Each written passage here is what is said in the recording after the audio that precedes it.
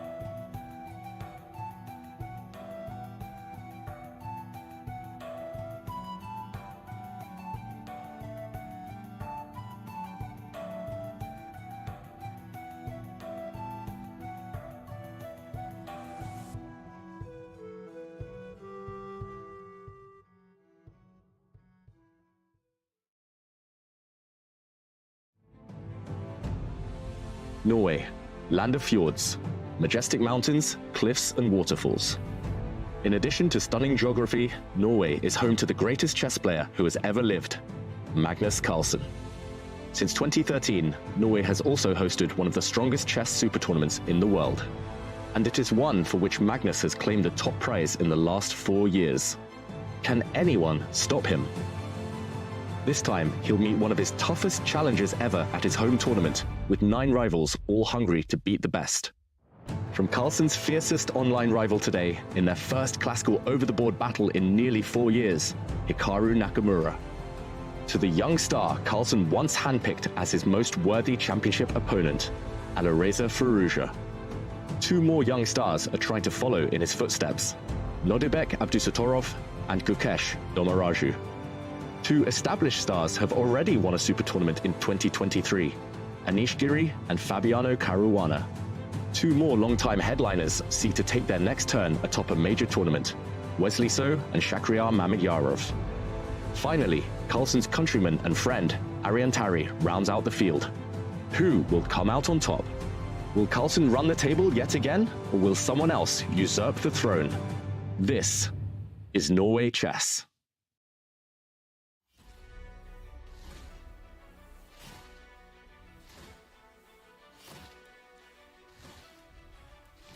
Hello and welcome to the grand stage that is Norway Chess. It's right here in Stavanger where the world's best chess players are getting ready to take those daring risks, perhaps those stunning sacrifices, and of course, play some fighting chess. I'm Ivanka Hauska, and it is a great pleasure to be here calling all the action in the Stavanger studio alongside the legendary Grandmaster Judith Polgar and, of course, commentator and Grandmaster extraordinaire David Howell. Ooh, and Judith, yesterday we had a really intense day of Blitz. Were there any standout moments for you? Oh, there were a lot of moments, I can say. I had great entertaining. Strangely enough, maybe, but I had one specific game which I recall very vividly, which was very impressive. It was Magnus's game against Nakamura, where he had a great opening. We thought he's going to be just smashing Nakamura. Then it was a turn over there. And suddenly he was getting into lost position. And then with some magic, real magic with his king. But of course, there are a lot of very interesting moments we had yesterday. Yeah, certainly. And after that day of action, David, the players are now playing the first day of the classical event. How are they feeling? Yeah, I think some of the players will still be recovering from yesterday. It was a real wake-up call. Judith, you mentioned Magnus Carlsen, Hikaru Nakamura, both of them struggling, both of them in the second half of the Blitz event. And now it's classical. Of course, they got to start again. They got to completely refresh and reset, but it's not going to be easy for either of them. It's certainly not going to be easy because take a look at the field that we have lined up in Norway Chess. It is the creme de la creme, the top of the top. And there we can see there is Magnus Carlsen. Now, he's been a Norway champion 5 times. And then we have Fabiano Caruana, who won the tournament in 2018. Other big names, Alireza Firouzja, Hikaru Nakamura, Anish Giri, Wesley So, Mamedyarov, Abdusattorov, who won the Blitz yesterday, Tari, and Gukesh. And do you have your eye on any special player, Judith? Ooh, that's a tough one to pick, right? Well, I want to see the youngsters definitely very much how they are going to be excel, how much Gukesh will recover, and I want to see also Magnus how he's going to recover. I think from day to day I will have different kind of favorites to pick on. And David, do you have any favorites? I'm sorry, you guys, I'm putting you on the spot. Yeah, tough question. I'm going to be watching out for 2 players. Firstly, Fabiano Caruana, who won a very strong tournament recently in Romania and now starts off against Magnus Carlsen in round 1, but also Abdusattorov. He won the Chess Kid Cup last week. Fantastic performance, beating Fabiano in the final, and yesterday winning the Blitz. He might be one of the dark horses for the whole event. And David, as you mentioned, yesterday Abdusattorov did win the Blitz with an impressive 6 points out of 9. But rather shockingly, Magnus Carlsen didn't actually place in the top 5. He finished 7th, and our reporter Sverre caught up with him after the event. How would you summarize the day today, Magnus? Yeah, pretty bad. I mean, considering the level of my play, I should not be dissatisfied with my score really, because like most of the games, I couldn't really calculate it all. I was just guessing. So it's in that sense it's okay, but obviously it's you know, the level of level play is pretty bad. Can we expect more normal Magnus Carlsen tomorrow? Yeah, I hope to get some normal sleep, and then hopefully would be nice. Good luck. Thank you. And Magnus Carlsen might not be too happy in that interview, but he certainly can be happy about these stats. I mean, take a look at it. He's #1 in the FIDE World Ranking. He's been there for a long time. 5-time Norway Chess winner, 5-time FIDE World Champion, as well as the reigning 4-time World Rapid Champion and reigning 6-time World Blitz Champion. And guys, what did you think about that interview? And will that have impacted, well, his performance will have impacted today's games potentially? Well, you could see definitely that he was really unhappy about what was going on yesterday in his performance, and he didn't look like in a very good shape yesterday, it seems. He pointed out that a good sleep will help probably. And I think it's very important for him to make a good start, because he's famous for that he can make a slow start and then he recovers and beats everybody and goes to the top seed. But I think it will be very important now, because he's not that young anymore. He's not a world champion anymore. He's #1. So there are a lot of things changing in his life. And I think it also means that he has to have, or it will be a little bit more important to start well. Yeah, I think that's the key point, Judith, the start. And it doesn't help Magnus that due to his performance in the Blitz yesterday, he starts off today against Fabiano Caruana, tomorrow against Wesley So, then game 3 against Hikaru Nakamura. That is running the gauntlet. If he can survive those and maybe emerge with positive scores from those first 3 days, he'll be the favourite for the tournament. But in such a stacked field, if he starts badly, I do fear for Magnus. It could be a tournament to forget. Ooh, those are certainly words of warning from David. And well, what a beautiful lineup we have with the world's best players. So let's take a look at our round 1 pairings.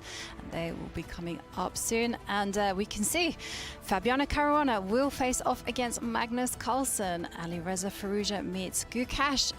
Mamedyarov will probably play his explosive style against Tari. And then we have Abdusattorov playing against Anish Giri, and Wesley So and Hikaru Nakamura in the All-American Showdown. And Judith, which matchups do you have your eye on? Well, definitely I want to see Alireza and Gukesh. That's a very important matchup. But my eye will be strongly on Fabiano Magnus. They have such a past. The World Championship match they played countless blitz, rapid, classical game. And of course it will be very interesting to see in what form they are. So, you know, round 1 is always kind of a warm-up, but they are ready to bite. Oh, and David, what about you? Jovanka, we're sport for choice. That's the problem. And I mentioned him a bit earlier, Abdusattorov. I want to see his game. I think if he gets off to a good start against Anish Giri, then he might be one of the favourites for the tournament. The All-American matchup as well between Wesley So and Hikaru Nakamura historically tends to end up in draws in classical games, but that's the beauty of the unique format in Norway Chess. Every day has a winner.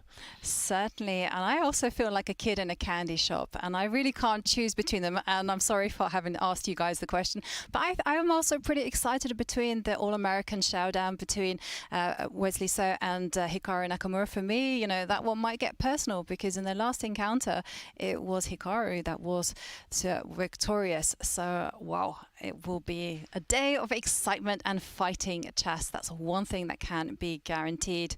And I think the clocks are going to start ticking down, and we are going to get a lot of action ahead. And first of all, of course, the thing about Norway Chess is the tournament format.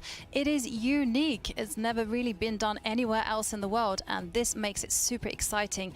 And it's a 10-player single round robin, 120 minutes for the first 40 moves, and then 10 seconds will be added after every move, after move 40. And of course, if there is a draw, then Armageddon will break the tie, and there is no draw offers allowed before move 30.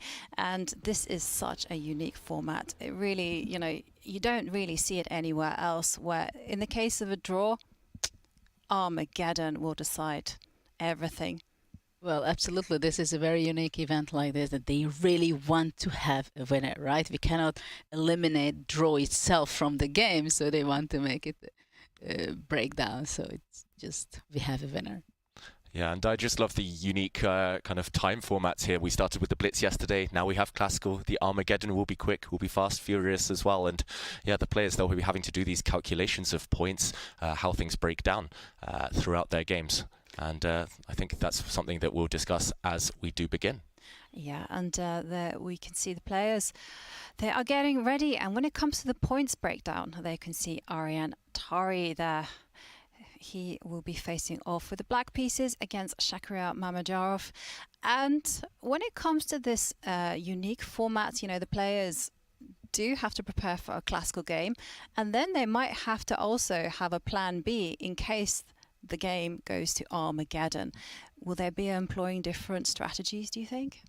I think definitely the players have different strategies. Sometimes probably it's not game one, but later stages of the tournament, it can easily happen that somebody says, well, okay, I try out something. If I get nothing, I'm not going to push it too hard because I'm very happy to go to the Armageddon.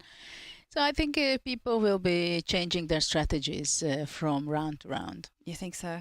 And what do you think, David? Yeah, especially those players with the white pieces in the Armageddon, they will need to win to get maximum points, and I think there they have to come armed with maybe more aggressive openings for the Armageddon. And yeah, it's going to be interesting to see how players target specific opponents. Of course, in such a stacked field, everyone is extremely strong, but you do get the impression that against certain players, they'll take it a bit easier. Against others, they'll go hard and they'll go strong to try and win. And here we see Firouzja adjusting his pieces.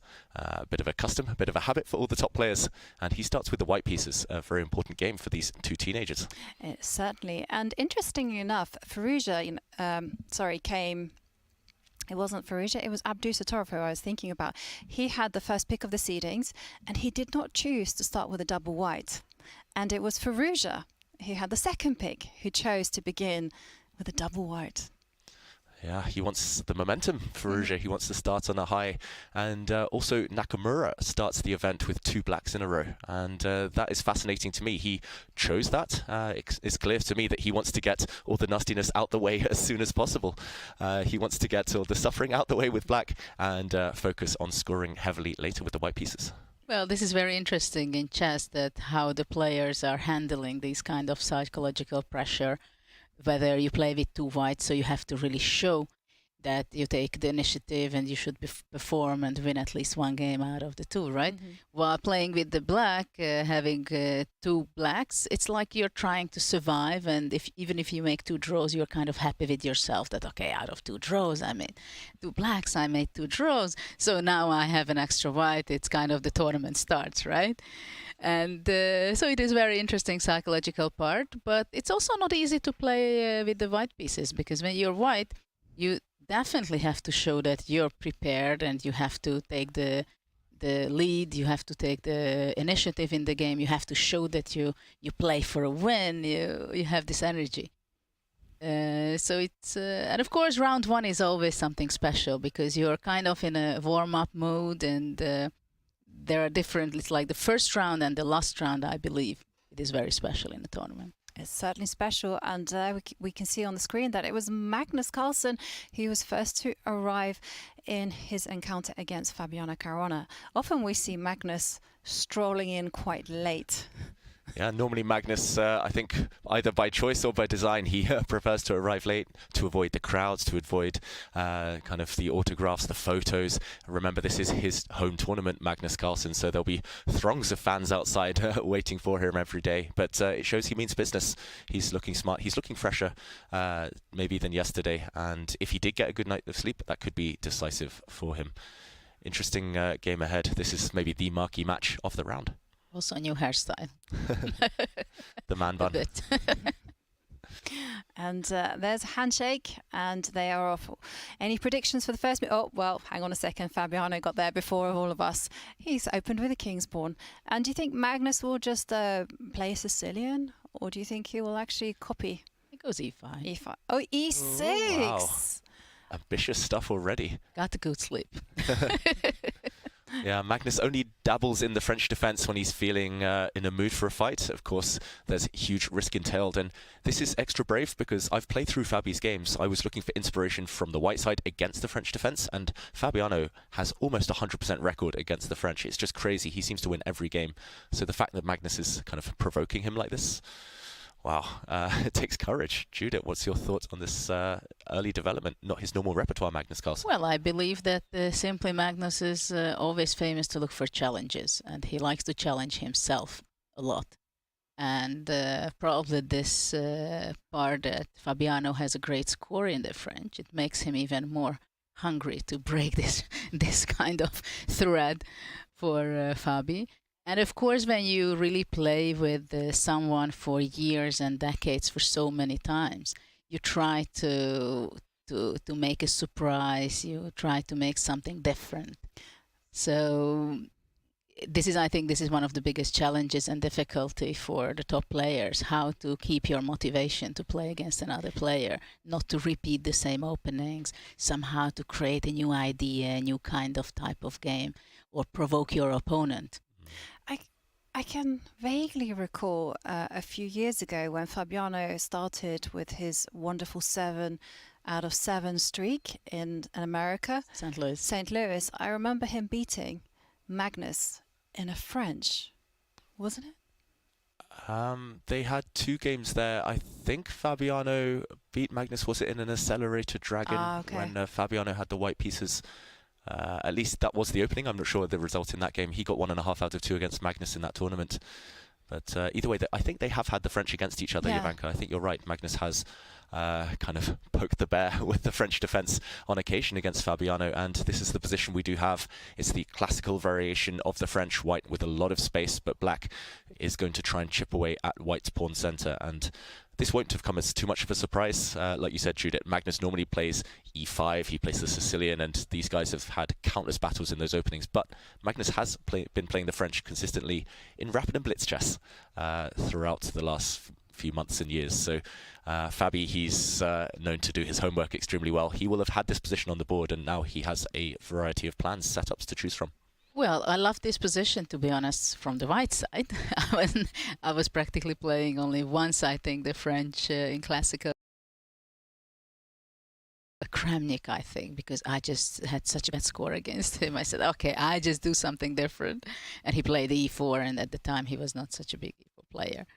And but definitely I prefer to play it from the white side. I always felt very comfortable with that.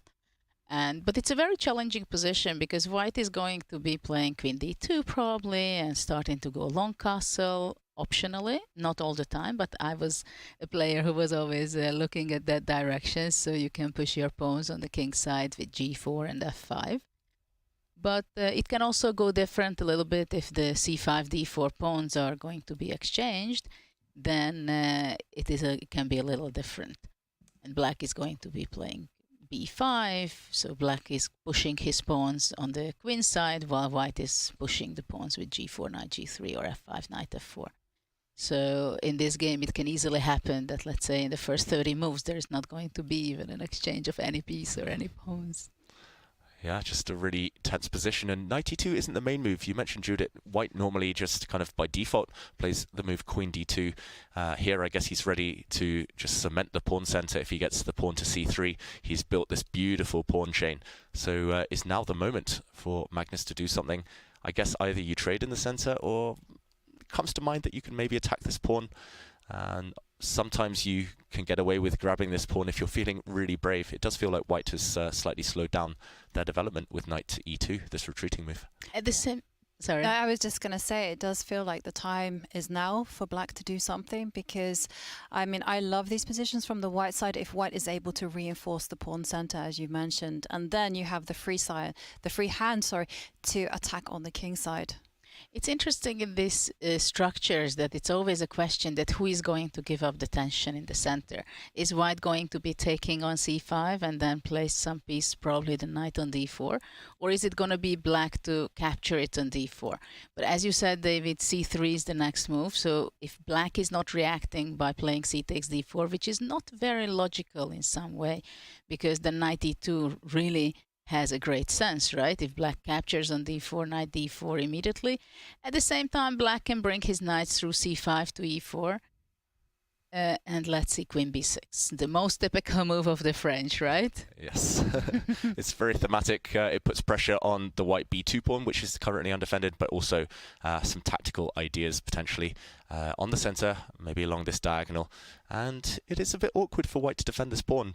You never really want to step it forward. You will create dark squared weaknesses in the white position. Wow, queen c1 immediately from Fabiano. This looks slightly awkward, but again, if he gets one more move to play c3. At the same time, if you think about it, there is not much of a choice for white. Probably queen c1 was the only move, because b3 is not a move, right? You don't want to make weaknesses. Rook b1 is not really a move either, because possibly queen a5 check.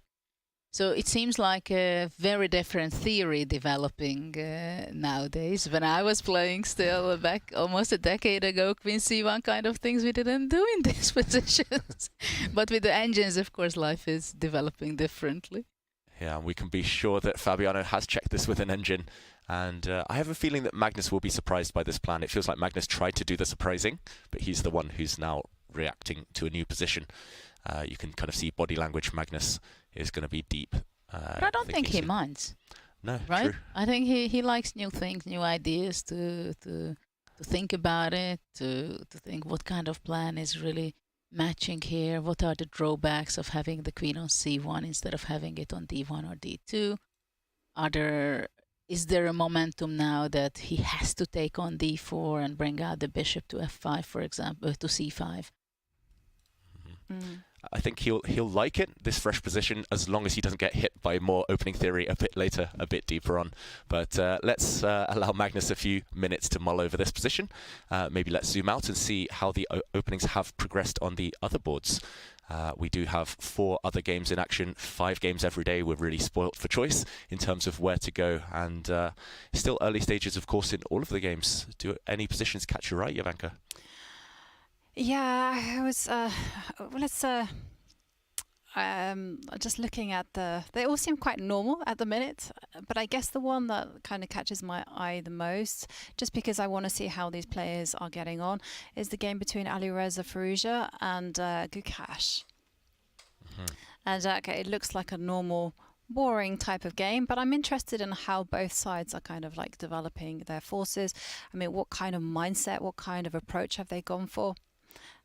And because one thing I've noticed about Firouzja is that his technique is pretty exceptional, but it's sometimes a little bit shaky. Yeah, let's definitely let's start with that game. Let's go round the horn and maybe do an update on how all of the openings have progressed. Jovanka mentioning that Alireza occasionally a bit inconsistent, but he's very dangerous with the white pieces. I've suffered on the black side of the Italian game against him in the Grand Swiss. He killed my hopes in the final rounds of getting to the candidates in this opening, in this exact position pretty much. So he knows his stuff, and I think there against me he played the move h2 to h3. And Alireza, he's an expert on all the little details, the little nuances you can try and do without this move. You can just retreat the white knight, bring it round, sit it nice and pretty on the g3 square. At the right moment later, white will be pushing for d4. And yeah, Judith, this one's going to be a lot of maneuvering over the next few moves. Oh yeah, well, it's Italian. And interesting that yesterday we saw some games having being the pawn on a4, right? So on the queen side, it's always a question. After a5, white does not have an opportunity to play b4 and gain space. But it's a question whether white plays a4 later or wants to keep the pawn still there. And yeah, I agree that, of course, the knight from d2 will be transferred to f1 most likely. I was never playing the Italian, with the white pieces. Somehow I liked more the Rai Lopez until Berlin started to stop me from enjoying it. The 1e4 killer, the Berlin. Yeah. So knight f1 is on the board. And what was it that didn't attract you to the Italian game? Because I guess it's kind of a very similar opening there, almost related, the Italian and the Spanish. Both openings do lead to maybe more maneuvering positions with this white bishop out. I think the Rai Lopez, I like that it was more straightforward. I was playing lines where after c3 you play d4 and not d3. So white has the space advantage, and I was kind of happy and prepared for the different lines black was playing.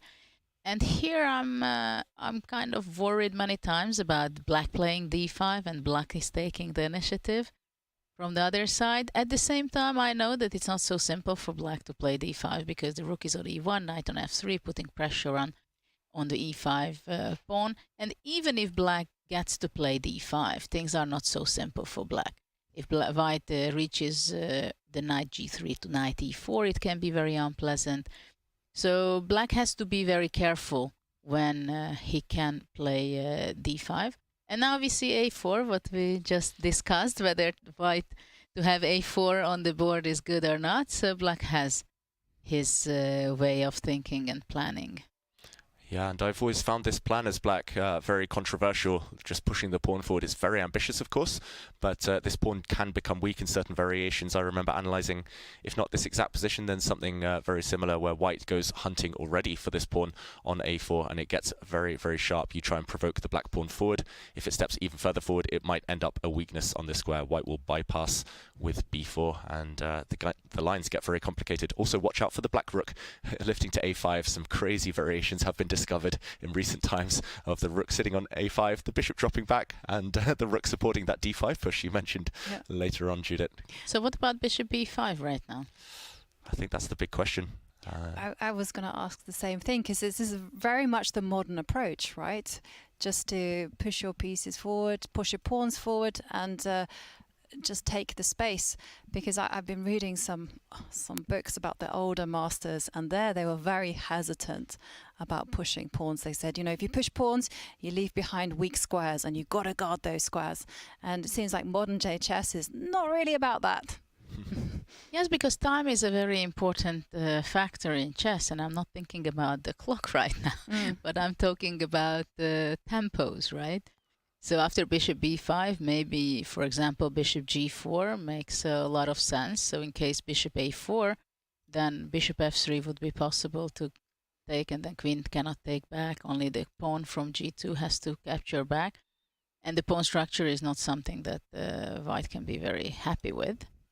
But I'm not sure it gives anything great for black, or enough compensation, playing knight h5, going knight f4, queen h4. It kind of looks like a good archangel for black. Yeah, it looks like a variation of the Spanish there, Jovanka, you're right. And there's so many little details. Just to show one variation that I've analysed, but is completely different here. Move order is so important. If we backtrack to this position where Firouzja has just played the move knight to f1, if instead he had played h3, then a4 is indeed one of the main lines, and you can justify this tactically by playing the move bishop d7. It looks a bit crazy, giving up the pawn, but now you can cash in rook takes a4, and here there's moves like knight to b4, discovered attack against the queen. Black is a load of material down, but next move you're going to take this pawn on d3, and the position gets crazy. So now all of these little details are different this time, because white has dropped the knight back to f1, and after a4, bishop b5, this is no longer possible, this whole variation, because knight to b4 can simply be met by queen to d1, and the difference is this pawn is protected. And that's why the Italian game for me has been so confusing my whole life. You just one tiny move order change and everything is completely different. That was a very flashy line there you showed. Loved it. It was unexpected. Unexpected, and that's why I keep losing on the black side of the Italian game, because I always try to make these little tactics work, and then my opponent plays one little move and suddenly you've got to find a totally different plan. And Firouzja now in the tank, I think he's mulling over the concepts of going after this black pawn, the intruder, on a4. But we'll let him think about whether to go for it immediately or whether to continue manoeuvring simply. The problem might be that knight to g3 in this position will be met by black hunting down white's light squared bishop. So complicated position at an early stage. Certainly. And shall we take a zoom out and have another walk around the park? Yeah, and let's check in next on the All-American clash between Hikaru Nakamura and Wesley So. This is early days. Let's get this position out the way quickly. I came to this one, Judith, because you mentioned the Berlin, and it is the Berlin defense, the most solid opening in chess, and it's early stages, but looking very balanced so far. And we see Wesley on the camera, deep in thought, Hikaru away from the board. This is the position they've got, and maybe let's do a recap from move one, just to show what's happened. White played 1 e4. It was the Spanish opening, and Judith mentioned knight f6. Oh, this is what turned me away from playing the Spanish as well, the Roy Lopez, and not the anti-Berlin, allowing a capture here, and it's the symmetrical variation. So lots of trades already at this early stage. I guess the main interest is white dropping back the rook to an unnatural square on e2. This one is very provocative. I guess the plus side is that sometimes you can line up your queen behind your rook to control the open file, but at the same time the rook does block in the white bishop. And just to catch up with the current position, white has just played pawn to d5. So Wesley showing ambition, gaining space. Well, yeah, I've seen this position for a long time. And trying to squeeze out some advantage for white side. Basically, white's aim is to get a more pleasant position, because you're not really going to get a clear advantage, right? And after d5, the idea is that it's important that it stops black from playing d5, and after that the bishop would be coming out to f5, g4, knight can come back to d6, so it would be kind of very comfortable for black. So white is gaining space after d5. At the same time, the f6 bishop can be much more powerful than without white playing d5. So white wants to play later c3, or in some occasions c4, develop the bishop. The big question and the challenge for black, what he's going to be doing with his knight from e8, right? So most likely is going with g6, knight g7 at some point. The question is now, black is going to be developing the bishop c8 bishop with d6, bishop d7, or bishop f5, or the other way. Somehow rook e2 is kind of also provoking that black is going b6 and bishop a6, or bishop b7. So the next 4 or 5 moves will decide whether white can really play for something or there's not much. I have the feeling that it's a typical round 1 game. You don't want to go and put all in, right? You go for solid. I mean, they also have a pass. They respect each other. They would want to win, but not by any cost. True. Yeah, he feels like the type of position for white where you can always pull the reverse break. Just kind of, yeah, if you need to, then you can bail out with a draw a bit later on if you lose a bit of control. But d6 from Nakamura. Another plan might be to try and fight against this kind of strong point, the spearhead of white's position on d5. Maybe c6, knight to c7, and black is very, very solid. Meanwhile, white might be trying to get the knight to e4 to at least grab the bishop pair for his troubles. Yeah, early stages, but looking balanced, Jovanka. Certainly looking balanced. I'm sure lots of people will be asking at home, why did white put the rook on e2? I mean, what superpower does it have there? That's a good question. Well, first of all, what David said, that queen e1 to have the battery there, many times it's more powerful. Right. The other reason is that white might be considering that it's not really important to have the diagonal and the openness of the f1 bishop, because it's not useful so much. It can also be at some point, let's say if white is going c4, then bishop f4 can be played, and on the second rank the b2 pawn is defended. And it can also be that white is just going to be developing with the bishop, knight, and the queen, and already white is ready to double the rook from a1 to e1. Sophisticated stuff. It's very sophisticated, yeah. And I first saw this idea in the World Championship match in 2016 between Magnus Carlsen and Sergei Karyakin, and there the rook dropped to e2. Black played a move like b6, and then the rook just dropped back to e1 to evade bishop a6. And white is just arguing that black is actually weakening themselves. And I would really argue on that one. Yeah, exactly. I agree. You know, there are some situations and moves when I believe that if it's Magnus who plays it, if it's Karyakin or some very top players playing it, you say, wow, let's see and discover what is the deepness of this. If it would be, let's say, 300 rating or 500 rating point less, you would just say, come on, you lost the tempo. You said it, not me. I mean, it's true, though.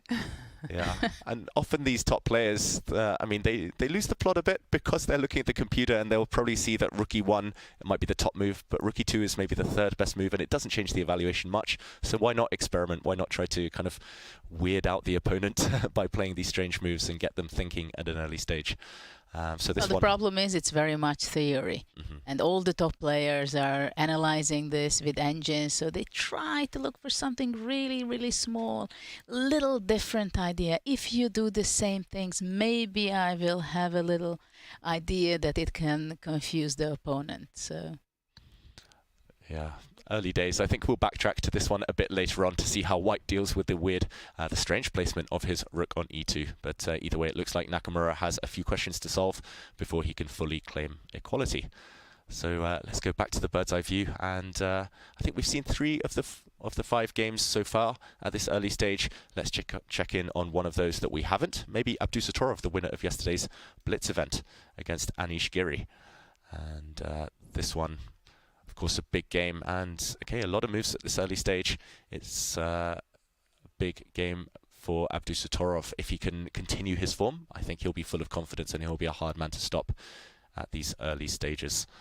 And yeah, soon I want to ask predictions for all of the games from the both of you. But first, let's delve into this one with Anish Giri away from the board. Nodibek Abdusattorov sitting there, mulling over his position. Let's just do a quick recap, as we did with the other games on the opening. So this is the current position. Let's see how we got there. It was a Queen's Pawn opening, and it was a variation of the Queen's Gambit declined, Bishop e7, and a variation with d takes c4. Not the normal move. Normally black just simply castles kingside. Instead, black is happy to trade off a set of pawns, giving white an isolated queen's pawn, but it has come at the cost of time. And the last move, knight c6. What are our thoughts at this early stage? Isolated queen's pawn can lead to some quite dynamic play. I got the isolated pawn from the Carlsen attack. That's what I played with white, but in those systems, most of the time I have my bishop still on c1. And of course, isolated pawn is a completely different structure, and it has a completely different dynamic. White has to be energetic and straightforward, because if some of the pieces are going to be exchanged, let's say, then white can get very easily dangerous position. Karpov liked to play very much from the black side. I had several games with him also. And what is interesting idea here with black in the next moves after h6, bishop h4, what is very typical, to go knight h5 and try to exchange the black square bishop. And it is very tricky for white what kind of exchange of pieces can be on favor of white, because usually it's better not to exchange pieces here. Yeah, I think that's a very thematic plan and a very logical one. Often black also just fianchettos this bishop. White needs a breakthrough, or white needs at least some type of attack at an early stage to justify having this weak pawn in the center. Of course, you can always kind of step forward later on if you really want to simplify and make a draw, but I doubt Abdusattorov is playing this opening with that in mind. And Judith, you mentioned that this comes from the Caro-Kann, Jovanka's favorite opening. It can also come from the Nimzo Indian defense. It can come from the C3 Sicilian, some French defenses, a whole bunch of openings. So this is a core part of players' understanding how to work the IQP, the isolated queen's pawn. Certainly, and I think it's a wise choice from Anish, because there is a degree of pressure on the white side that, that they have to do something. Otherwise, as you've both been alluding to, black is simply going to play for those simplifications. So, white has to just accelerate the play. I've actually had lots of games against you, David, in this, and I was suffering in a few of them. When I was young, that was the only thing I knew, just isolated queen's pawn at any cost with white. With the French Sicilian Caro-Kann, I would just get the isolated queen's pawn and hope to checkmate. But if I didn't checkmate, often my opponents would outplay me in the endgame. That's the problem. But yeah, I mean, I just, because Nordebek, of course, he's a universal player, a fantastic player, but I feel like his skill set is more to the technical side. You give him a small advantage and he's relentless with it. And here, I think it's somewhat uncomfortable for people who are not naturally so aggressive or so kind of like freestyling with their play to kind of just push their pieces forward and just hope for the best. Plans that I've seen, as you guys mentioned, like just castle, centralize the rooks, and go for that king side attack. But it's difficult to orchestrate here, and somehow you feel that white should be perhaps centralizing the rooks and blasting open in center. Yeah, maybe we jump into the analysis board just to show some plans. And Jovanka, you mentioned that if white gets time, for example, after castling, if white gets all the time in the world to just set up, say, rook e1, black kind of fianchettos, let's say I'll just make some random moves on the board, and something like this, if black plays too slowly, then white has a very dangerous attack. White can kind of line up on this diagonal. There'll be some checkmating ideas here against the black king. I see you get enthusiastic about it. This is like my ultimate dream as a child, getting a position like this. White can break through in the center. And we can say and point out that it's very important in this kind of position already that black played h6, which actually gives a great weakness for black, because after bishop b1, when black has to play g6 also, then all kind of rook a6 check sacrifices can arrive there. So the pawn would be much better standing on h7. Yeah, just to show your idea. Rook takes e6, bang. We are in the mood. We're in the mood to checkmate. Look at the bar. This is definitely going to happen. But yes, the problem for white here, this is all beautiful, of course, and this will lead to checkmate. The problem here is, as Judith said, Black is not obliged to play slowly, and ideas such as knight h5, as you mentioned, getting these bishops off the board tends to be the antidote. This was only discovered I guess by players who kind of understood the dangers of keeping the pieces on the board, and now Black is totally fine. You've got pressure along this diagonal. White has no more attack. The knight can often jump in or jump back and sit in this outpost in front of the isolated queen's pawn, and if this type of thing happens, often it can backfire on White. So Abdusattorov, let's go back to the game, has just castled, and we will await developments here. It's all definitely a matter of time, and it's a bit of a race who can attack first or who can simplify first if you are Anish Giri. And for sure, he's worked out the details. He knows his stuff, Anish, and in the opening, he's the one that I defer to in these types of positions as well. And he immediately castles back as Black. Very solid play. Solid stuff. Yeah, fun. And also not only knight h5, but also knight d5 is something which is very common, right? It's the only thing, let's say after rook e1, if knight d5 is played. It is a very common way of transition in isolated pawn positions. That after knight d5, bishop d5, e d5, and then we have a full symmetrical position. Which is a kind of position, it's not for everybody, and it's kind of lifeless position, very, very positional. So knight d5, knight h5 with Black, or really playing b6 as you showed, and bishop b7, that's the most common plans. And the only thing is that White, for example, after rook e1, b6, d5 might be strong, I think, or it has to be considered, right? Yeah, let's maybe jump in and show that. Some of the dangers that await Black if you are careless after rook e1, which we are expecting a very logical move, b6, maybe d5.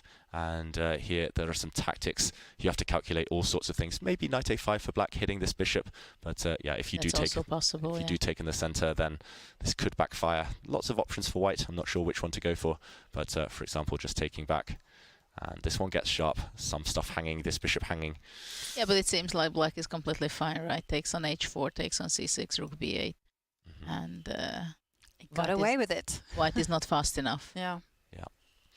So these are the lines that the players will be calculating. This is the current position. Abdusattorov, I should mention, has spent a lot of time, 25 minutes up to this point. We're only at move 10, and still a very kind of well-known type of position. It feels like the opening's been a success for Anish Giri, at least in psychological terms at this early stage. A lot of life here. Yeah, definitely. After move, what is it? It's move 10 or so. So you can say that the opening battle was won by Anish. Yep, at least in surprise value. And just for completeness, I think there's one other game. Let's check in on the opening there before we decide where to focus. And let's go back to the bird's eye view. The game we haven't mentioned so far is Shakhriyar Mamedyarov as White against Arian Tari.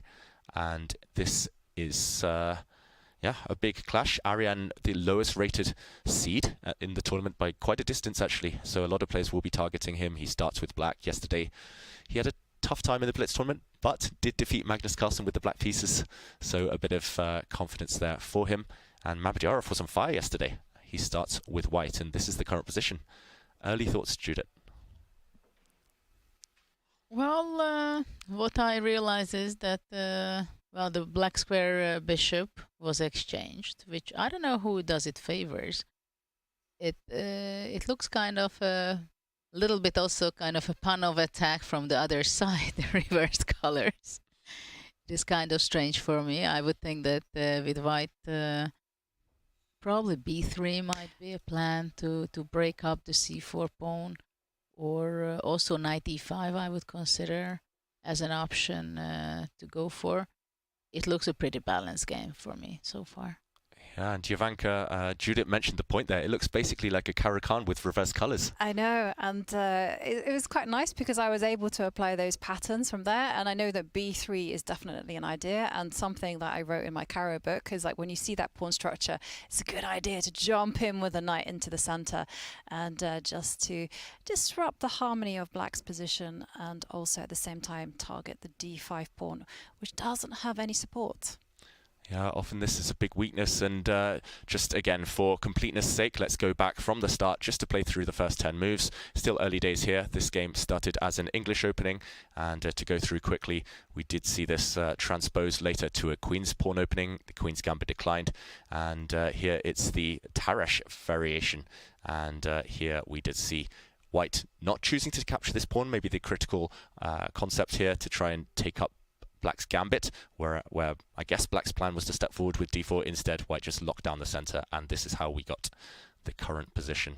And yeah, those two plans on tap for But White I next also move. believe that sometimes strong players and experienced players like Mamedyarov as well, they might simply choose an opening and decide to go to this direction where the opponent can be not so experienced, and maybe he believes that, okay, I'm just going to be outplaying my opponent. It's not that White has a great advantage or anything like that. Basically, it's important whether you're familiar with the structures, with the plans, with the ideas. And this is a very unusual position to me, to be honest, to look at this. I mean, b3 somehow wants to be played in this position.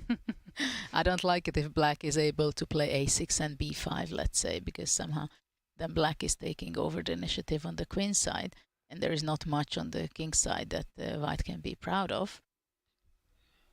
Yeah, this is true. And it is Ariane's move as Black, so maybe this is what he'll go for, just supporting his advanced pawn here, as you're both kind of hinting at there. If Black's pawn ever gets exchanged, if White does get time now to play b3, and we see an exchange on this square, Black is left with a long-term isolated pawn on d5, long-term weakness, and it could be one-sided traffic later in the endgame.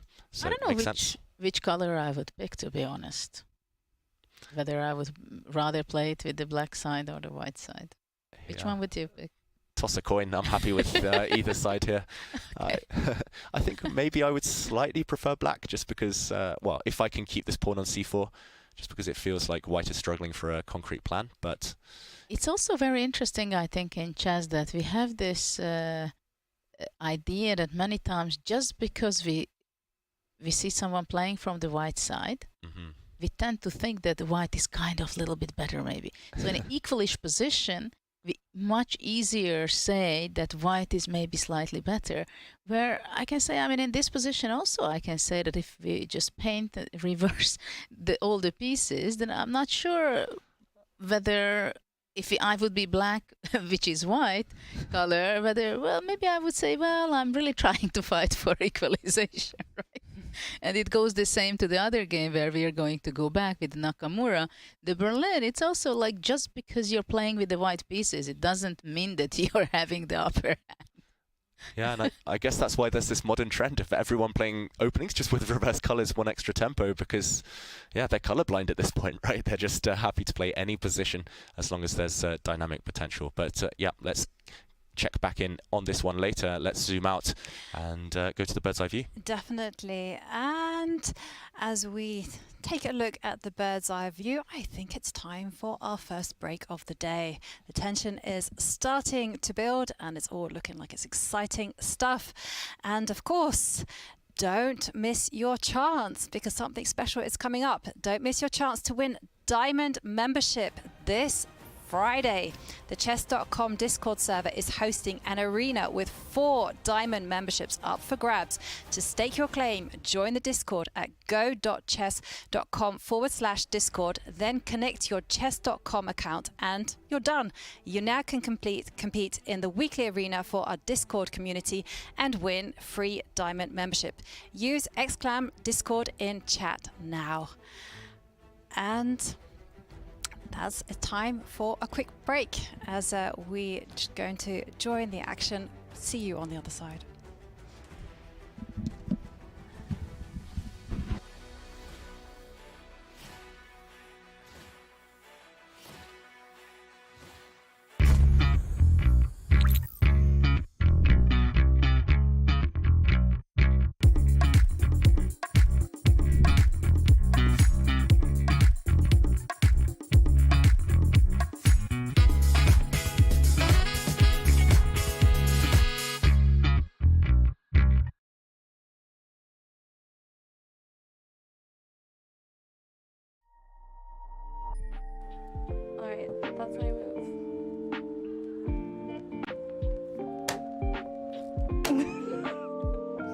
Oh yeah, do you want to be black?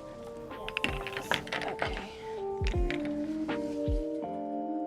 We have a No Boys Allowed chess club because it feels like in chess sometimes there's too many boys who are just, you know, critical or judgmental. It's a pretty intimidating space, or it can be when you go to a chess club and there's no other girls there. So we want this to be a place where girls feel comfortable playing chess. It doesn't matter if you're good or a beginner. That's what the chess cave is for.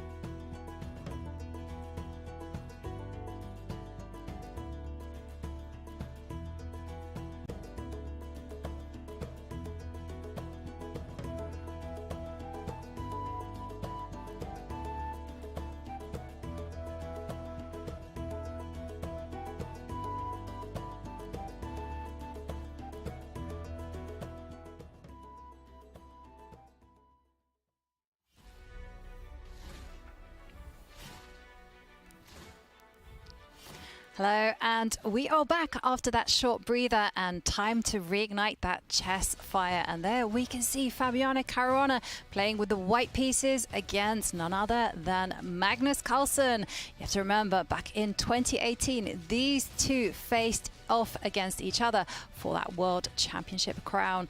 And take a look at some of Fabiano Caruana's very impressive achievements. As a reigning two-time US champion. In 2018, he was the World Championship runner-up when he lost to Magnus Carlsen, and he's got the highest tournament performance rating in classical chess history. Look at that. 3098. I don't even know how to say that. And then the third highest FIDE rating in chess history of 2844. A very, very impressive player. He's known for his calculating skills, and he's got the white pieces against none other than Magnus Carlsen in the first round of Norway Chess. And well, and I can just look at that position that I can see on the board. I mean, it's looking wild already.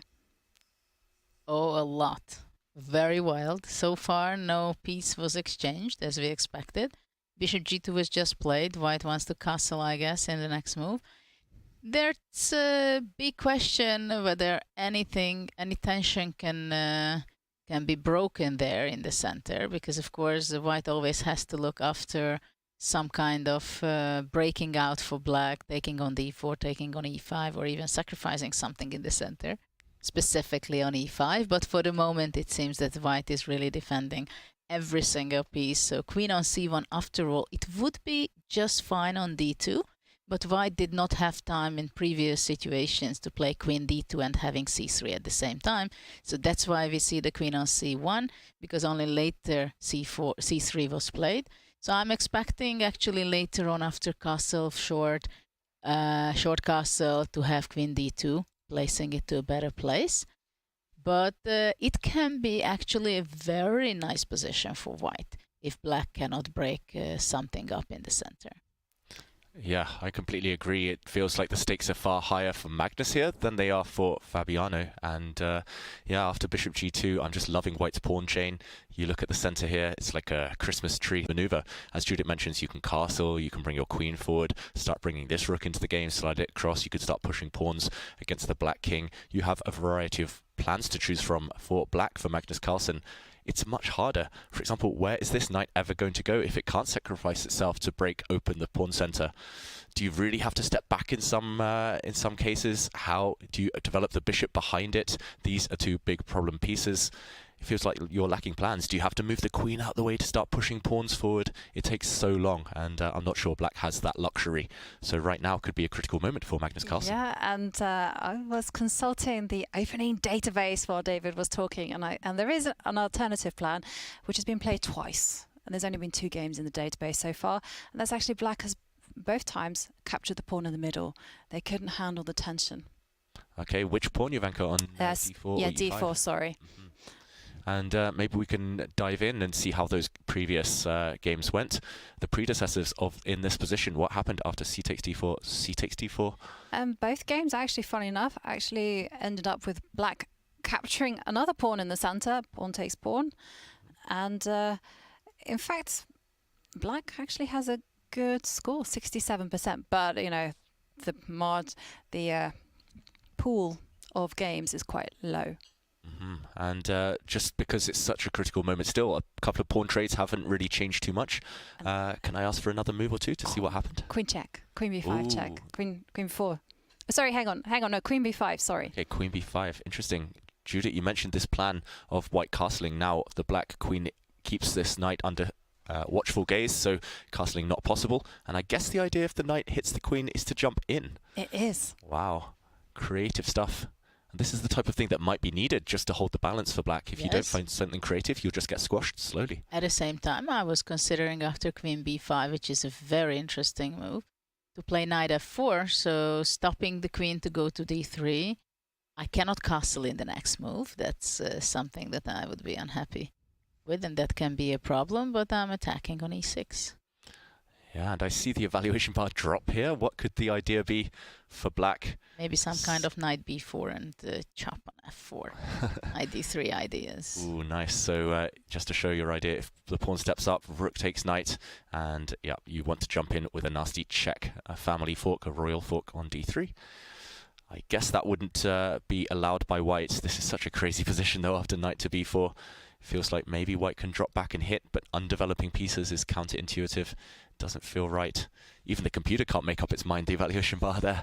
But you know what? Maybe after knight f4, maybe g5 can be the move, and sacrificing the e6 and knight b4. I don't know, but a lot of tactical ideas coming up here. G5 is my instinct, and also I remember Fabi just recently having a game where I think it was in the Chess Kids, where his opponent like lashed out with g5, and suddenly, oops, Fabi was in big trouble.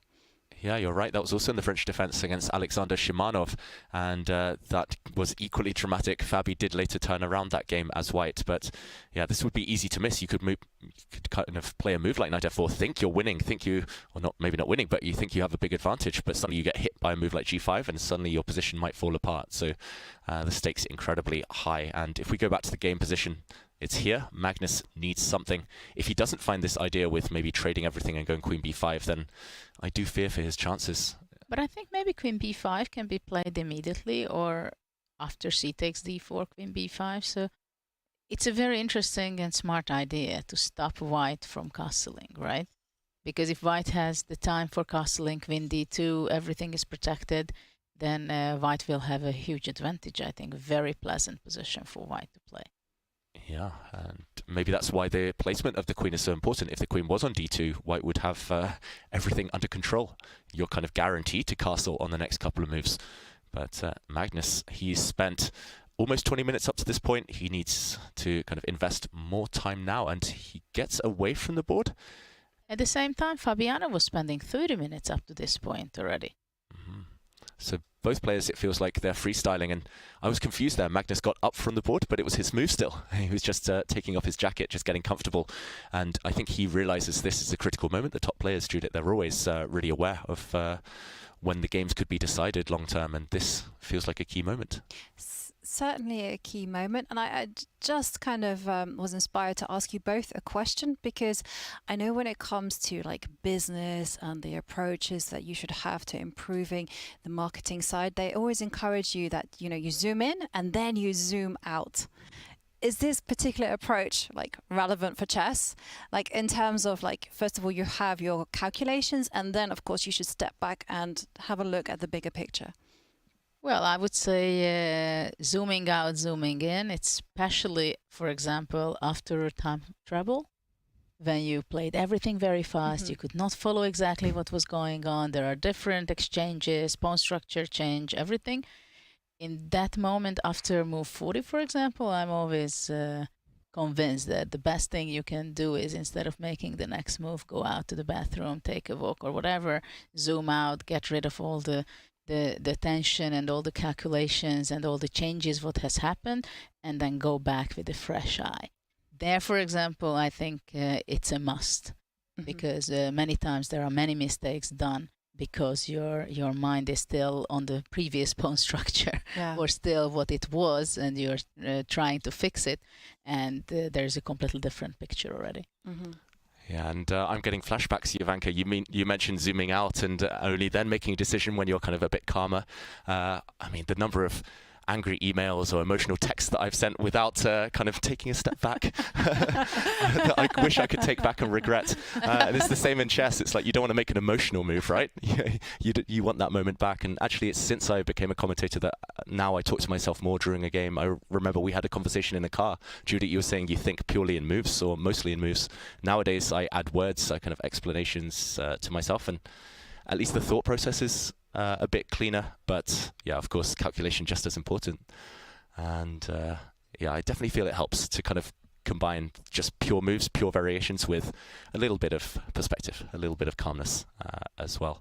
C takes d4, your move on the board, Jovanka. Yeah, and if it happens, it does look like black does have their fair share of chances, but as you guys mentioned, the shoe is on black's foot. He has to play in a very accurate way. And we like this start, and Fabiano taking a small pause. Again, good strategy here. White most likely is going to take back with the pawn. You want to keep your pawn structure intact, that nice little formation we showed earlier, but you could make an argument potentially of taking on d4 with the knight. So the top players, they tend to just do this. They tend to double check on any automatic recaptures just in case there might be a stronger continuation. Yeah, because knight e2 to d4, it also has quite a logical idea behind it, right? If the center is not falling apart after fe5 or something, then it could be a very sensible move. At the same time, of course, the first move comes to mind, that you have to keep the chain of the pawns and capture it with the pawn. Yep, so first instinct, you definitely want to take back with your pawn here. But yeah, knight takes d4. I'm not sure what would happen, but for example, the type of chaos that could ensue, you could take this pawn, knight takes e6, d4, and it just gets totally messy. I mean, probably this is fine for white, or good for white even, but this is the type of thing you would have to calculate just to justify such a kind of critical decision. But on a practical level, I mean, would you go into this? Because, you know, you'd need to burn a lot of time on the clock calculating every single consequence here, because the white king is stuck in the middle of the board. And bearing in mind that you won't get that increment until after move 40, do you make that investment? For me, actually, I was surprised that Fabi was spending even a minute. on c takes d4, because somehow it also depends what kind of self-confidence you have and how sure are you about what you're doing and about the position. I think many of the players wouldn't even think about it and play instantly c takes d4. Yeah. And he did eventually. He did. Yeah, but I think Fabi is maybe one of a kind in that regard. At the top level, he will pause and calculate everything to the end just to double check things. Magnus, for example, and some others at the top level, they'll be quite instinctive. They'll play c takes d4, and it's the move they want to play. If there's any issues, they'll worry about that a bit later. And you also mentioned, Jovanka, the lack of increment in at least the first 40 moves of this tournament. During the World Championship match, Ding against Nepo, the lack of increment made it far more exciting, right? Led to more drama. Yeah, with no increment, it makes a different game, especially towards the time control is completed. Because, well, I remember those days when I was playing in Linares and Ivanchuk had, let's say, 1 minute for 20 moves, you know. And he was not the only one doing something like this. And it was the same thing for Karpov. He was a huge time trouble player. Well, you're also a time trouble player, aren't you, David? I am. I didn't know Karpov was. I've seen some games of his where he was in time trouble, but I didn't know it was a bit of a habit. Oh, yeah. So after this whole Fischer clock came into fashion in the early 2000 years, I think, then it was a great relief for Karpov, for example, or any of the very heavy time trouble players, because it was a life changer. Yeah, I think I would have retired if I had to play games with 0 increment. I would have retired years ago. But do you guys like this step back from a spectator point of view? Because I personally love it.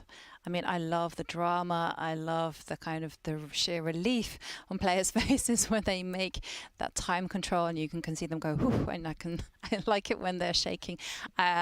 Please tell me I'm not the only one. To tell you the truth, I think simply a professional player, they should be understood for them that they have to take care of their time. Mm-hmm. And well, sorry, David, saying this.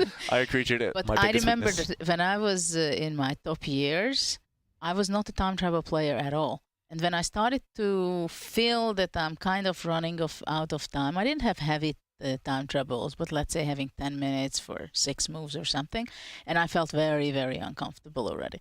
So I think generally, also youngsters, when I talk to them, I tell them that you just have to know what you're doing, whether it's good or not, but the time is a priority, that you save your time for really, really bad times. Because once you have no time, you can't concentrate, you can't focus. I think the only player I know who can focus at least as good is Grishchuk.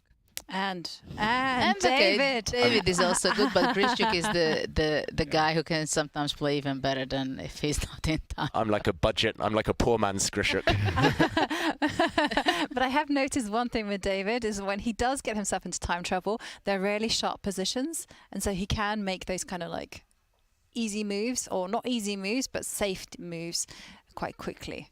But you keep us entertained.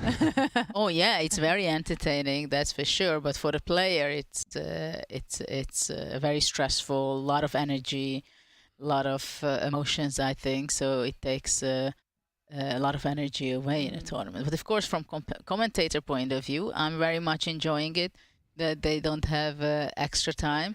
And when I was a player, for me, it was kind of a serious change, because I was very good at how I'm consuming my time, and also I was playing in a very practical way, so I made my opponent think and make choices and decisions, so they were eating up their time. And then when they were in time trouble, I also made some surprising move, and the time was a very serious issue. While later on, when it was 30 seconds per move, that's a different story, because you don't find your opponent having 2 minutes for 12 moves, let's say, because they always gain time. So I had to a little bit change also my mindset. And it just gave a thought to me where I was thinking, when you guys are playing chess, are you emotional? And by emotional, obviously, I don't mean like crying or whatever. I just mean, you know, are you happy? Are you excited? I mean, or do you try to flatline that as much as possible? Oh, that's one thing I've struggled with until maybe the last few years, Jovanka, especially in final rounds of tournaments. I'm always thinking about the result, the prize money, the emotion, the everything that's at stake. And that really affected my judgment. I think there was a 3-year period in my career where I just never won a last round because I was just kind of too much in my own head. And that's one thing I noticed the top players are so good at, maybe because they play so much these days, all of them. They kind of can take a step back. If they lose, fine. They'll have another tournament next week. And yeah, emotion at the chessboard, I don't think it plays too healthy of a role. So yeah, being in charge of your emotions, I think, is a key ingredient to their success, these top players. How about you, Judith? I can absolutely agree on that. I think this is really the key of success on top level. The top level players, they can simply exclude the world while they are playing, and the less it affects you, the better you play. Yeah. Because you really have to be in the game, be in the flow of the game, focus only there. All the nuances has to be the most important thing for you during the game, right? So if it comes into your mind, the prize fund, the preparation, the pressure people putting on you, the expectations, all these things, it's killing. But what about good emotions? Like, for instance, happiness. I mean, is that good? But like happiness, like you guys were discussing a situation like your opponent's in time travel, and for me, I'm looking at the clock and I'm thinking, oh, they might lose on time, and then I actually feel a bit disappointed that they don't. And then it happens again, and I'm wondering whether I should allow these positive emotions of excitement, happiness. Well, I think you can't exclude that one because it's part of the game, whether you're hyped up, you're excited, but you have to calm yourself down because all in all, you have to be focusing exactly on that moment of the game, not before and not too much farther ahead, And of course, in a team competition, for example, it's even more difficult to handle yourself, that it depends on you. It's the last game and then you can win the Olympic gold medal or whatever if you win. But it is really important to stay calm and just to look at the position, have a healthy understanding of the position, have a healthy self-confidence, keep the balance. And I think this is why the youngsters can be sometimes more efficient and playing better, because you don't feel that they would care. They are just brave, they don't care. I lose today, I win tomorrow. It doesn't affect them so heavily, because when emotionally it affects you, then it's already a problem. So you really have to work on that very much. I think the psychological aspect, that really focusing on the moves, on the game, on the depths of the chess ideas. Yeah, having no fear. It's also, it's a key ingredient. And talking of having no fear, Magnus now, I'm a bit worried that he's fearful of his own position. He's not played any of those moves we suggested. We were talking about maybe queen b5, maybe coming knight b4, giving a check.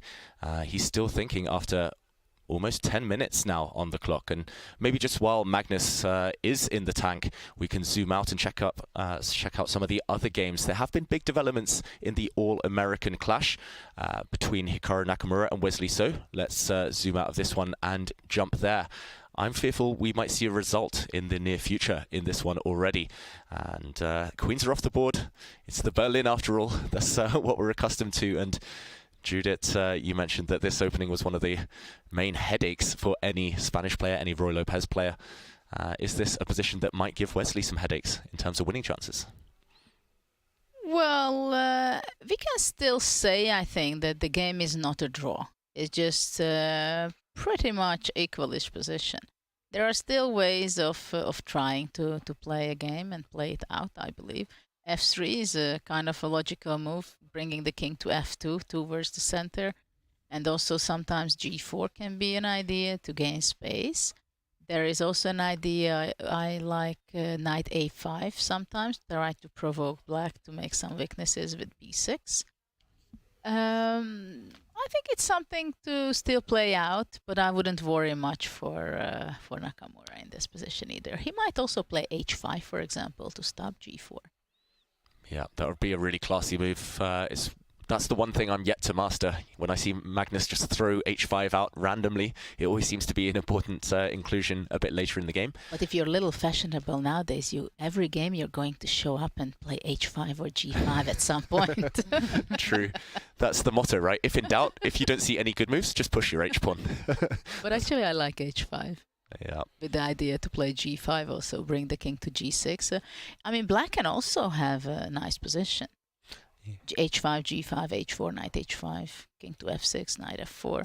I mean, if let's say you give me an opportunity to play 6 moves with black, I take over, and black is better. Yeah, after all, white does have most central pawns, especially this d5 pawn on a light square, which could be overextended. White does have a light square bishop, which could kind of become a bad piece a bit later on, stuck behind its own pawns. So some kind of hints that black has something to play for as well. But yeah, I just fear that all the rooks will come off, or at least one set of rooks will come off on the central e file, on the open file here. At the same time, I'm not sure I wouldn't like to play rather with black. If I would have the opportunity to play h5 to stop g4, then I play a5, possibly even a4, rook e8 anytime, right? Mm-hmm. I mean, there is no any rush for black to do so. Yeah, quite a nice idea, right? To improve, but whereas for white, it's not that easy to progress. Yeah, I guess white has a lot of kind of, I call them happy moves, just king f2 and, I don't know, g4 maybe, but what's not next? After my h5. Yeah, not after h5. That's an unhappy move if you're white here.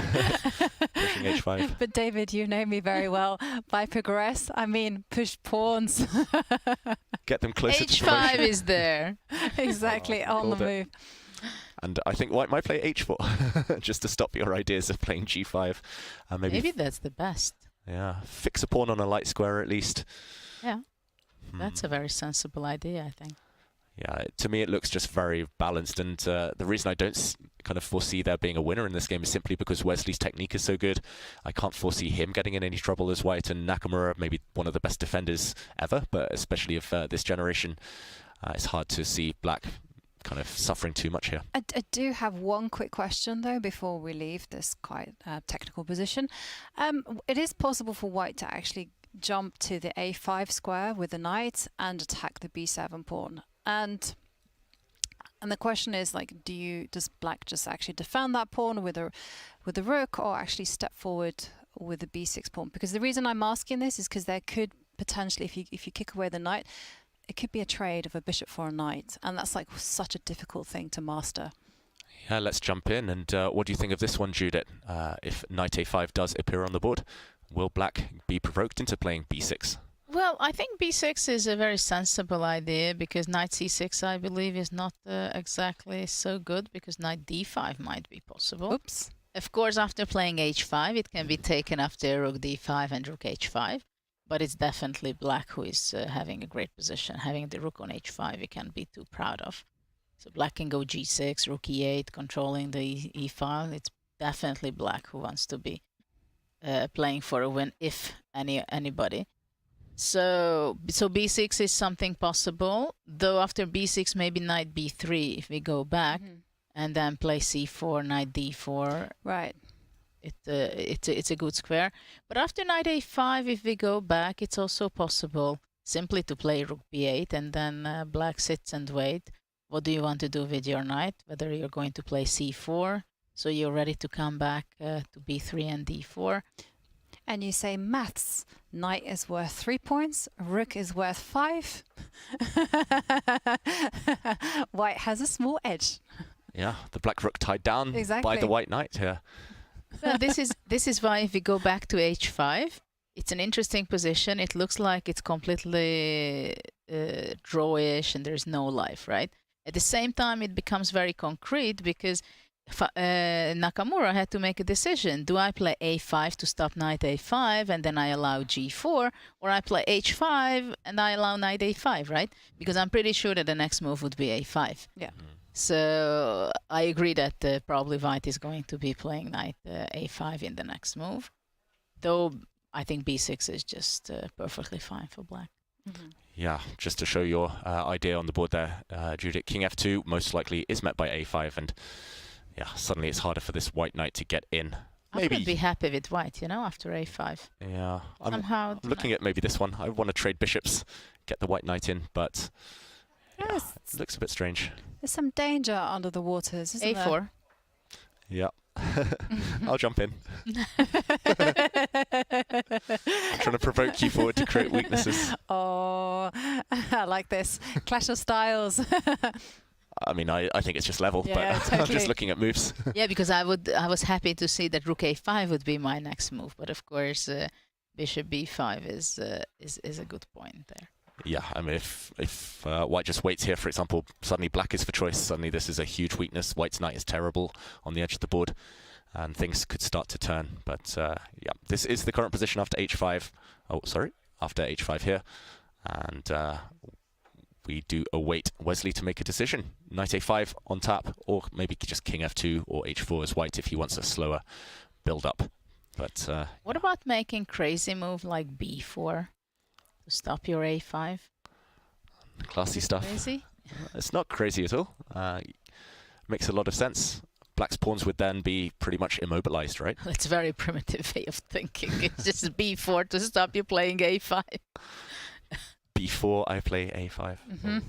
Oh, sorry. Very good. All the b4 puns. Yeah, b4 actually makes a lot of sense. If Wesley's feeling ambitious, maybe that's one of the moves he could choose, because then knight a5 doesn't go away. But is it really a Wesley move, playing b4? That's the So thing. aggressive? I think so. Well, it's space. I kind of see him as someone who likes to control the game and control the nature, and he definitely is a little bit safety first at times, and he will be anticipating Your move. h4 on the board. Yeah, it's not necessarily the best move. It just stops black from gaining space. It kind of helps to fix a pawn on a light square, the same color as black's bishop. But this is what top players really hate, right? To give space advantage and initiative for the other one. If there's any way you can avoid that, they avoid it. Yeah. And h4, g5 did not look very good from the white side. Yeah. It's instructive even in an endgame. They're still looking for space. Normally you would think with pieces off the board, space less relevant, but here, yeah, still fighting for squares. Definitely. And okay, well, this one still a lot to play for. Shall we zoom out and have a look at the other games? Yep, let's check back in on some of the games we haven't been to for a while. I see developments actually everywhere. And where do you want to go, Jovanka? Okay, there's a few games that I'm kind of interested in. The first one I think we should visit is perhaps Alireza Firouzja and Gukesh, primarily because Gukesh has broken out into the center, and it does mean that things do get quite critical pretty quickly once black has done this pawn break. Yeah, and also in that clash between teenagers, both have kind of used up a lot of time on the clock already. We're only at move 15. Both players down to around 1 minute 20, 1 minute 25, 1 hour 20, sorry, 1 hour 25. And this is crazy. This is the Italian game in a nutshell. It just always kind of livens up at some point, and it's about who's more primed, who's ready for that action to happen. Look what happened with that poor a3 pawn. It's going to die a painful death at some point. It's going to fall off the board. But yeah, I guess it's just a question of how white eventually rounds up this pawn. Maybe it just takes white too much time later in the game, and black will be able to kind of strike in the center, strike on the king side. I mean, is it also possible just to forget about that pawn and just concentrate on developing the forces, and then, you know, one in the end game, munch? Yeah. Or is that just wishful thinking? No, I like your thinking that you're thinking about endgames, and black does not want to think about endgames with such pawn on a3, I believe. Unless this pawn becomes a queen in the endgame, it's close to promotion. I can hardly imagine or visualize that. Yeah, and the central tension that black has just initiated, maybe we jump in with a couple of variations. d5 has just been played here, and if white takes this pawn, I guess the idea is to take with the knight on d5, just to ensure that by attacking this pawn, there's no time for white to get greedy on e5. And this change in pawn structure is something that you mentioned earlier, Judith. Just d5 is not always necessarily good for black. And let's say I just develop, let's say I just defend everything. Bishop d2. Yep. Firstly, I'm not sure if this is a threat. Knight takes e5 next move. But either way, black can just play a move like rook e8. And what do you make of a position like this one? Well, it's a very dynamic position, right? Mm-hmm. Rook e8. It's hard to find a move with white, actually. I guess. Well, probably you can just develop queen c2, bringing the rook to d1. And then what next? Also, sometimes well, knight f4 can be some very unpleasant. Yes, that's my like red flag for initiating kingside attacks when the queen and king are disconnected from each other. Yeah, I would be really reluctant to go into this with white, I've got to be honest. And if white doesn't really want to take on d5, then what else? Maybe you just kind of keep the tension, maintain the tension, just move your queen. But if black has the center right now, it doesn't feel like you're too happy with white. Yeah, but the question is, what's the plan with black, right? You can also develop with bishop d2, for example. Or I can go queen c2. Yeah. Say queen c2 now. Rook e8. Queen c2. Bishop e6, just normal developing moves. Rook d1. Yeah, it's kind of a guessing game. It's like, please break the tension. No, you break the tension. Yeah, yeah. And of course, e takes d5 is always to consider, right? To take e takes d5, and when you take it with the knight, and I would want to play c4 at some point. With white, with or without capturing, because this is sometimes with done. capturing, I think. Without capturing, it's also interesting. Yeah, because I was looking at just kind of a waiting move, but where does black put the queen, for example? If I put it on a bad square, then maybe you break forward immediately. Some ideas of c5 incoming. And yeah, if I just wait, again, I'm not sure how, then c4, c5 might come. Like you say, you might take... Then bishop c1 back. Ooh. Just to make sure you go back with your rook. And maths again. A bishop ties down a rook.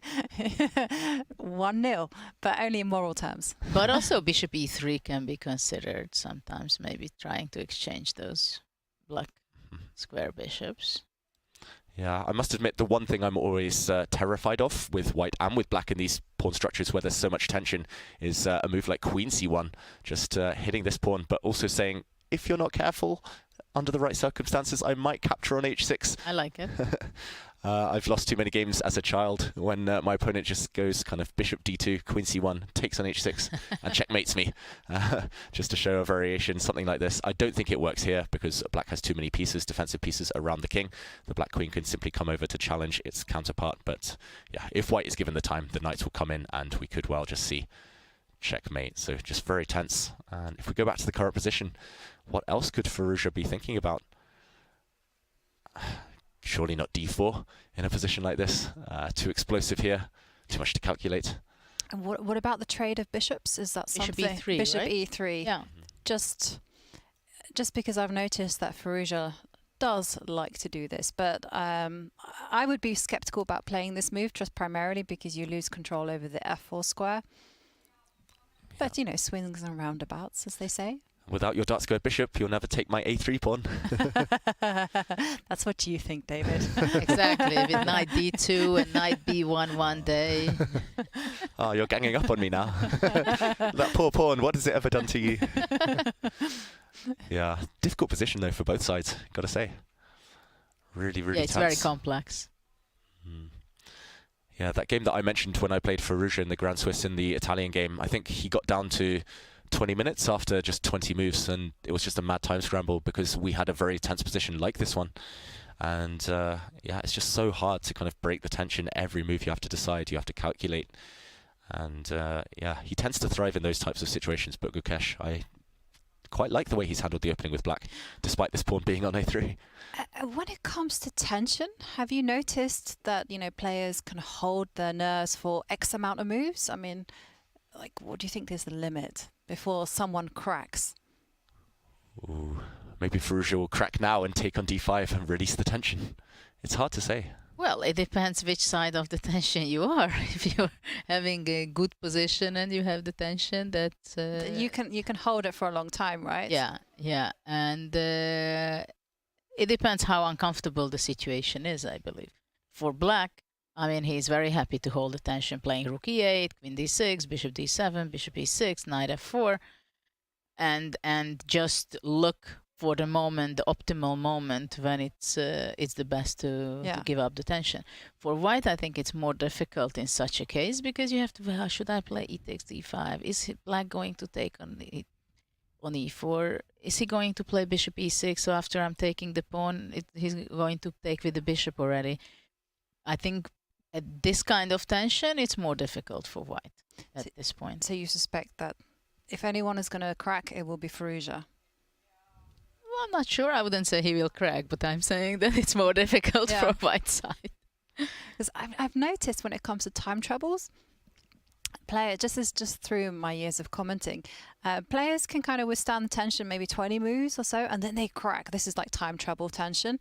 And then I've noticed that that when you are playing in time trouble, that people either simplify because they can't handle the pressure, or they push pawns. Because they have to do something. Yeah, I've noticed this actually. Maybe it's just kind of coincidence, but especially with younger players, I'm talking about players who are just starting out. They see a trade, they'll go for a trade just because they don't want to have to think about what happens if the opponent does it on their own terms. And often keeping the tension is the hardest thing to do. Just sitting there and saying, okay, you take me because it improves my position. I'm not going to take you and help improve your position. I've just noticed this when talking to kind of novice players or players who are just starting out their chess journeys. And I don't know what it is. It's just human nature, I guess, to want to have action, to do something. Procrastinating is not always a good idea in chess, but occasionally you just have to sit and hold tight and improve your pieces before doing anything to make sure they're ready for the tactics later. Yeah, just that craving for simplicity. I do like Hikaru's motto. Keep it simple, stupid. but obviously he's not talking to, he's calling himself stupid. Yeah, and let's let the players kind of stew in this position. It's a long think right now, over 10 minutes for Alireza Firouzja. And let's zoom back out, and a couple of games that we haven't been to for a while. You know, it's very interesting what Mamedyarov position is developing into. Let's go there. Mamedyarov against Tari. Sorry. Another position with full of tension. Oh, similar kind of central tension, Judith. And we left this one a few moves ago. We will just do a quick action replay of what has happened. And this is the current position. Let's go back to the position here where we left it. Black played rook b8. So we were talking maybe a6, b5. A very similar idea. Rook b8 supporting any pawn avalanche with the rook. Very, very logical. e4 striking in the center, met by b5. Ariane not keen to trade off yet. And queen d2. Mamedyarov's not cracking, that's for sure. Yes, and exactly. We have, again, a nice center position. Who is going to be cracking or giving up the tension, right? It's a big, big question. Because if white gives up, he takes d5, knight d5, of course. It's a relief for black. Black is blockading the isolated pawn. So it's very clear that white wants to activate his piece. If black takes, captures on e4, knight e4 already activating, knight c5 spot. And so now the question is whether is black going to push b4, forcing white to capture on d5, for example? Or also, there's another move that I would kind of instinctively also think about is the bishop coming out to g4 and just pressuring the weak spot on d4. Yeah, just removing a defender, indirectly attacking this pawn. Maybe we jump in and show some variations. Yeah, definitely. Forcing or not forcing. And the tension is up to Ariane Tari to relieve here. He spent 8 minutes on this move. We're talking about, for example, 2 moves. I think at least the first you calculate. Another thing that everyone at home, I think, should be doing, forcing moves first. So d takes e4 is one of the most direct. And white does have an isolated pawn, something we saw in the game between Abdusattorov and Giri. But this can be blockaded by black's knight. The downside is, as Judith mentioned, the white knight has a beautiful outpost as well on c5. If you ever kind of get this pawn stepping forward later, it could become a real kind of menace. But in this position, for example, I would love to play with black bishop e6 and having putting the bishop on d5, not necessarily the knight. Similar idea to yours, Jovanka, just to maybe at least hint that later you will capture this knight and kind of remove the defender of this pawn. It looks pretty. It looks nice pretty for black, good, actually. Yeah. Well, probably after bishop e6, you not necessarily play knight c5, but next move is bishop d5. Whatever happens. Yeah, whatever happens, and that's the issue for white. I'm really not liking this bishop. It's just a bit stuck, the white bishop on the e2. And if this bishop is blocking the only open file, the e file, then the white rooks struggle to get in the game. Anytime white plays the move a4, for example, to try and break down these pawns, black will just answer with a6. But then again, after a6, already knight c5. Maybe now That's knight a c5. different story. Well, now the bishop is also on e6. Could you even... Yeah, this is also looks good. So maybe this could be one idea. But I think after a4, maybe bishop d5 to start with. First hitting the knight, forcing me to commit. And then if you go knight c5, then I would think. But I think bishop f3 and d4 is hanging over. Yeah. And white doesn't have time to take here because after a takes b5, this is a check, and white's queen would drop off. Next move. Yeah, tactics seem to be working in black's favor here somehow. So I wouldn't actually blame Ariane for cracking, as we've been calling it, and kind of breaking the tension in the center. This looks good. But also your move, Jovanka, bishop g4. I guess the idea is similar, just to undermine this pawn. And Judah, I don't think white wants to step forward yet, because there could still be problems with the pawn after knight to f5, followed by capturing. Yes, and then suddenly the d4 is exposed.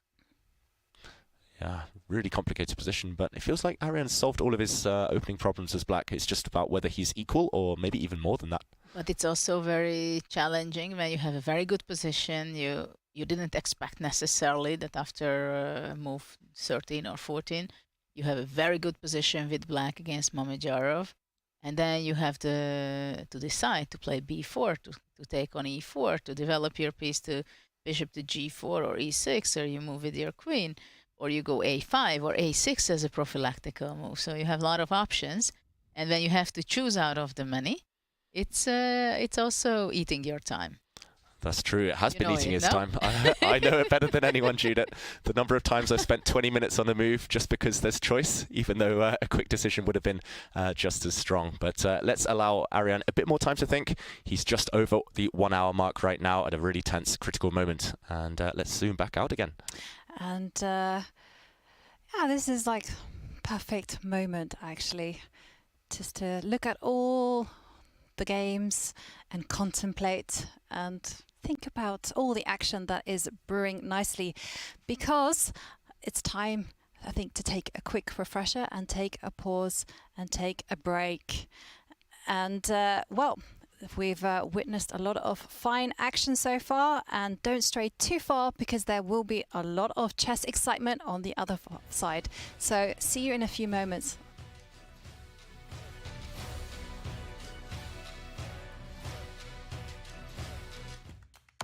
Struggling to improve your game? Chessable is the home for chess improvers.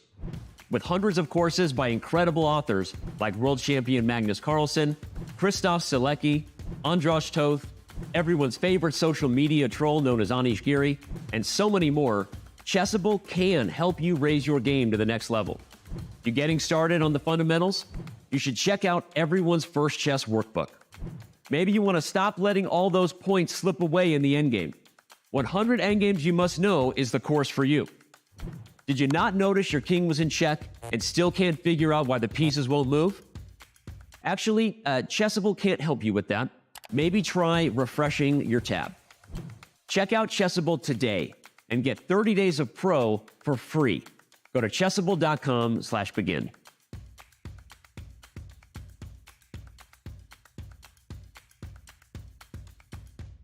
I really love watching games by top female players and studying their games from the past. And I think that's like one really cool thing that the chess community could do more of. I know my friend Luciana is publishing a Chessable course on some of the great games by the early world champions, Vera Benchik, Rudenko. And you can learn just as much from these games as you can learn from any game. And yet it does provide inspiration and like adds like depth to our chess culture. So about 10 years ago, I published a book called Play Like a Girl with like tactics by female chess players, and I'm actually redoing that book. And it's so much fun to just like kind of like dig in and see some of the most important tactical themes in chess: decoy, in-between move, pins, double attacks. and to look for like some of the best examples by top female players. So when you hear all these discussions about women in chess, it's great. But sometimes I'm just like, wow, you should just like go study some Musuchuk games.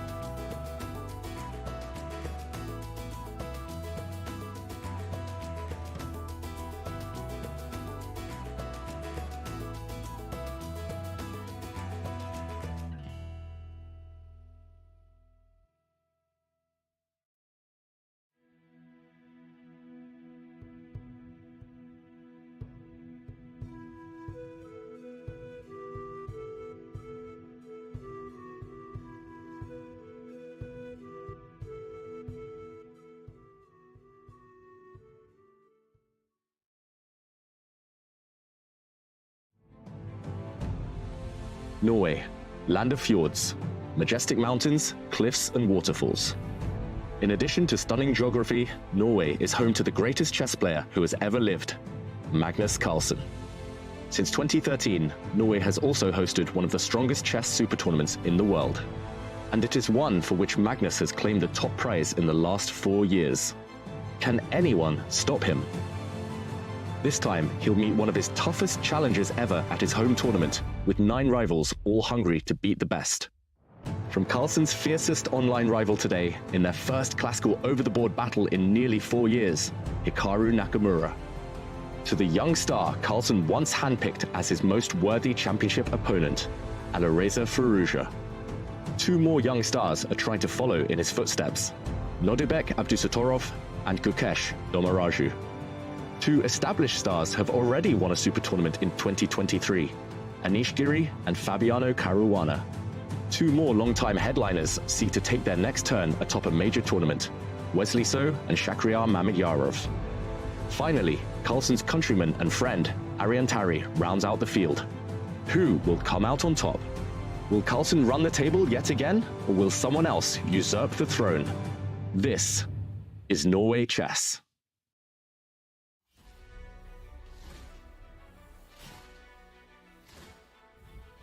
Welcome back, and we are back in action there in the playing venue as we see Fabiano Caruana with the white pieces taking on Magnus Carlsen.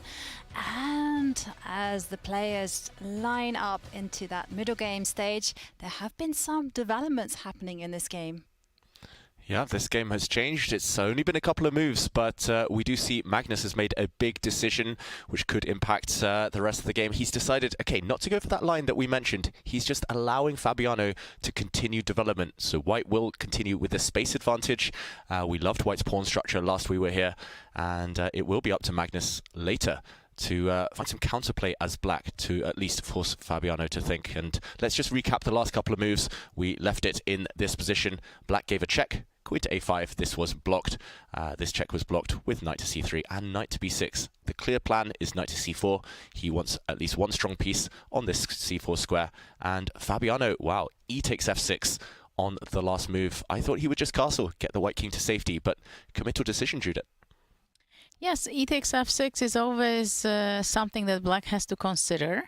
And especially that after the knight was moved from d7, now knight f6 is not possible, right? Which is many times a very good reaction after capturing. So the knight comes to e4. Now after knight b6, e takes f6 from this point of view is a very logical decision.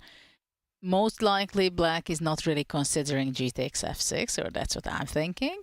So bishop f6 would be the move, I would think. Also rook f6 can be considered, so the bishop can go to b4 later on. But of course the idea behind knight b6 is to reach out to c4, right? And provoke White to play b3, but most importantly to disturb the bishop on e3, to put pressure on b2. The bishop can show up on b4. And this is why e takes f6 is interesting, because White wants to know that is your bishop going to be standing on e7 as an option to play bishop b4, or which was played right now, Magnus did take with the bishop because he wants to get the control, the square of the e5 square. Whether White wants to go knight e5 at some point, that will be a big question. But now I think the first question for White, whether is he going to be allowing knight c4 for Black? Is he going to play b3 to stop that? Or he just goes castling and then after knight c4, let's say, going back with the bishop.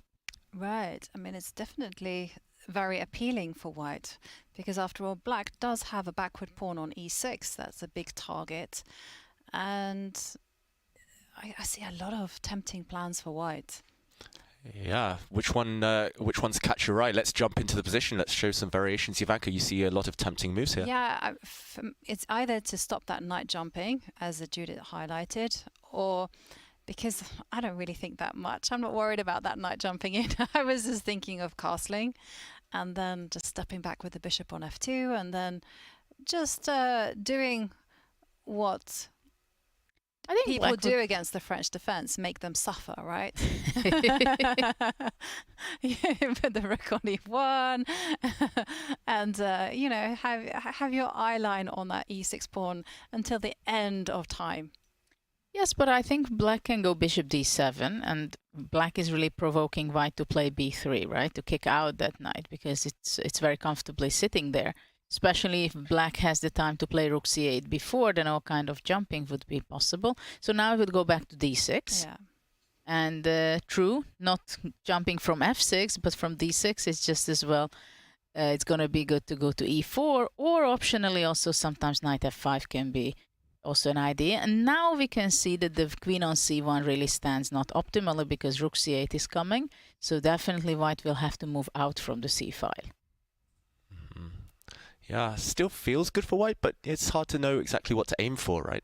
It is a very complex position, I think, here in this French defense, because it looks like White has a clear advantage because of the e6 weakness over there. At the same time, there are weaknesses for White too. So the c file is very important counter chances for Black. Time to time, even bishop e8, bishop h5 or g6 can show up, but also knight e7, and the bishop can be also useful on b5 sometimes. So there are a lot of complexity in these positions, I believe. And if White goes knight e5, then already other questions appear, whether Black is going to be capturing it with the bishop, and then knight f5, but I see right now that knight e5 would worry me most from black end. Queen d2 here. Queen d2, and then you start doing my favorite thing in the world. It's just irresistible. Pushing pawns, Ivanka. Yes, G4. I live for this type of chess, and I cannot rein in my instincts any longer. So you're also in the G4 move club. Yes. Okay. But only in the middle game. I'm not. Never in the opening. It's too wild for me then. Yeah, this is one variation, and just to show the alternative that we mentioned would be to just clamp down in the start position with b3 to render this black knight a bit passive. If it can't jump into c4, then where is it going? That's the big question. This black knight actually gets in the way of the queen as well. A logical variation, for example, would be bishop d7 and castle's rook c8, and suddenly there's some counterplay. So this is similar to what you showed there, Judith. It just depends whether white can kind of get out of the firing line quickly enough, because I would prefer to have this position if white had a move or two more, just with the black knight on b6 really stuck, but I think than the other one. Just not in time. Maybe instead of castle, white can try to play a3. What do you think? And try to trap the queen. Sneaky rook c8. I guess the queen is trapped. And the fun part starts b4. Takes. takes, and then rook b1. Wow. No? Queen takes c3, check. This sorry. Bishop is hanging at the end. Sorry. Yeah. No. Bishop d2 first. Bishop d2, yeah. I don't think black's got enough here. Knight c4, I can jump, but then now you start kicking me back. And yeah, but that's a problem for black if you cannot sacrifice, because then black is behind in time. Yeah, after a3, I don't want to have to play the move knight c8, but maybe I have to and go for something similar to what we showed. Put the knight on d6. At least now my queen has some breathing space, some retreat squares. But maybe this is the only way to do it for black. Because b4 is not so advisable, because you move back with the queen, and after knight d6, it's also knight c4. Yeah, you take squares, but you give squares. That's the problem in the French defense. It's so hard to weigh up which squares to give and which ones to go for. Yeah, really complicated. Maybe instead of queen b6, I would rather go back to d8, because after queen b6, you have to calculate knight a4, knight c5 also. Yeah, that's a very good point, actually. Suddenly white gets the knight in. Knight a4 one with to gain of c5, tempo. the other one to e5. Oof. These knights, as they say, as the kids say these days. Beautiful pieces. Wow. No, this is too good to be true. Yeah, Magnus won't allow this. Yeah, this is not something position you get against Magnus, right? Yeah. You can win a piece, you can win many things, but this is not the kind of position he enters. This is the type of position that just scares me away from the French defense. Yeah. But either way, it looks like if something like this would show up on the board, he would not play French defense for another 3 years. B3. I think it's going to be seen. The fact that Fabiano's pausing, and just as I say it, yep, he makes a move. It is B3 on the board. So very logical, as we've just explained, keeping this black knight passive for at least a few more moves. And Magnus has to try and untangle his pieces. Long-term black is a lot worse, so he still needs to play dynamically, energetically. And we saw this very tempting and very promising idea of going a3, b4, but on a human level, do you think it's something that will be on his radar? Because it does entail some risk and obviously some calculation, which we know Fabiano is very good at. Yeah, I think it might also be on his radar purely because black has another plan of dropping back, as Judith mentioned, and kind of going for some of these weak dart squares. And the only way to kind of stop the bishop annoying you on some of these squares is to play a3 at some point. So it kind of makes sense to kind of firstly set up a one-move threat, try and trap the black queen. But also, I think it makes sense strategically just to kind of keep your opponent guessing. You can always then meet any tactics by stepping forward with b4. And yeah, I think it'll be on the radar. And those are the type of moves you can find either just by looking for your own threats or by also thinking about how to deal with the opponent's ideas. Well, I found it. Yeah. I played a3. I'm sure Fabi is just eager to play a3 next move. But they often say that a spectator sees everything. That's true. Because they have the calmness and they're not vested. And of course, we have to remember the clock times, you know, because the players are not getting any time added until move 41, in which case they get the 10-second increment per move. I have an idea. Maybe black should be going queen b4 now. Ooh, let's jump in. Queen b4. What's the sneaky idea there, Judith? First, you're attacking this pawn. Well, yeah, but that's just a joke, right? You're going to optimize your queen and put it to d2. Yeah. And after that, I can go bishop d7, and then after a3, I just sneak back with the queen to e7. We should point out queen takes b3 is not to be advised. Not really. Yeah. So queen e7, as you mentioned.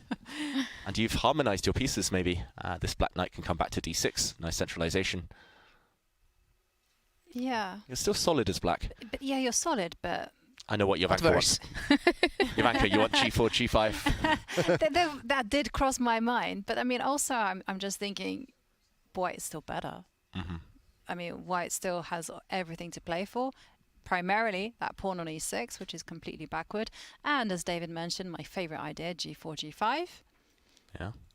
It just feels like black, again, is on the suffering side of a draw. Well, I can try to play a5, possibly, trying to go a4. So if white goes a4, then I have an outpost on b4 with the knight. I'm not sure it's much. Obviously, I have to regroup my knight from b6 because it's horribly placed. Yeah, that's one thing Nakamura has said countless times, I think, about Fischer random chess. Just a knight on b6 or g6 or g3, b3, never well placed unless they can jump. Forward. Bishop d7, as expected. And now we're predicting the move a3.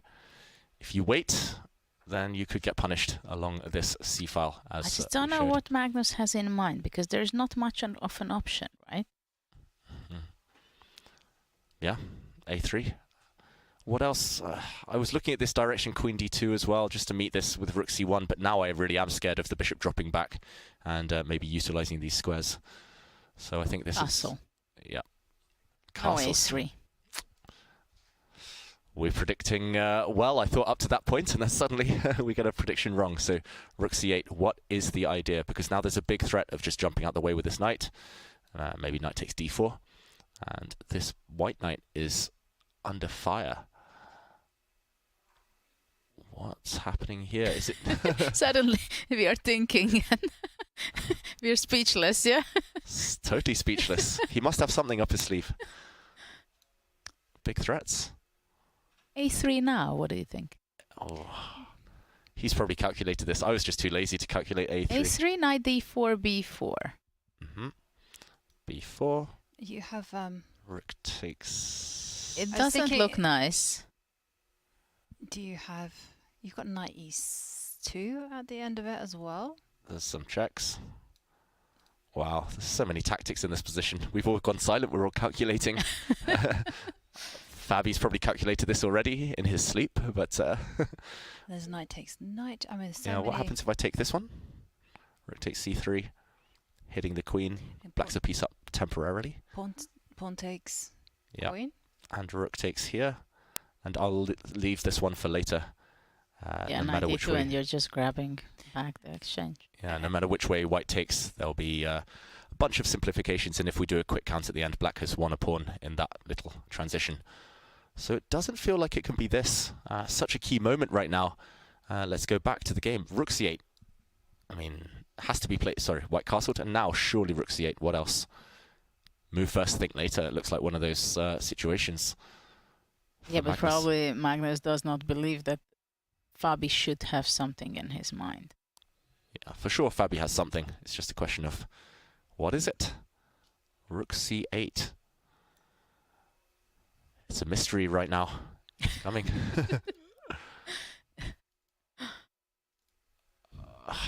I'm struggling here, Judith. It's a big question.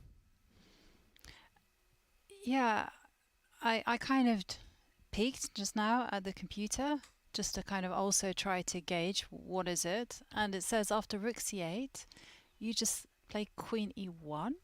Whoa. And after knight d4. Let's jump back into the analysis. Rook c8, queen to e1. Wow, that's not obvious using the square that's vacated by white's king. Maybe some tactics on this diagonal? No tactics, just simple chess, which is just you target the e6 pawn. Which way do we take now? So you take with the bishop. And after a bunch of trades, black can cash in on this square. Queen c3. Yeah, but at the very end. Then you take on e6. And But is it a big deal? no, it says Small advantage for white. tiny advantage for white. Wow. I guess this bishop is going to be superior than this black knight. Black has a weak, isolated pawn in the center. But... Well, let's say queen takes e1, rook e1, bishop e6 takes, rook f6. Mm-hmm. White will have the better structure, but black is going to have an active rook. Well, it's nice for white. Mm-hmm. If Magnus was white here, I would say it was winning. No offense to Fabi, but here I would say just advantage white, not winning yet. Yeah, what a line! What a line! Yeah. Queen to e1 in this position if rook c8. But I'm just surprised that Fabi are just simply castling. Yeah. And allowing all this. He has spent almost an hour on the clock. We're at move 17, so he must have foreseen this. But just the incredible awareness to even look in this direction, to even kind of keep your eyes open to tactics after rook c8. It looked so scary for white. It's on the board. Rook c8. It's on the board. And how quickly do you think Fabi is going to play this queen e1 move? Is this the only... Actually, I think he has no other choice, right? Yeah, all the tactics we showed were looking favourable for black. Black was winning a pawn in most of those lines. Yeah, I mean, something is really going wrong with this queen on c1. This is the only queen which we are debating the whole time, right? In the opening of Fabi, what he played. The computer is saying that there is another move. It's weird. It's like, put your queen on b2, which I'm like... I thought about that, and after knight d4? And after knight d4, you just capture once with the knight. And then this is the kind of sneaky point. This is why computers and after queen c3? You go queen f2. And that's you nice. say that's compensation. Nice. That's nice. That's wow. This I like. This I would be happy with white. Earlier, Jovanka, you asked about how human this a3 was, but this is difficult. Once you find it, it looks beautiful. You've got some tactics here.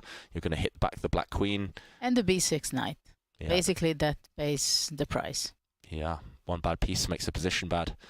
But, yeah, this is difficult. I think queen b2 and then kind of swinging the queen across. Well, it's not the end of the world for black. Okay, I understand that we don't want to go knight a8.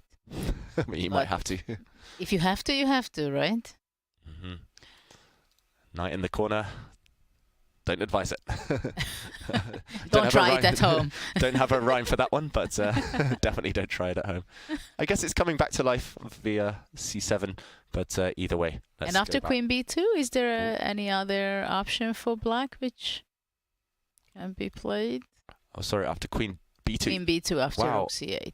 Queen d2 is on the board. Queen d2. Well, probably with the same idea. Ah, clever, clever stuff. Fabiano, he's so good. Knight takes d4. We will see most likely... Oh, wow, this is a blunder. Ah, of course, because now we take with a bishop. And... Ah, simple as that. Simple as that. Queen takes knight, not possible. Because after of this. rook c3. Yeah, and b4. The black queen cannot defend both her knight and her rook. For example, queen a3 defending the rook drops the knight. We've been all talking about for the rest of this game, for the earlier part. Queen takes b6. Fabi solving things far more simply than we were here in the studio. Queen d2, really nice move. And also setting up tricks potentially against the black queen along this diagonal. This type of tension with queens on d2, queens on a5 from the Sicilian, from all branches of openings, often very uncomfortable. Problems have been solved. Well, let's say knight e7 and knight f5 is kind of a logical way of continuing, right? Mm-hmm. Just to show the type of tactic that I was mentioning here, knight e4 is possible, just to kind of open up this tension against the queen, the black queen undefended. So if queen takes queen, you can flick in knight takes f6 check. I'm not sure whether you want to do this, and now you could just simply capture. You've improved the black pawn structure, but you've got the queens off, got the bishop pair. Well, still this knight on b6 is quite annoying for black. Mm-hmm. That's for sure.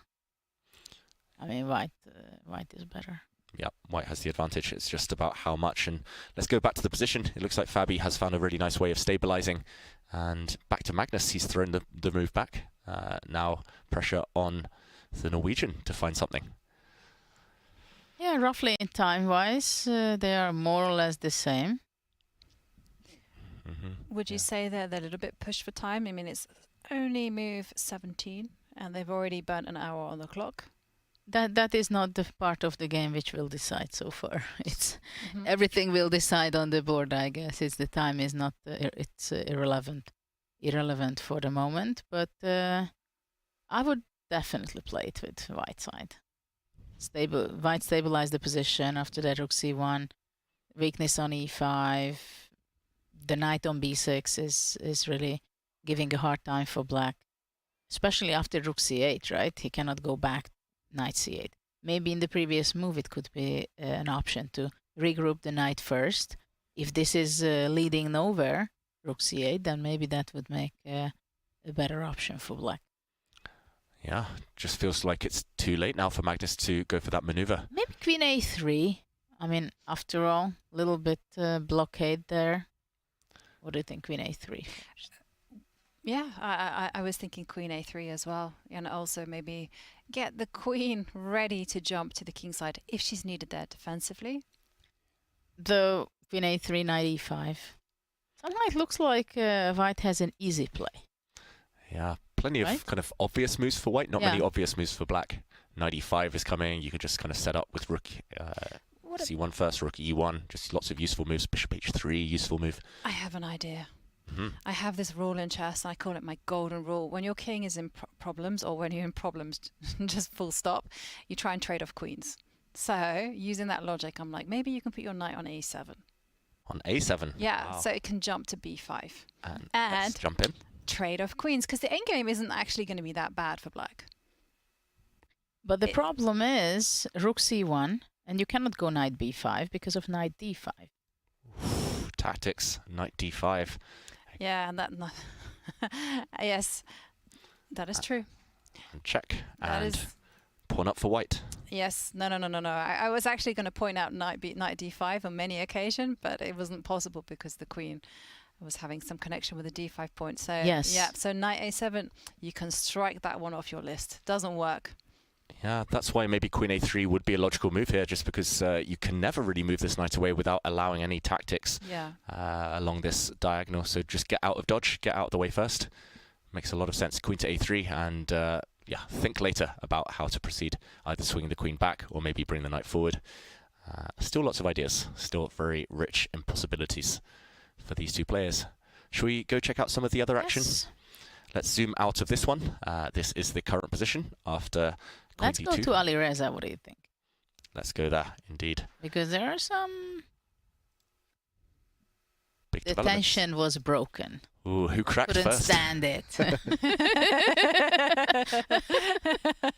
Nobody could stand it anymore. Yeah, I feel guilty about how much joy we get out of that. But of course, the two players, it's hard. Give us our small pleasures, David. I mean, they are young. They are just in the beginning of their top career. Look at that. And take a look at that. We do have like an exclamation, not exclamation mark, a question mark on White's last move. It says it's a mistake. Question mark with a question. Why is it bad? Is it queen d6 or just some sacrifice already taken, queen h4?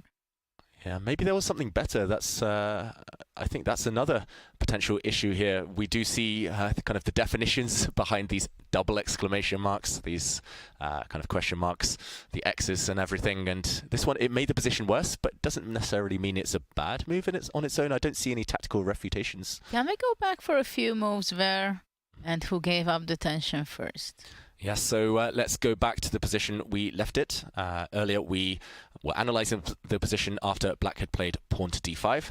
And actually it was Firouzja with white to crack and take on d5. We predicted knight takes d5, hitting this pawn, of course.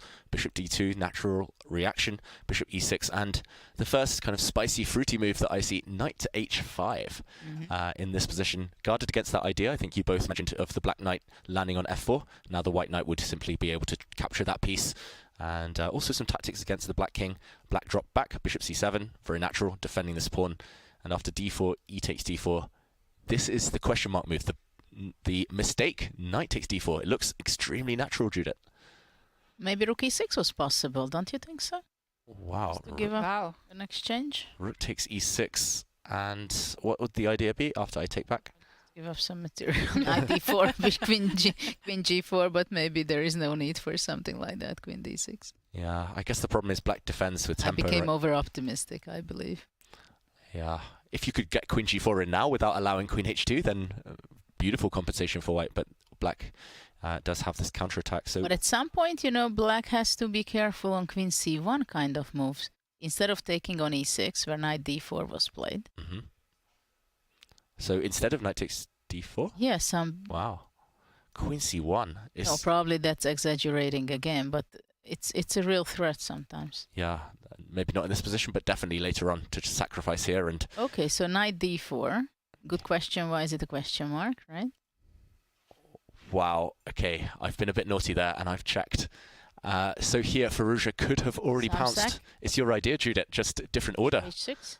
Bishop takes h6. Wow. Okay, we can't blame him for not playing this or not spotting it. It just, what is the concept? Queen d2, queen c1, I'm assuming? Queen d4, no? Oh, just queen takes d4. Oh, wait. That's a big hole. Oh. And you can't That's a big hole on g7. Oh, that was nice. Huge miss. Oops. And this is just completely winning for black. The problem is you cannot push your pawn to f6 to block because you drop your bishop on e6. White is a pawn up with the attack. You cannot block with any pieces. Everything is covered. The e5 square, f6 square is covered for white. This is just going to end in checkmate or material gain. So what about bishop h6? You cannot take on h6. Mm-hmm. So how about taking knight here? c3 or something. Hitting the white queen, but now just... Queen d2 or queen c1, yeah? Yeah. One of these squares, and you can never ever take my bishop. You can not touch that because, again, checkmate. Okay, I said we can't blame him for not finding that, but maybe... After playing knight h5, it is an option to discover it, right? Mm-hmm. Because your way of thinking already is there towards the king. That's right, but I mean it's difficult. I think it's very difficult to kind of criticize Firouzja for making such a natural move, because I'm pretty sure the hand just went knight takes pawn. Natural stuff. Don't need to calculate anymore. But yeah, this is why it's so important to be on the lookout for every single check, capture, threat, and do, as my good old dad says, sit on your hands. I got that too. Yeah, it's Firouzja's style as well. It's right up his street. I've alluded to it a couple of times. When I played him in the Italian game and he beat me there, he also sacrificed on h6 when I thought it wasn't possible. So he's looking in that direction all the time. He also had a knight on h5 in that game. So it's basically the similar pattern. And is this like a trademark attack that Firouzja has? It looks that way. And just executing that attack, it feels like a missed trick. Bishop takes h6, but let's catch up with the game. Instead, knight takes d4 happened. Question mark, not just because it's a bad move, but because it missed an even better one. Hitting this bishop on e6. This was dealt with by queen d6, threatening a counterattack. The queen h2 slide would potentially be devastating for the white king, and Firouzja blocks that with his knight. So no more attack now against the black king. He drops back. He's kind of walked into a self-pin on this diagonal, but I guess he's hoping later to improve that knight. Maybe onto f5, maybe onto e4. Now it's black turn to play knight h4. Symmetry. And go some bishop h3, right? Now that would be karma, wouldn't it? No, but it's not so good because white actually threatens to take on e6 and queen g4. Yeah. Is this a threat then? Knight takes e6. Strategically, yes, you get the bishop pair, you wreck the black pawn structure, but it does open up the black rook in terms of attacking prospects there for black. If it is a threat, then either we have to defend against it, we have to maybe guard it with our rook, or rook drop e8. back. Or what about bishop d7? Mm-hmm. Yeah, we can drop back with our bishop. Those two moves look healthy enough. What's white's next move?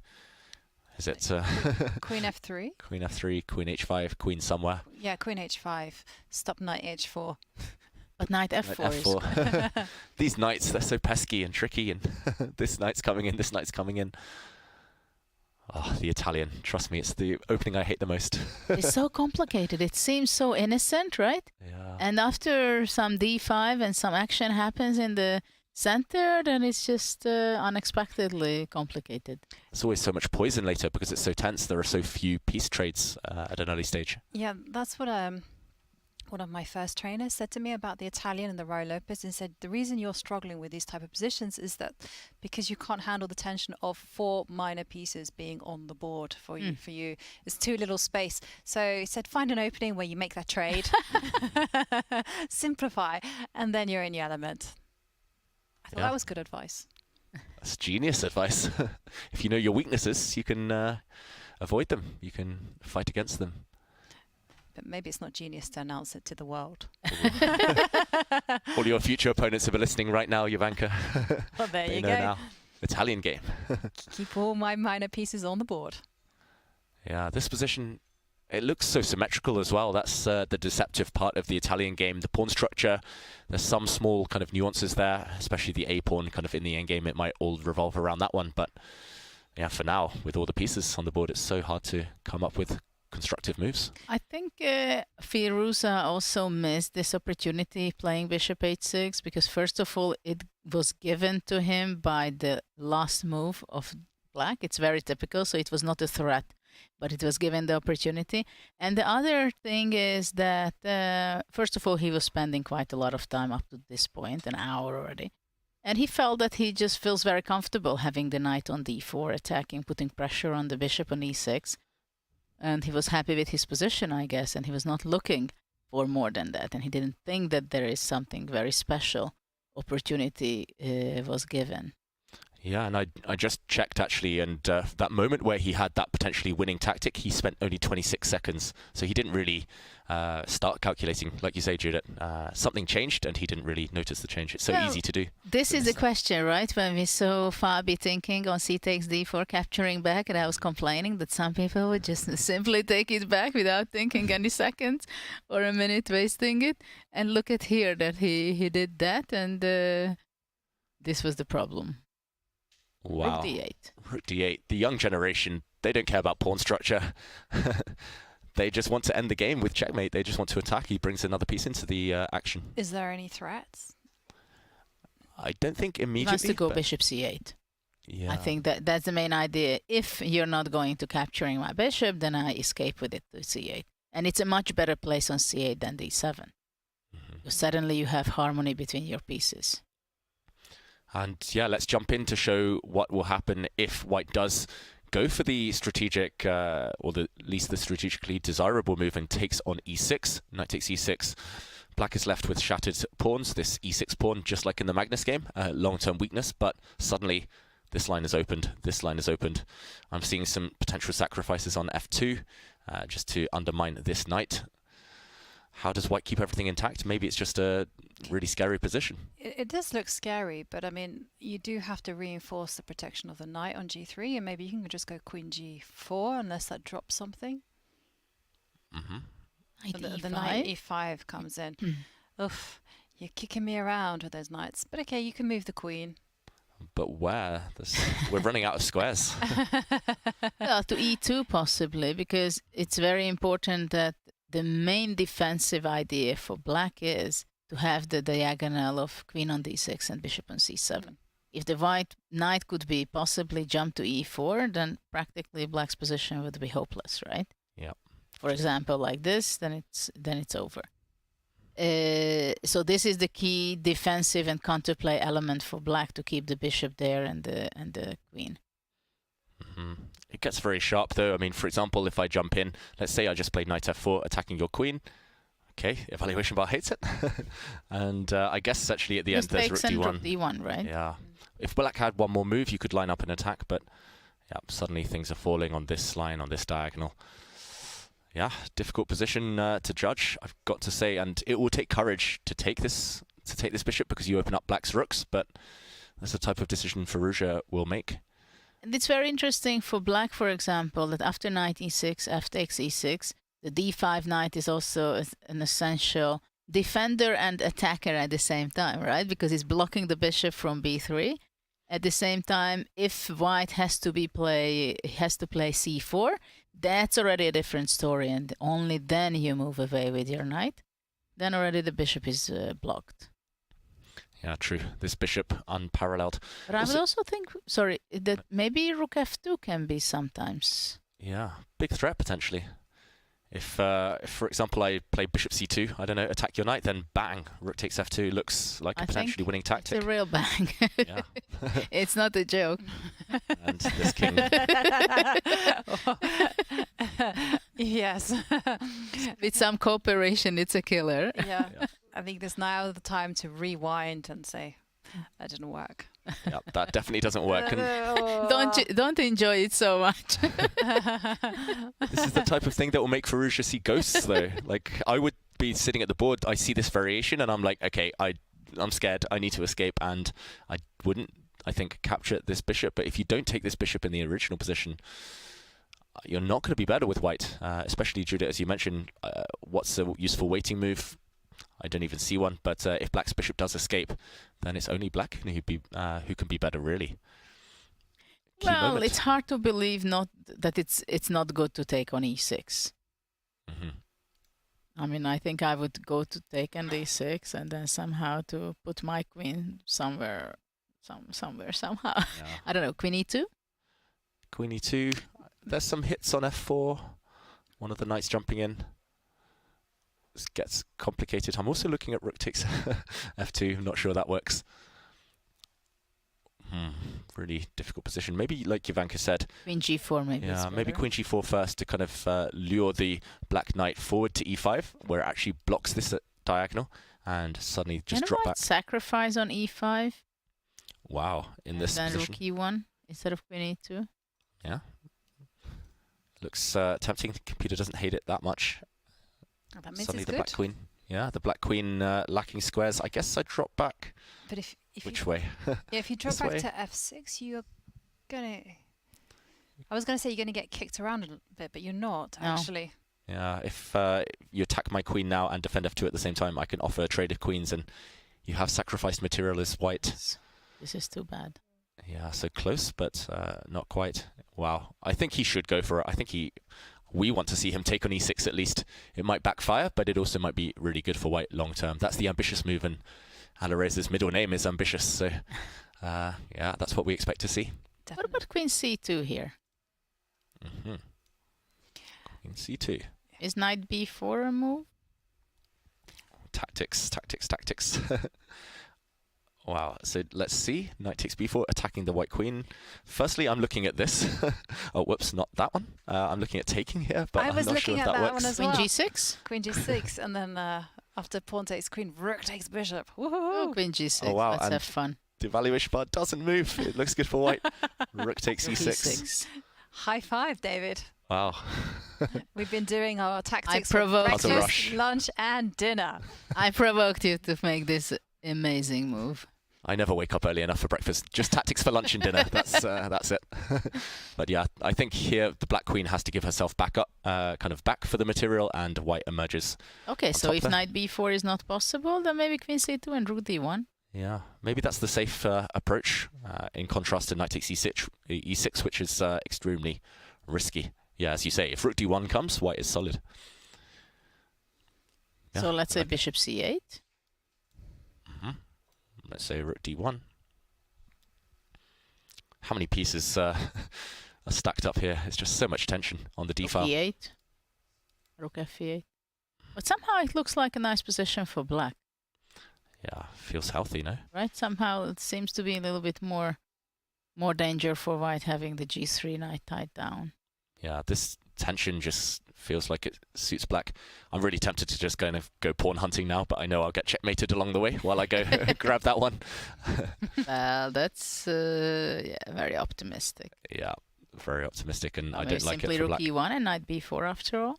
Yeah, If you also put your queen so far away from the action, I mean, doesn't black also have moves like h5, h4? I know, but you can put the knight on f1. No checkmate. but an instructive pattern to remember, just in case black ever needs to break through this knight long term. Yeah, let's give Firouzja some time. I think we're predicting knight takes e6, very controversial, or queen to c2 if he's feeling in a safe mood. But either way, long think, and what's he going to go for? Big question. Let's maybe zoom out of this one. Let's check out some of the other games. Which ones have been developing there? Yeah, and let's definitely have a quick look at the bird's eye view. but I think it's time to do a break, just to recharge our batteries for a little while before the real excitement happens. And of course, we do have to mention that there is a wonderful opportunity coming up, because do you love following Chess.com events and want to join the team? Are you a passionate chess fan with experience in organizing events and tournaments? You might be exactly the person we are looking for to come on board as an events coordinator. Use !apply in chat or go to go.chess.com/events_coordinator_apply to submit your application now. Wonderful opportunity there. And it is time for a quick break on our end. And don't stray too far, because there's more chess excitement lined up. See you on the other side.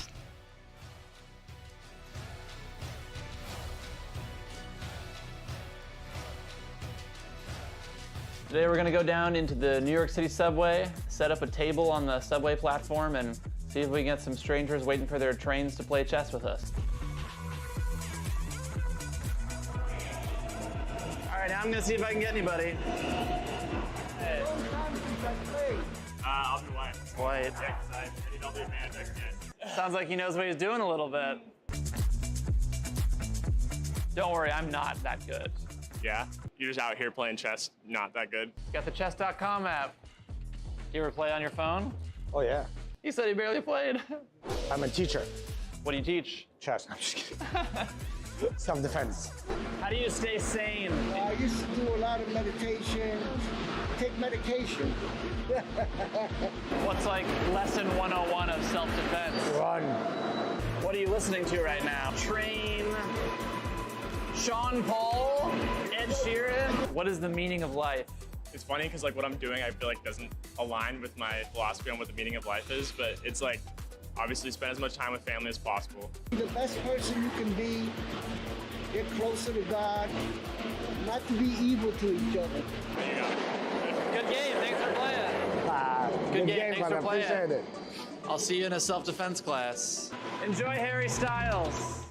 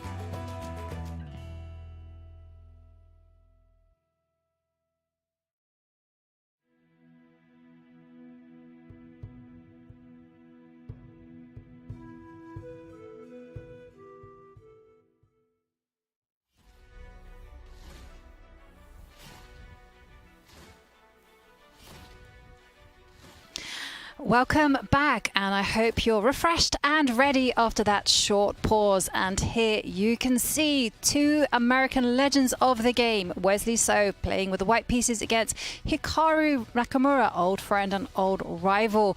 And they are playing in a game which looks quite level, I have to say.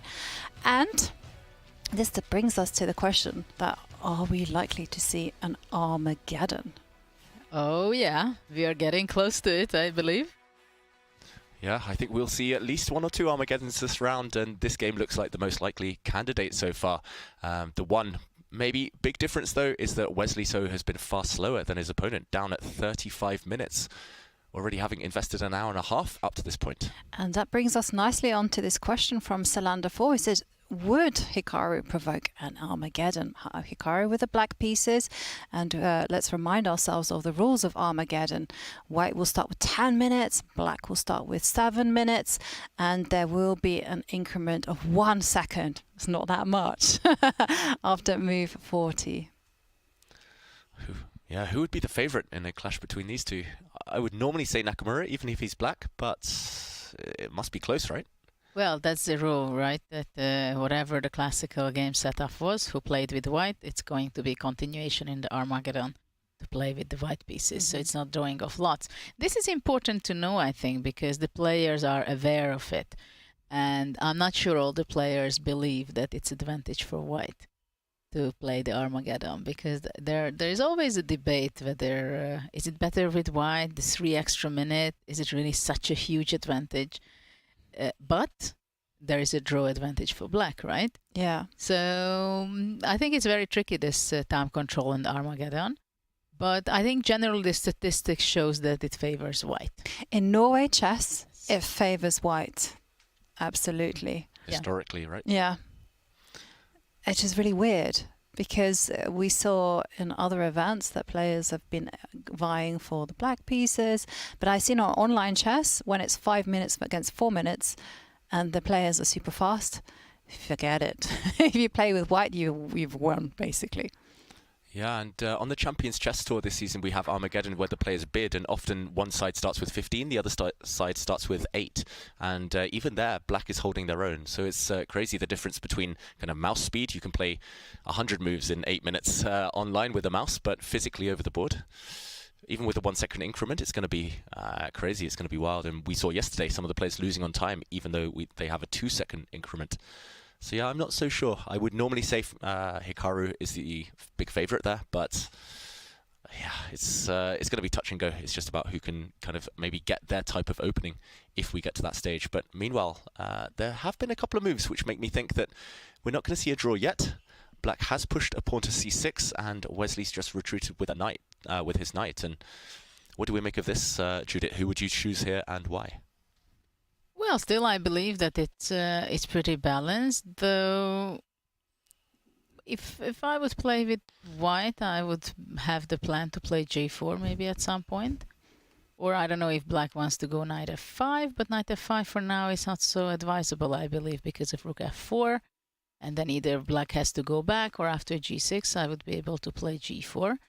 So it's not so easy to locate the h6 knight to somewhere where it's better, right? So here I think I would rather be with the white side. And is there any point for white to actually... Oh, it's black to play. I'm sorry. Because I was thinking white is probably going to go knight a4 and force the rook to a silly square. Oh, wow. Yeah, could be a potential hidden threat there if black isn't too careful. As you mentioned, a silly square, knight a4 might be met with rook to a6, and nobody wants a rook on a6 ever. My question is what do you think about rook e8? What is that kind of position? Who does it favor to exchange the rooks? Yeah, maybe we have to jump in with some variations here, because this one, it's either very good and will lock down the position as a draw, but it could backfire somehow. Black maybe does rook have some weak f4. pawns. What do you think about rook f4? Just putting on cold that knight on h6. And then you want g4, g5. Well, maybe. I'm afraid you start knowing me better. Yeah. It's not the first time we've seen g4 today. Yeah, here it makes a lot of sense. You're playing against one bad piece. Knights on the rim are dim. Springer, Amarant. something something. I can't remember the German phrase. Springerbokan? There's a really nice German phrase there, but it's all about knights being bad on the side of the board, and yeah, this is the worst place piece for sure. Yeah, maybe Judith, this is strong for white. Right, and you also have after g4, g5. I'm running with your vision, Judith. I'm like, yeah, all systems go, because you can actually then, once you've kicked the knight away from h6, you can actually control the fifth line. Yeah, like I was thinking maybe black can go f6 with the idea of knight f7. Yeah, actually, that looks maybe like I'm not sure the only way, but the best way to solve the problem of this knight. Now g4, g5 loses its sting. But some weak squares, potentially, if white's knight can ever land on e6, this would be a dream. Yeah, because now g4 is not possible, right? Because of black's playing g5. Nice. I mean, h takes g4 and g5. Yeah. And now don't get greedy. You will walk into a knight fork, and white would be in trouble. Oh, that would be a big whoopsie moment. You don't want to allow that. Interesting. And how are kind of like moves such as pawn takes pawn, and then pawn takes pawn, and then I want to go c5. Oh, Judith, you are speaking my language. They're so in sync, the two of you. Do you want to swing and go for this pawn potentially? Yeah. I don't think black should get tempted to take on c5. You might have won a pawn temporarily, but this one is going to be so weak. Yeah. Rook a8, knight e4, right? That's it. Yeah, and long-term huge advantage for white due to black's shattered pawns on the queen side. Also, rook c4 is interesting instead of knight e4. Have the rook on the fifth. Yep. Yeah, really nice move there. Just swing and all sorts of targets on the fifth rank. So after c5, the move I want to play is d5, but I do it reluctantly. Rook a4 anyway. Rook a4, right? Yeah, and you're just going to win a pawn, right? Yep. b4, pin, and you win. This a pawn will drop. I don't think black has enough compensation. You have a nice structure long-term, nice protected pass pawn, but knights are notoriously bad against these rook pawns, and yeah, I don't think black is going to be too happy here. Yeah, there are some practical inconveniences for black at this point. If you go back, what is the on the board? Yeah, what to play? I'm kind of attracted to a move like g6 initially, but then I do foresee maybe the white knight somehow eventually kind of getting into f6. I don't know. I really do think, despite the evaluation bar saying it's roughly level, despite Nakamura being half an hour up on the clock, it's slightly tricky for him.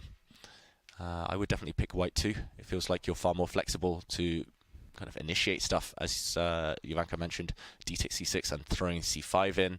Some knight a4 plans. I have a question. Some g4. Can I go knight g8? All the way home. Well, sometimes you have to go back to go forward. Home. Yeah, maybe knight g8 just to come back into the game either via f6 or e7. Yeah, first I thought to come from f6 to put pressure on d5 also. But can you still do your plan of going g4? Knight f6. And then you just sit on the fourth row, because that seems to be and I just the want to most take flexible. on d5. Ah. Maybe I can flick in this move though. Intermediate move. Yes, Yeah. yes, yes. Want to take back with But the what knight. about taking first on g4 and after that taking on d5? Will that make a difference? Take or not? And if I step forward, I just Knight want to get here at any cost. Knight e4, and we go into a really complicated rook endgame. So but good. yeah, white has all the targets outside pass pawn. Yep. It's not that Some easy danger. for Hikaru, actually. Yeah. Not that straightforward draw that we had initially thought it would be. Well, maybe g4, knight e7. What do you think about that? Knight g8, g4, knight e7. Yeah, I think this might be a cleaner path. And again, if I ever take this one, then later the rook will... h8, I have in mind. Yeah, the black knight has a beautiful square as well on f5, if it can get there. Rook e8 is on the board, not knight g8. Ooh, big decision, though. We didn't discuss rook e8 and just this rook trade. This one as well looks a bit dangerous to me somehow. We discussed rook f4, right? Yeah, we discussed rook f4. But not the exchange itself. Rook f4, the more ambitious of the two. if Wesley really, really wants to win, we'll see rook f4 on the board. Rook takes e8, safe, but maybe nothing to do there. No winning chances. Yes, because after rook e8, king e8, knight f5 cannot be stopped. That would put great pressure on the pawn on h4. Yeah, this is true. If I could somehow get my king to f4 and play g4, then I'd be very confident with white, but... Yeah, that's a good idea. Yeah, just knight f5, one move. And what about if you just forget about that pawn on h4? Because there's still a lot of stuff to be said. For instance, pawn takes pawn. So I'm just looking at forcing ways. And then now c5. Okay, let's say I don't get tempted to take. Yeah, I was kind of hoping that you would, but and then I wanted to maneuver. For some reason, my knight was getting to attack your pawn on a5, but now I can see that will be a journey to reach that. For some reason, I had like my knight arriving on b3, but I can see there's a pawn there. Yeah, and not quite quick enough to get to d4. Again, if you had one more move to sit on d4, you might be doing very well. Yeah. But black is in time with knight f5 to cover that square and to hit on h4. So it looks like a good move from Nakamura if the rooks come off. Looks like a very healthy position there for black. But the key question remains, will Wesley keep the tension? Rook f4, the only winning try, it feels like. Or take on c6 first and then rook f4. Yeah, something in conjunction with rook f4. Also possible to take on c6 and rook d4, by the way. Take and rook d4. But then you allow the knight to spring to f5. And then rook f4. Oh. Tricky. Tricky. And having in mind to play g4 later. I'm not sure it's so good, but it's an idea. Yeah, so either way, we're expecting him to keep the rooks on, or hoping for Wesley to keep the rooks on. And yeah, we'll check back in on this one later. You can see on the camera Nakamura's away, normally a show of confidence, and Wesley kind of staring off into the distance for a second. He's less certain about his winning chances. And yeah, we're back at the bird's eye view now. Where shall we go? There are developments all over the place. We haven't visited Nordebek Abdusattorov against Anish Giri for quite a while. This one has become crazy, if I'm not mistaken. Yes. And it's a variation in the break, Judith, we were discussing. Yeah. Let's jump in there. We see Abdusattorov with the white pieces. We had this isolated queen's pawn via the queen's gambit declined early in the game. And let's just backtrack a few moves. The position was looking relatively quiet just maybe 3 or 4 moves ago around here. White played queen to a4, though, creating a lot of tension. Black's knight retreated, and knight to d7 was the initiation of chaos on the board. All sorts of tactics. This knight hitting the knight on f6, hitting the bishop, of course, but more importantly, hitting the rook on f8. So this knight had to be eliminated. And suddenly, black's rook found itself trapped. And Judith, you mentioned that black had a safety first move. Anish could have probably just forced a very safe position with the move bishop to c6 immediately, trading off this bishop. And here we would have most likely seen a move such as d5, queen takes, and such as d5 coming in the near future, maybe even immediately. Yes, actually d5 maybe is kind of an unpleasant move, because after e takes d5, knight d5 is possible, though rook e6 seems to be not too dangerous for black. But there is something very interesting is cooking over there, the way the game continuation. Yeah, so instead of going for an equal position like this one, Anish showed his ambition. Instead of playing bishop c6, he first took on g3, a sacrifice.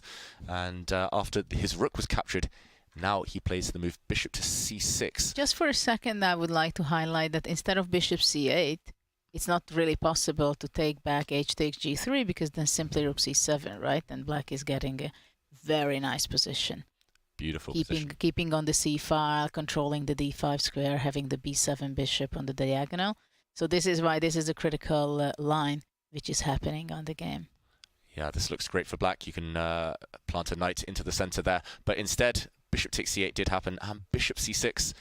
We see an exclamation mark, an exclamation point here, showing the best move for black. And the only move. The only move, yeah. Otherwise you would lose material, otherwise you would emerge and exchange down rook for bishop. So first you gain time against the white queen, and you have to be really careful where you put her. In the break when I was discussing this with Judith, my first instinct was take this pawn, but now the knight can drop back, whoops, and you gain tempo, you gain an important tempo against the white queen, and you save your bishop. You emerge with extra material there as black. So where to put this this lady. The question is where to go with the queen. To b4 it's not possible because then bishop d6, intermediate move, and then the bishop is taken. So queen b3, c2 or d1. Those are the alternative moves. Yeah. There's also, you can block the attack with knight b5. Although that might be a mistake because of queen d5. Queen d5 looks quite scary at first. Rook c6 must be the only move. Yeah. Wow, this is crazy. There's pieces all over the board. Which one do we take? And now I guess we take this with the knight. Ooh, computer hates that one. Yeah, because bishop b7 seems to be unpleasant. So maybe queen takes. If we go back, queen takes c6, and yeah, it feels like black's doing well at least, because this is pinned now. This bishop will drop in return for black's bishop, and most likely black has the isolated pawn. After knight b5, maybe it's also possible just to take queen takes c8, and after that, if white is taking the bishop, then queen d7, or do you have some knight a7 stuff? Yeah, the question is knight takes a7. Here, I really want to flick in this move, bishop takes h2, just because I can. Just now, king takes, I can move my queen out of the line of fire with check, and next move I win your queen. Nice. But if I move the king, more questions? Oh, wow, this is complicated. No, but black has two pieces for the rook, right? Bishop a4, so black is just better. Ah, yeah, of course. I can't do simple maths here, and we can just take, and black has, Yeah, I also got confused. There's too many pieces were taken by black. Black's two pieces are far superior to the white rook. Okay, so after queen c8, you have to take back the bishop, right? After knight b5, queen c8. Now, you wanted queen d7? Queen d7, yes. And that forces me, I guess, to take on c6. Well, it seems like that's the only move, and it's roughly equal. Yeah. But how is this position? Rook takes bishop. Sorry, rook takes bishop. Probably queen c6 is the best. If you go queen c6. Knight c6, knight a7. Just to put that on the board. Wow. All sorts of pins. There's a pin in this direction this time, and black emerges a pawn down. Probably still holdable, but you don't want to suffer here. Yeah. But, okay, why to give up a pawn if we don't have to, right? But the a7 pawn is going to fall no matter what. In that position? Not in, if you capture with the queen, you can actually go. Queen takes a7. Queen takes a7 anyway. Yeah, but queen b5 and queen b2. And white's still fighting for the draw. It should be a draw, but some work to be done. This pawn is attacked. This pawn is very weak long term. But the big question is, in the game, what happens if queen moves back, right? Yeah. Because white seems to have a material advantage, but I'm not sure because there's a huge attack possibility for black with the pair of bishops. So let's say queen d1. Yeah, maybe it's just bishop f4. Just bishop f4. So simple. Anish has been doing his puzzle rush tactics. So that's the hidden idea. You just move the bishop out of the way of fire. And I thought he wants to have some compensation going back to b8, bishop a6. The bishop is completely out. Queen d6, bringing the knight and stuff like that. But bishop f4 is simple, yeah? Yeah, even this looks like great practical compensation for black. Maybe not enough, though, after white just blocks. Still looks very scary, I must admit, for Abdusattorov. But yeah, Anish, he's calculated bishop some knight f4. f5, knight h4. Yeah.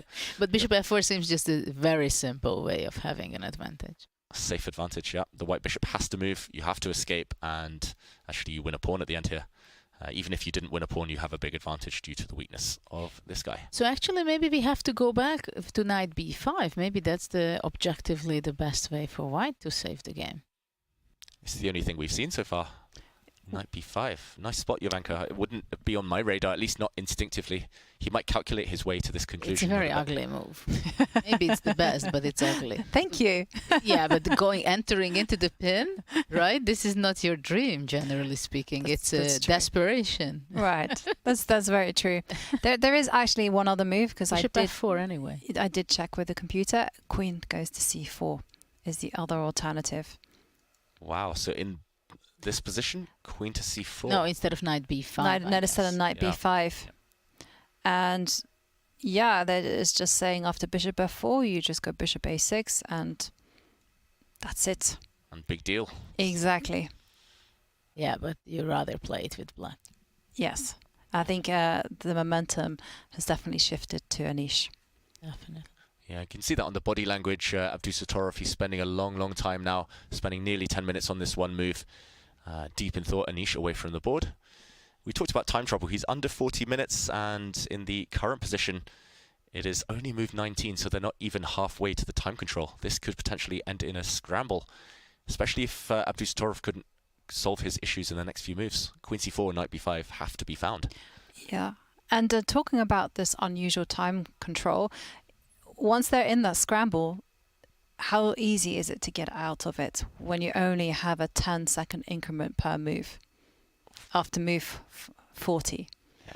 You don't get out. Exactly, right? Eternal damnation. You just enter into the time trouble, and then you practically have no time to go to the bathroom either. Right. I mean, it's not very easy to build up that time on the clock with 10 seconds. Yeah, that's an important point, Judith. Like, I've had that a few times myself deep into the endgame, and suddenly it's like, oh my god, I've only got 30 seconds left for the rest of the game, and I really want to run to the bathroom. Like, I can't focus. Like, the players need to get that out of their system, but so many kind of pitfalls before that point. 40 minutes pretty much for the rest of the game now for Abdusattorov and counting. I learned a little hack. Life hack. Life hack, or chess hack. When you're in that situation, maybe I shouldn't like publicly say it, but I'll say it anyway. Between the three of us and everyone watching, apparently what you can do is you can call the arbiter and go, I feel unwell. Stop the clock. Stop the clock. Woohoo! Did you ever try that? No, I don't have the guts to do that kind of rule breaking, but and also I don't have the calmness or the foresight to kind of like think I need that, and I'm just like literally on panic mode when it comes to time trouble. Yeah, there's those kind of life hacks in all sports. I know I used to watch a lot of tennis, and sometimes the players, they're like, oh, I need an injury break just because they're playing really badly, and then they get a little nice massage, and then 5-10 minutes later they go in and play again, and normally they tend to be fine. But yeah, there's little kind of tricks of the trade that you can use, but you don't want to be kind of relying on that. Well, you don't have these timeouts in the game. Yeah, unless you're feeling unwell, Jovanka. Keep that to yourselves. Don't try it too often, please. Don't try it at home. But yeah, difficult moment. Now, almost 12 minutes in the tank for Abdusattorov. He's realizing now that he has to backpedal. It's definitely white playing for equality here. No more chances of the advantage. And maybe that's not what he was banking on when he initiated this forcing variation. Yeah, probably when he played knight d7, it could easily be the case that he just thought about the simplification, which we looked for the first line, right? Exchanging the knight, the bishop, and simplifying the d-pawn, e-pawn exchanged. And then it's a very unpleasant situation that you have to face with something that, oh, I thought I'm just simplifying and it's going to be a draw. Let's go to the Armageddon. And then suddenly you realize that, well, if I go queen c4, if I go this or that, and he plays queen c4, it's not really bad for white, but it's kind of he's the one who has to pay attention to make sure that he's not ending up having really isolated the pawn with the passive play. Yeah, and Anish, you can tell he's calculated this in advance. He predicted queen c4, a little bit of hesitation, but just very wisely, very professionally checking his variations, and he'll play bishop back to f4 within a few seconds, it looks like. Okay, taking his hand back, away. Good thing there, you know, because we've seen so many opportunities that have been missed because we've instinctively reached out for the move. The worst is when you actually have your hand on the piece and your brain goes, hang on a second, you could have played this and you would have won on the spot. And you just literally go to your brain, but why did you not suggest that 10 seconds earlier, you know? Why wait until I've actually committed to moving that piece? Happened to me a few times. It was very frustrating. Yeah, sometimes the eyes move faster than the brain can kind of click into gear. Yeah, so definitely it's worth a moment or two to pause, especially if, like Anish, you have a lot of time on your clock and bishop f4 on the board, and that whole variation we showed, Judith, where white is suffering slightly, but should be fine ultimately. Yeah, really nice way that Anish has played this game so far. And how about this clash? We talked about Hikaru and Wesley. How about this one? If it went down to Armageddon, is Abdusattorov a favourite? I'm sorry, I have a very quick question. Ooh, Can't white go away with the rook and after queen c8 to play d5? Wow. Okay, let's jump back into an analysis board. Good spot. I just want to see what's there. Like rook c2, let's say. Okay. And I want queen to take c8, d5. Okay, so hitting this one and some attacks here. Also, yeah, 2 bishops under a fire. What is black's best move? I didn't see a way to deal with this. But the bishop is trapped on c8, and you do have some moves. Bishop trapped. Ah, okay, yeah, actually in this Bishop position. h2? Yeah, no, not in the d5. Just one move earlier, because I feel that's the time when we have to run through everything. b5 maybe. Yeah, I was thinking b5. Yeah. Just to try and deflect away the white queen from. Also, queen c7 was a tricky move. Ooh, yeah. Queen c7 as well. c7. I know, but queen c7, bishop a6, defending the queen. Right. You wanted, for example, if white. Yeah. I don't know. Let's say plays. Oh, I don't know. Plays rook e1. Some strange move. You want to take this pawn. Yeah. The king Pawn moves. and the g2. Check. And then yeah, this that's queen what drops. I had in mind. Yeah, so maybe b5 here, and the idea is after knight takes pawn. Okay, still a bit tricky, but at the very minimum we can take this and take now on c8. Maybe there's something even better than this for black, but here again 2 bishops against a rook, big advantage. Okay, but bishop a6 on the board. Yep.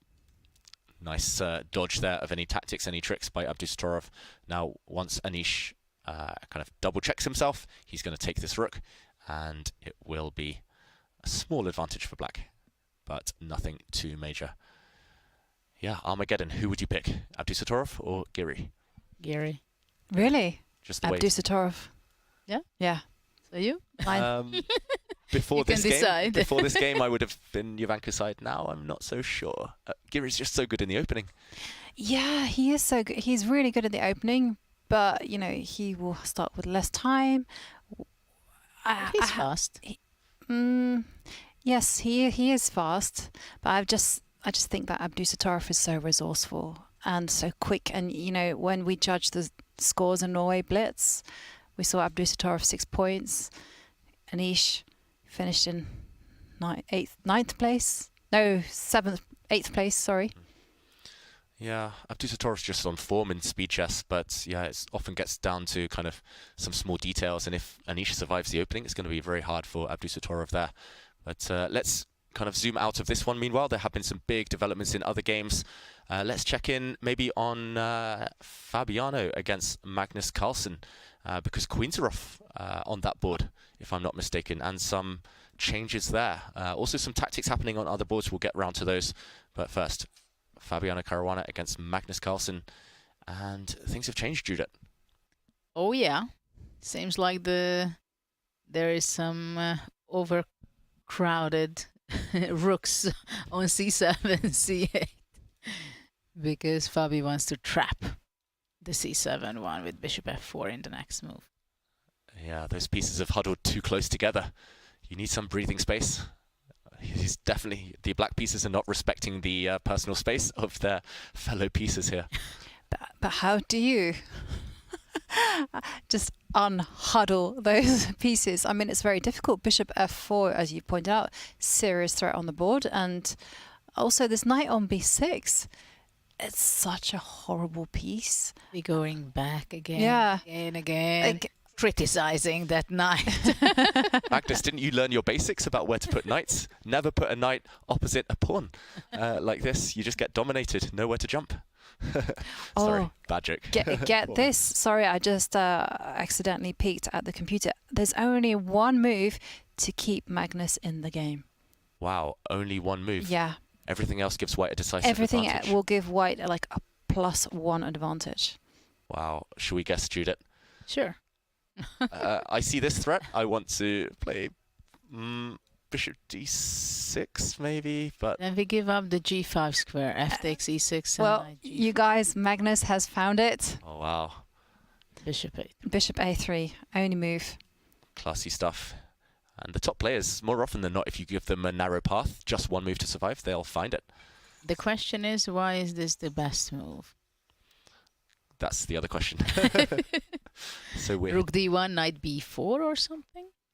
Maybe Looking just for counterplay? wants to move the knight out the way to give the black rook on c7 some breathing space. How does white react, first of all? You mentioned rook d1. Do we want rook e1? Which one? Yeah, rook e1 or rook d1, it's a big question. Or rook Rook c... e1 looks kind of more logical to be on the e file. Potentially setting up some tricks against the black e6 pawn. Yeah. Yeah, should we jump in with some Yeah, lines rook here? e1. Let's go rook e1. Okay, let's jump in and let's play rook e1 on the board. And knight b4, right? That's the idea. Must be the idea. Let's just point out that pawn takes pawn will backfire on black because this rook is trapped. White wins material, so knight b4 we're assuming. Yeah, there would no change with bishop a3 in this motive. Now the question is whether knight e5, for example, that's also possible. Or just simply, let's start with f takes e5. Yep, f takes e6 first. Take. Yeah, knight g5 or knight f4. Oof. If there were queens on the board, you'd be checkmating black by this point with a knight on g5. But where do I run? Oof, let's say I run somewhere. g4. Bishop d7? Or, yeah, bishop d7 maybe. And now, how do we keep the momentum going? Knight f4. Knight f4. Oof. Even without queens, Judith, you want to... Well, I don't know, but it's very tempting to go with knight f4, knight e6. Well, now actually the rook on e1 has its plus that I can go somewhere on the e file. At the same time, bishop b4 is not possible and grabbing the pawn on the e5 because it's going to be hanging, right? Though it's a very nice mate, checkmate. If let's say if it's right to move. Okay. Let's say if you just make a move, rook b8 or something, nonsense, just to show the fun. Bishop b4 takes, knight d5, bishop e1, knight e7, knight f7. Just for the fun of it. Definition of smothered mate. I thought you were going to go with this one, Judith. Just on the theme of checkmate, I thought you were going to take here and king in the corner, and then... Oh, wait, where's the checkmate? Then it's no mate. Oh. Or is there? I thought I was seeing something flashy here. Maybe there's no checkmate. It's winning, but no immediate checkmate. It's wow. Knight e5. Knight e5. King h8, knight g6 is not mate. You want to lift the rook. But unfortunately, black has the saving grace. Just g5. Yeah. And bishop d2. Ooh, heartbreaker. Bishop d2, just to drop back and block any checks. Yeah, this won't happen if we're questioning that at home, but it's the type of thing that are on the players' minds. And right now, it looks promising though for white somehow. Rook e1. It feels right instinctively. Of course, Fabio will back that up with deep calculation though. 30 minutes left for him against almost 40 for Magnus. Rook e1. Yeah, I don't think he needs to look too far beyond that. That feels like the most active square for the white rook. Still some tactics coming, so why not put your rook on an active square potentially?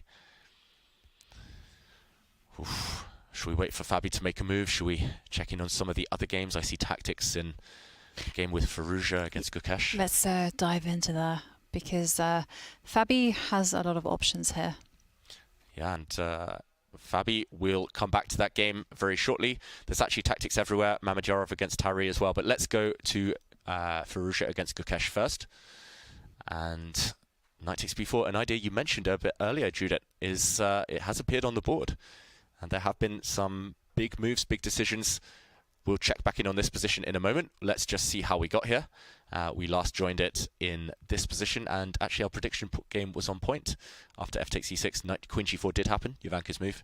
Knight e5, the queen dropped back, and now, utilizing the fact that this bishop is only defended once by the white queen, black has grabbed a pawn. Well, there is some action gonna happen. Maybe bishop h6 now? Yeah, this bishop's dying anyway. Might as well throw it out the way. But bishop h6, well, I know it's too late. should have been better. It would have been better much earlier, but let's say bishop h6, knight d3. Let's jump in with some variations here. Bishop takes h6, knight b to d3. Everything's hanging. This rook, this pawn, this bishop. Yeah, we should point out as well, every time white wants to play knight e4, it will backfire due to the move knight f3 check. You've kind of cleared this diagonal, clearance sacrifice. If the pawn captures the knight, then this will end in checkmate. Nowhere to go. So this is going to be very relevant for the next few moves. Absolutely. Yeah, so maybe bishop takes h6, this line we showed there, Judith. Looking good for black. Or at least visually, looks very appealing. Just everything hanging in the white camp. So can we put a spin on this? Can we do it differently somehow? Yeah. Well, I don't see a way to do that one differently, but I see a lot of options. Like, so I guess you could also, no, you can't. Your tactic there, literally, you spelt it out for us. Because I was like, maybe you can go knight e4. But literally, the one tactic that you showed, yeah, I've fallen for it again. Yeah, knight e4, black will throw the knight out of the way with queen, knight f3 check, and the queen infiltrates. Yeah, so you can't do that. And is this safety first if we just take this knight, queen takes, and then just take this pawn? I was thinking about that too and tried to kind of play opposite colour bishops, but it does feel that black has a lot of play on the dark squares. Well, and the a3 pawn is going to be a strong one, not a weak one. Yeah. Finally, and also, yeah, bishop b6 going back to the diagonal. It's very dangerous for white. Yeah. I think this is not an option what Firouzja is calculating. But what else? Simply, the bar is roughly in the center, and black has grabbed a pawn, so there must be a solution for white. I sense time scramble incoming under half an hour now for Firouzja. You need something now. What is it? Well, maybe what do you think about playing rook d1? I don't know which rook, but one of the rooks. Let's say the a1. That's the logical one. And after knight d3, bishop e3. Creating a pin here. How does black unravel? Can you try to cement that knight with c5? Yeah. b5. Sense. c4. I'm coming. Push those pawns, Jovanka. I do like that comment from Tor that says that Tony that says pawn has been on a3 since the Middle Ages. What about f4? Yeah. Oh wow! In the there at the end. Oh, at the end of that variation. Yeah. Okay, so rook d1, knight into d3, and here f4. It's not good enough that black can just push pawns. White wants to get some of the action too. And wow, crazy stuff. But I'm defending this knight sufficiently for now, I guess. So can I just move? You just move away? I mean, I'm reluctant to move, but just looking at Maybe the C4. tactics, maybe you can go c4. Yeah, maybe that's the one which is killing. I tell you one thing that I Look have at that. learned so Look at much. that. Bishop g5. Whoa. Whoa. On the board, bishop here. We were looking at every square other than this bishop g5 move. Double exclamation mark from Alireza Firouzja. That What means a beautiful move. best What move. an amazing move. Wow. Yes, it's strange because you would always just think bishop takes pawn, capture, and here this is the best move. Attack the rook. Wow. Absolutely brilliant. Incredible move. Yeah, and let's try to get to the root of this. The bishop can be captured simply. And there we see it is a brilliant move, an unexpected and amazing move. Of course, putting the bishop on a square, it can be taken for free. But the black knight will then fall. And after pawn takes bishop, pawn takes knight, this black pawn structure is really shaky. Later, you can't do it yet, but later you can hope to get your knight in to take this pawn of black's king. Very weak. Beautiful stuff. And also, if the black king ever has to run into the corner, it's no longer going to be safe. It's going to get hit by the white queen. What a beautiful move, bishop g5. Bishop g5. That's a mark of genius. We know these players are good, but that's another level. I think it would have taken me an hour, and I would need to be told that there was a good move in order to find that one.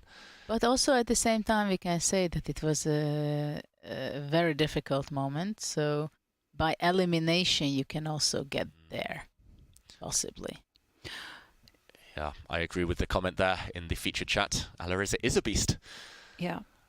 And okay, let's go back to the bird's eye view because I can actually see that one of the games has finished in a draw between Mamedyarov and Tari. So we will be seeing our first Pre-Armageddon.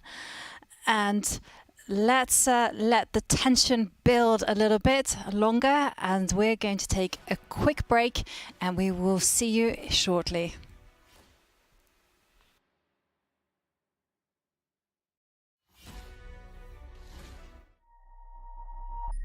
Did you teach certain positions or openings or middle games, or what did your training people look like?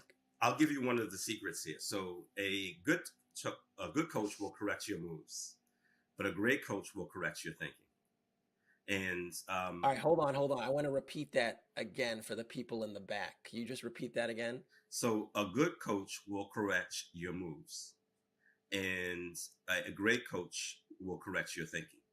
So really part of the magic of coaching is holding a mirror up to a child so they can see their own thinking. And sometimes you made the move because you were overconfident, you were dismissive of your opponent.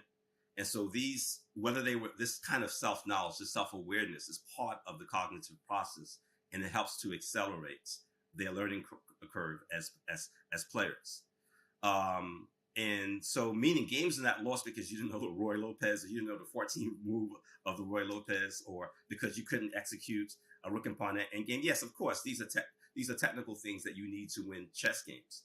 But games are also lost because of lack of self-knowledge. So the issue of Spassky losing to Petrosian, I tell the story many times, but Spassky lost the world championship to Petrosian in 1966. Spassky goes back to Botvinnik and he says, why did I lose? Now, many people may not know, but Spassky was an incredibly talented chess player, right? In many ways, he's considered one of the first universal chess player. He can attack like Tal and he can defend like Petrosian, but he loses this match. And Botvinnik told him, the great talented Boris Spassky, did you study Petrosian? Right? So meaning he didn't think it was important to study the opponent. The famous line from Sun Tzu, know your enemy, know yourself, in 1,000 battles you will never lose. He just thought it was about Spassky. And so he had to take the time and recognize that he needed to understand Petrosian. Beating you means I must understand you. Chess is a conversation, is a dialogue between two chess players. So by 1969, he knew what to expect at the chessboard. He has studied Petrosian, and he eventually becomes the 10th world champion.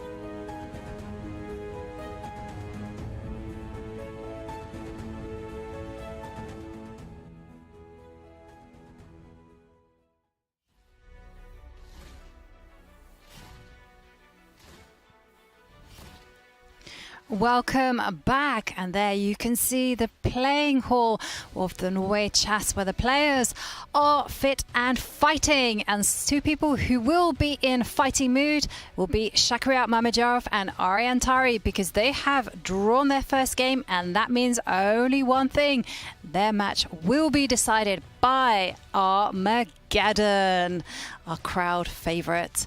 And David, talk us through how that result happened.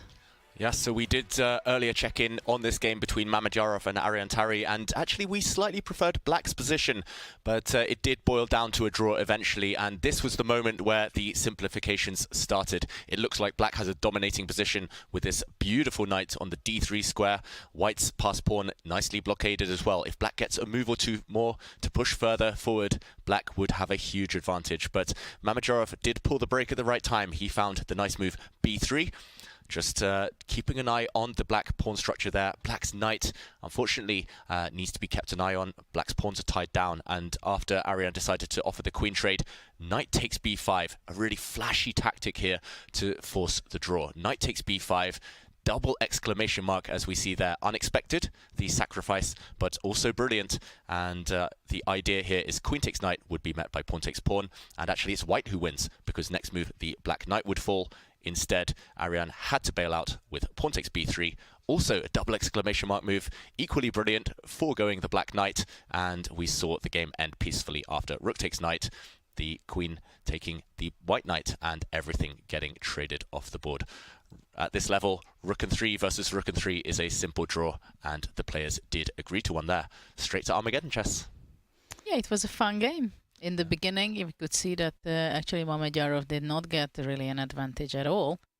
In the beginning of the game, Black Tari played very well, very actively, defended his pawns on c4, and then he went on, exchange in the center. So it was a very balanced game. Good play. Good, Tari. Yes, but the play must continue because they will be playing the Armageddon. And you mentioned that Shaq didn't get too much of an opening advantage. Do you think he will switch it up? This is a very big question, because I've seen previous events that many of the players, they follow up with the same preparation, they go on with the same line, right? But I'm not sure. I think Shaq can easily switch. Depending on his mood, whether maybe he was not so happy with the opening, and let's face it, he has to win. It's a must-win situation for him, and he knows it that he's very fast, he has more time, so definitely he wants to pose problems to Tari, and I think there is a good chance that he will switch. Yeah. And well, we'll find out, because the game will be kicking off in roughly 15 minutes time, and of course we will be there following all the action. I can't wait for Armageddon. It's my personal favorite. Well, the players have to really switch completely in a different mode with their mind, while they had the time calculating, making strategies, deciding, making decisions after so many minutes that they were spending during the game. Now they have to switch completely, and intuition comes into place. Yeah, and just while we wait for that Armageddon action to begin, let's jump back into some of the games that are ongoing. We left this game between Nodebek, Abdusattorov and Anish Giri just a few moves ago, but suddenly things have changed. Queens are off the board. White is left with a really desperate defense here. He does have a huge weakness on the d4 square, and my only question here is, how big is Black's advantage? Do we think he can convert this one, Anish Giri?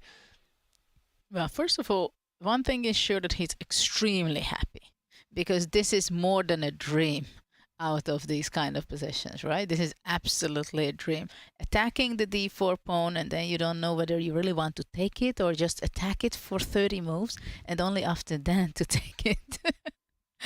So I think Abdusattorov is in huge danger right now. I mean, can he take the path of most resistance and go active with his rook? I mean, obviously that's going to be the plan. With white. Yeah, with white. But Black to move. But it's Black to move, so yeah. I know. Knight takes d4 right now is not clear, because rook d1 is not possible to knight check, right? To e2. So after knight d4, white has to take on d4, rook d4. White gives a check on c8 first, in order to push away the king to h7, so the f7 pawn is not protected anymore, and then rook c7 with a double attack. And now, of course, it can continue playing king g6, for example, with the same idea and pattern going to happen after rook a7 to give a check on d1 first, pushing the king to h2, and after rook d2, both pawns are under attack.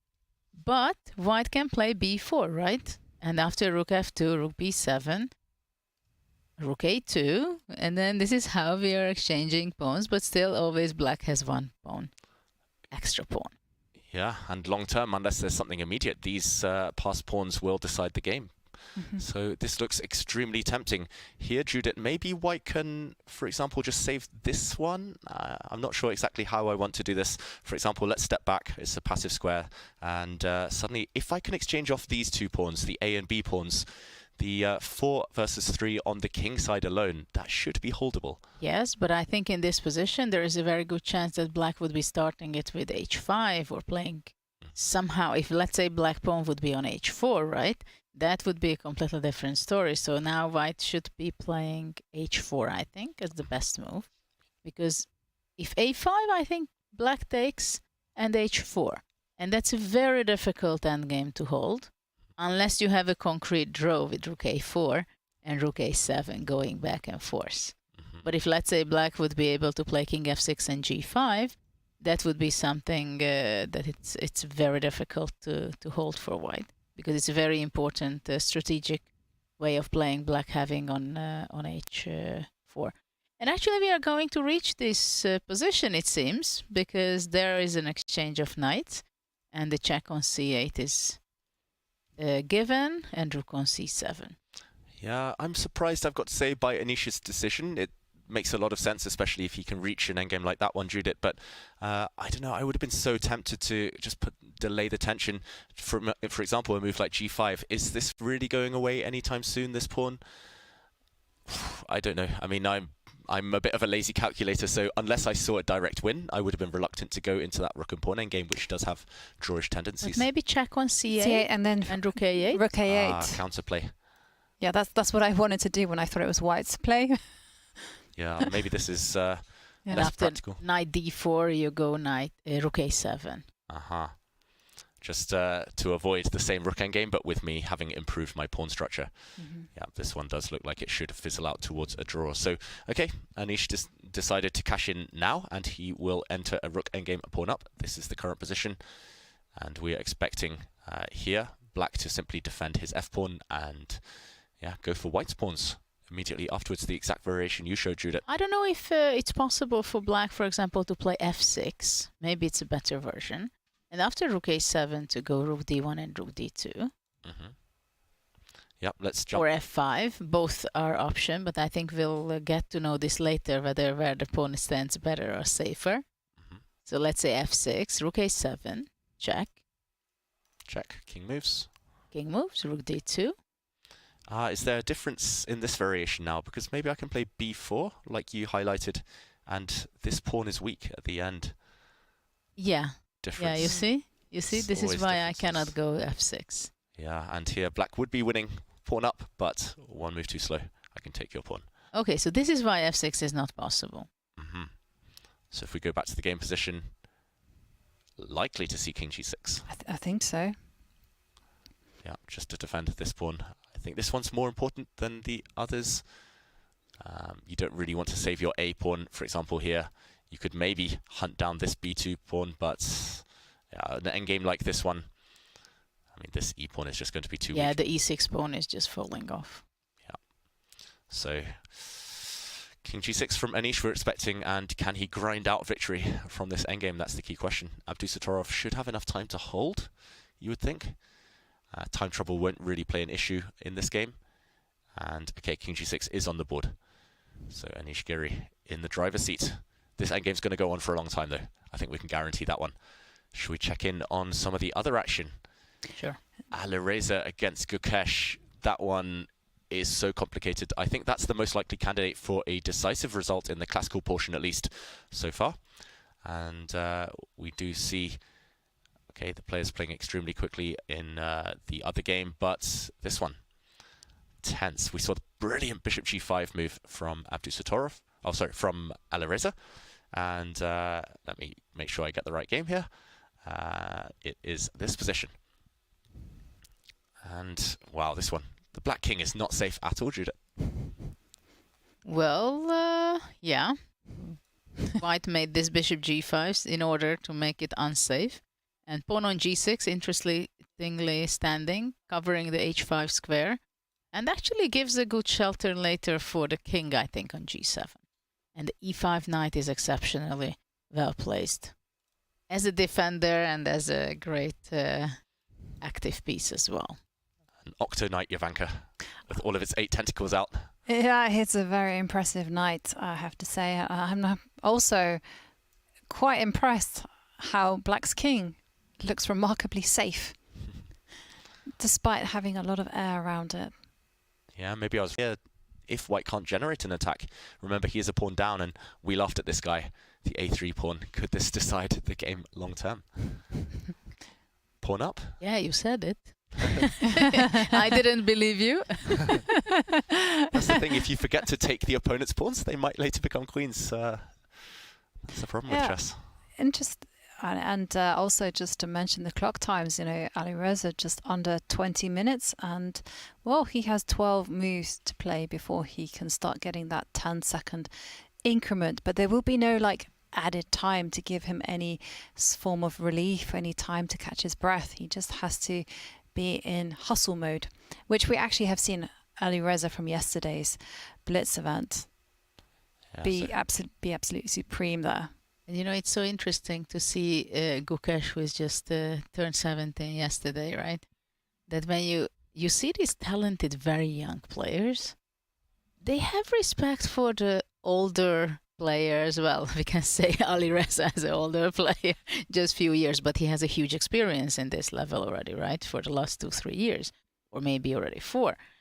And I remember when Giri was, for example, 15 or so, and I was playing with him in one tournament, and you can see on him they have this extremely great self-confidence. You're on the edge whether they really respect you or not really. They just criticize you, asking questions.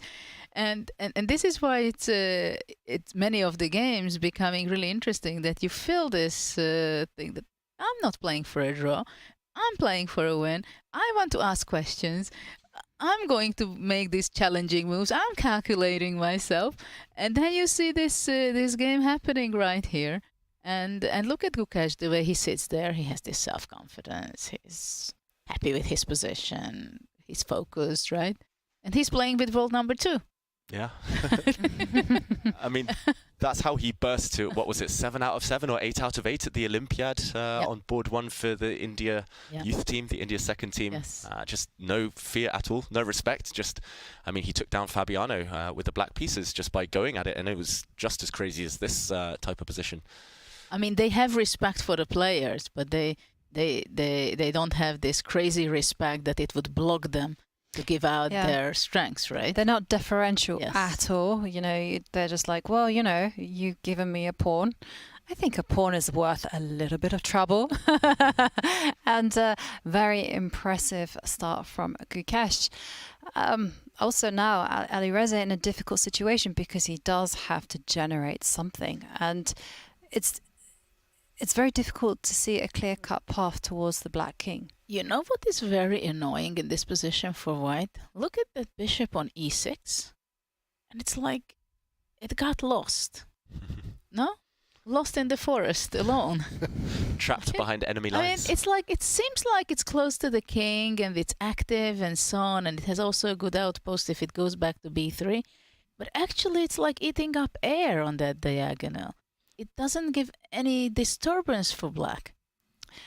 No, it certainly doesn't give any disturbance, but I think that this will be something that Alireza does have to focus on, and he'll be using some time on his clock to deal with, because, well, we do have an Armageddon about to start any second now, and there we can see Tari playing with the black pieces, getting ready to meet Shakhriyar Mamedyarov. And, well, Ariane will start with 7 minutes on the clock. Mamedyarov 10 minutes. Who is our favourite?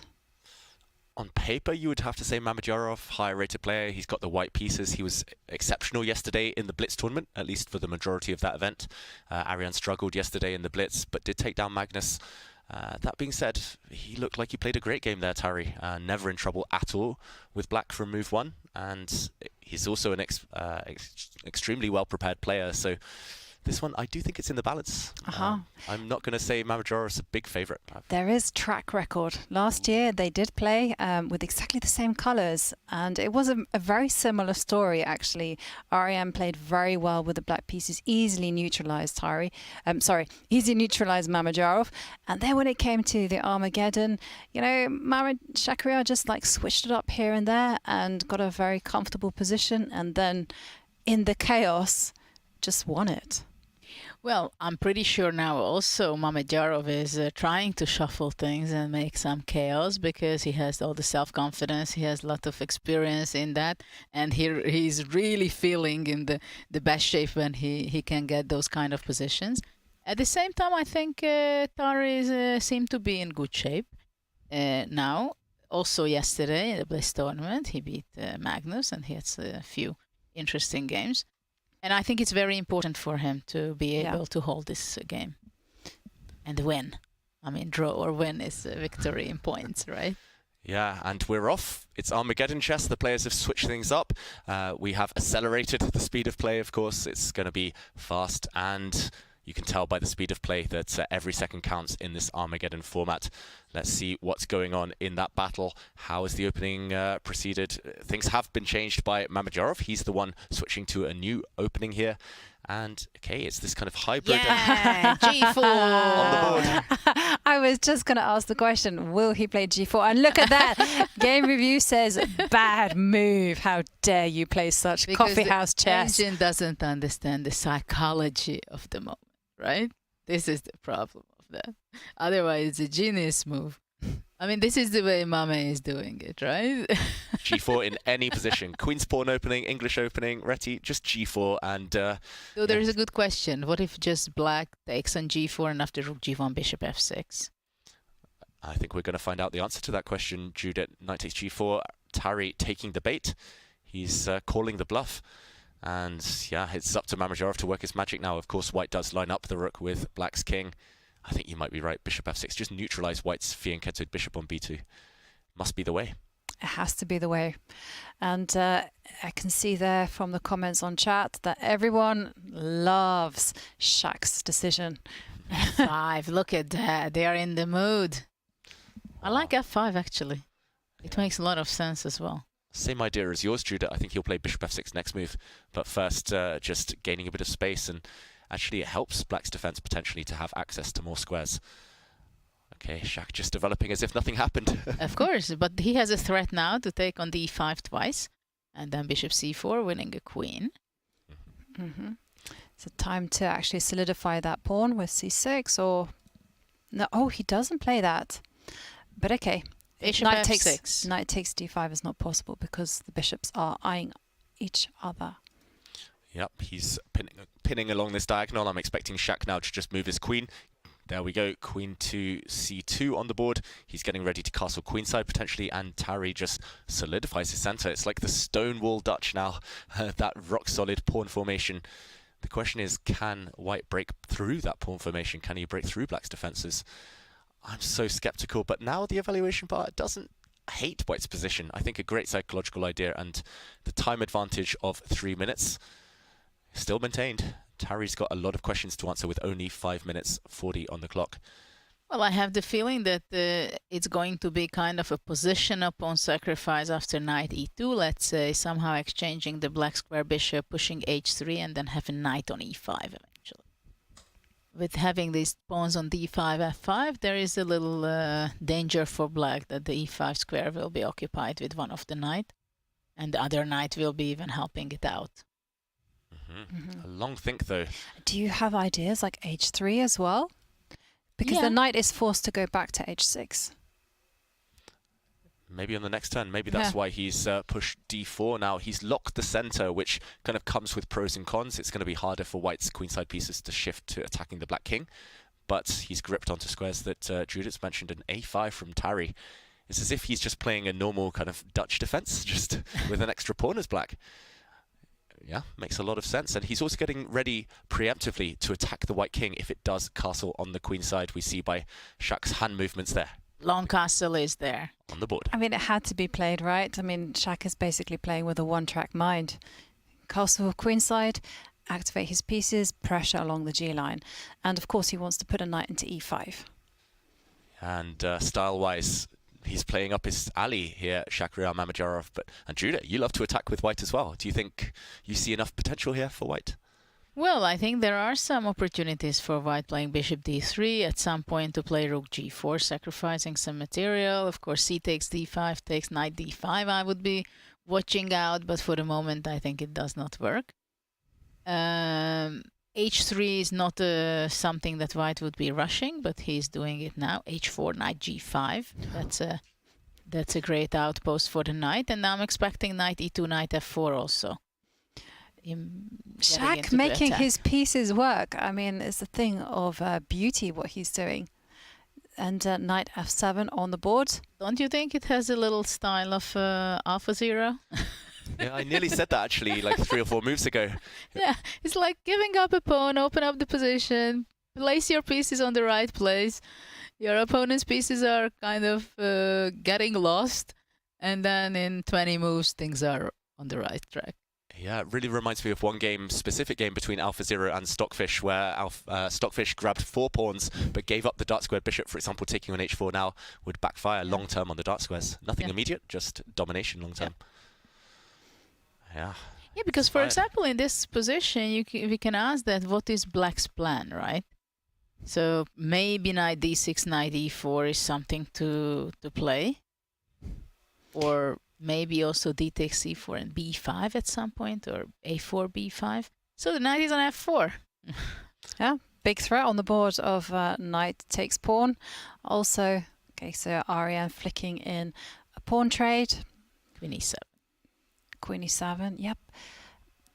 Ooh, rook e8. Feels a bit shaky for black. The knight can come to h5 if you're desperate to kind of chop this bishop off later on. And despite the fact that the a file is open, the black queen can give 1 check, but the white king will always be safe enough. It's very hard to deliver checkmate if the opponent has a fianchetto to a bishop like white does on b2. He's going for knight h5. And yeah, this one's still in the balance. Anything could happen, but clockwise, Tari, 4.5 minutes. It's going to be hard to defend. You've got to say it could be decisive. This time disadvantage for him. No easy moves. Well, and the bishop is getting off the board. The f6 will be captured. He's just got to move fast here. Just queen e7, just kind of sit and hope. And can he try for b6? You know, just go bishop b7. You know, at least get that piece somewhat into the game.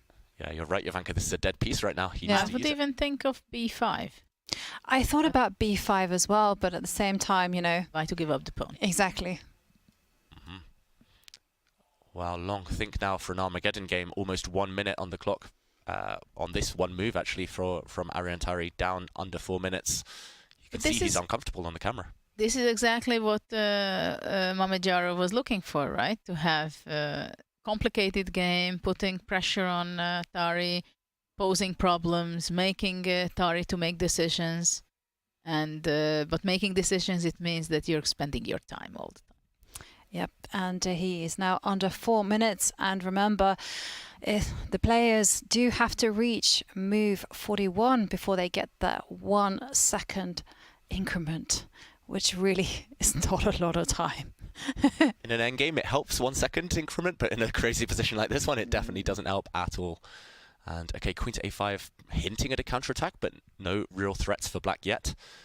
How is Shak going to improve his position? I would be inclined to just kind of develop and hope that the tension favours white a bit later on. Well, knight g5 is a very tempting move, isn't it?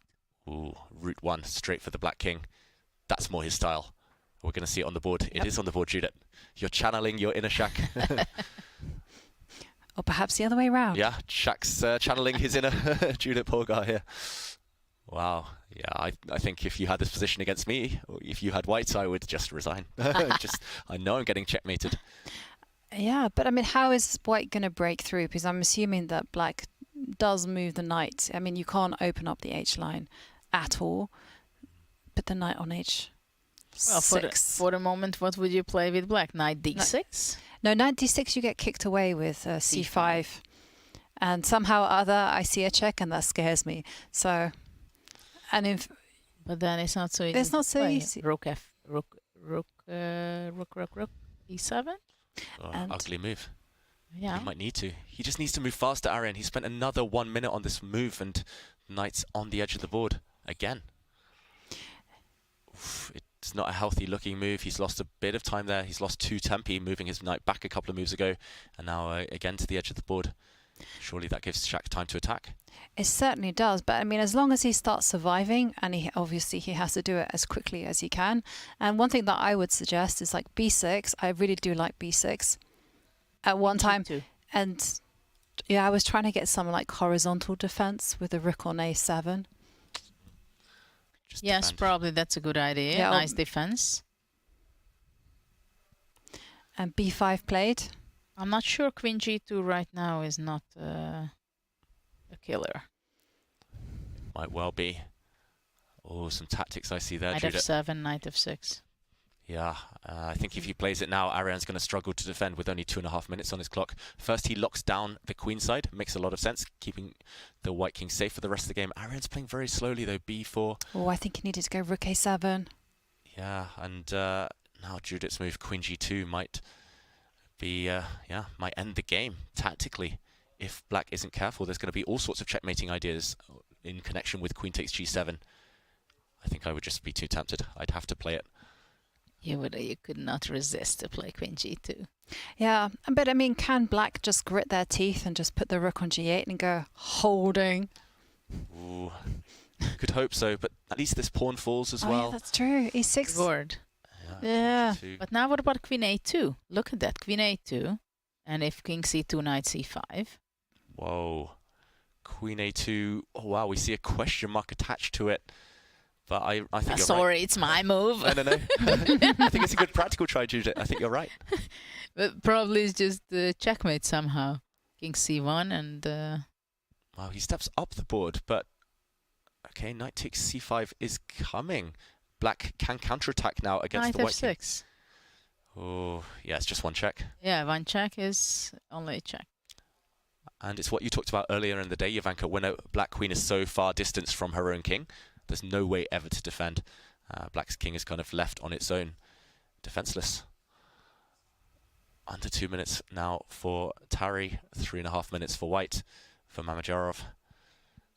How to defend this brutal attack. Just want to throw the white knights out the way. Right, I mean, are you forced to go rook g? Oh no, but you have rook a1 happening as well. Oh. He's trapped his own queen. Wow, big threat of the black queen being trapped simply. Maybe that's why he this last move was deemed an error by the computer. Arian jumping in a bit too early, a bit too soon with the black queen. This one looking very strong for white. Oh, he pushes his rook forward. Okay, defending g7 makes a lot of sense. Okay, so the first question is, rook can you just bank it and go rook a1, win the queen? Yeah. Well, if you can't appreciate the extra queen. It's not Shaq's style, though. Shaq is not greedy. He wants to be the one sacrificing his queen. I fully understand that you just want to go knight h7, right? Yeah, or knight e6 or knight h7. Just get the knight out the way, then eliminate the bishop, then crash through with the white queen. But no need for such beautiful chess when caveman chess works. Boo, Rook a1, he has gone for it. A professional. Yeah. Now it's just a case of being clinical. And Arian now just over 1 minute and it's move 26. So still needs to make 14 moves here as black in 1 minute. Yeah, knight takes c6 looks like a killer. That knight cannot be touched by the black rook because white will break through on the g7 square after eliminating the other bishop. Those two white knights just too strong. The destroyers of the position. And Arian, unfortunately, he can't get his rook across to a7 to launch any counterplay because his own knight is in the way. Yeah, it would be a great idea. Yeah. But those knights on g5 and h5, they are killers.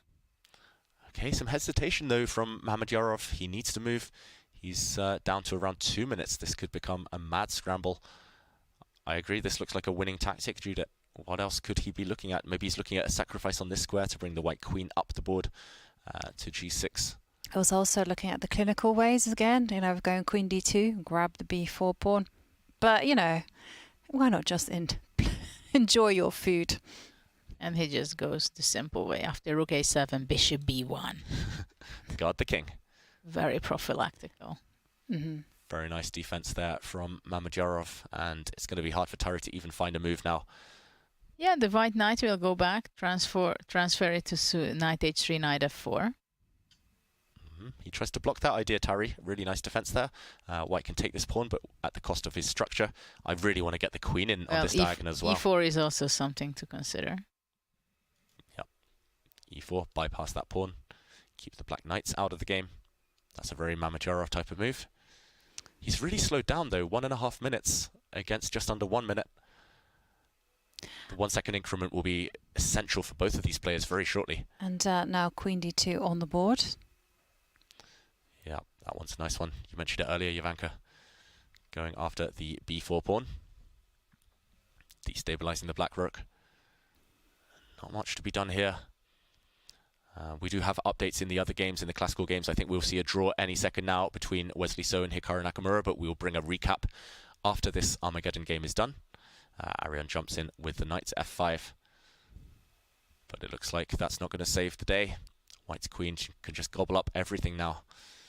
And it has, and also the queen will find a way to get to b8. Now, will he trade? Will he step forward with his e-pawn? I mean, White has so many beautiful choices, and Mamedyarov has the time just to put this game away. Yeah, he has the time, but we're not quite at move 40.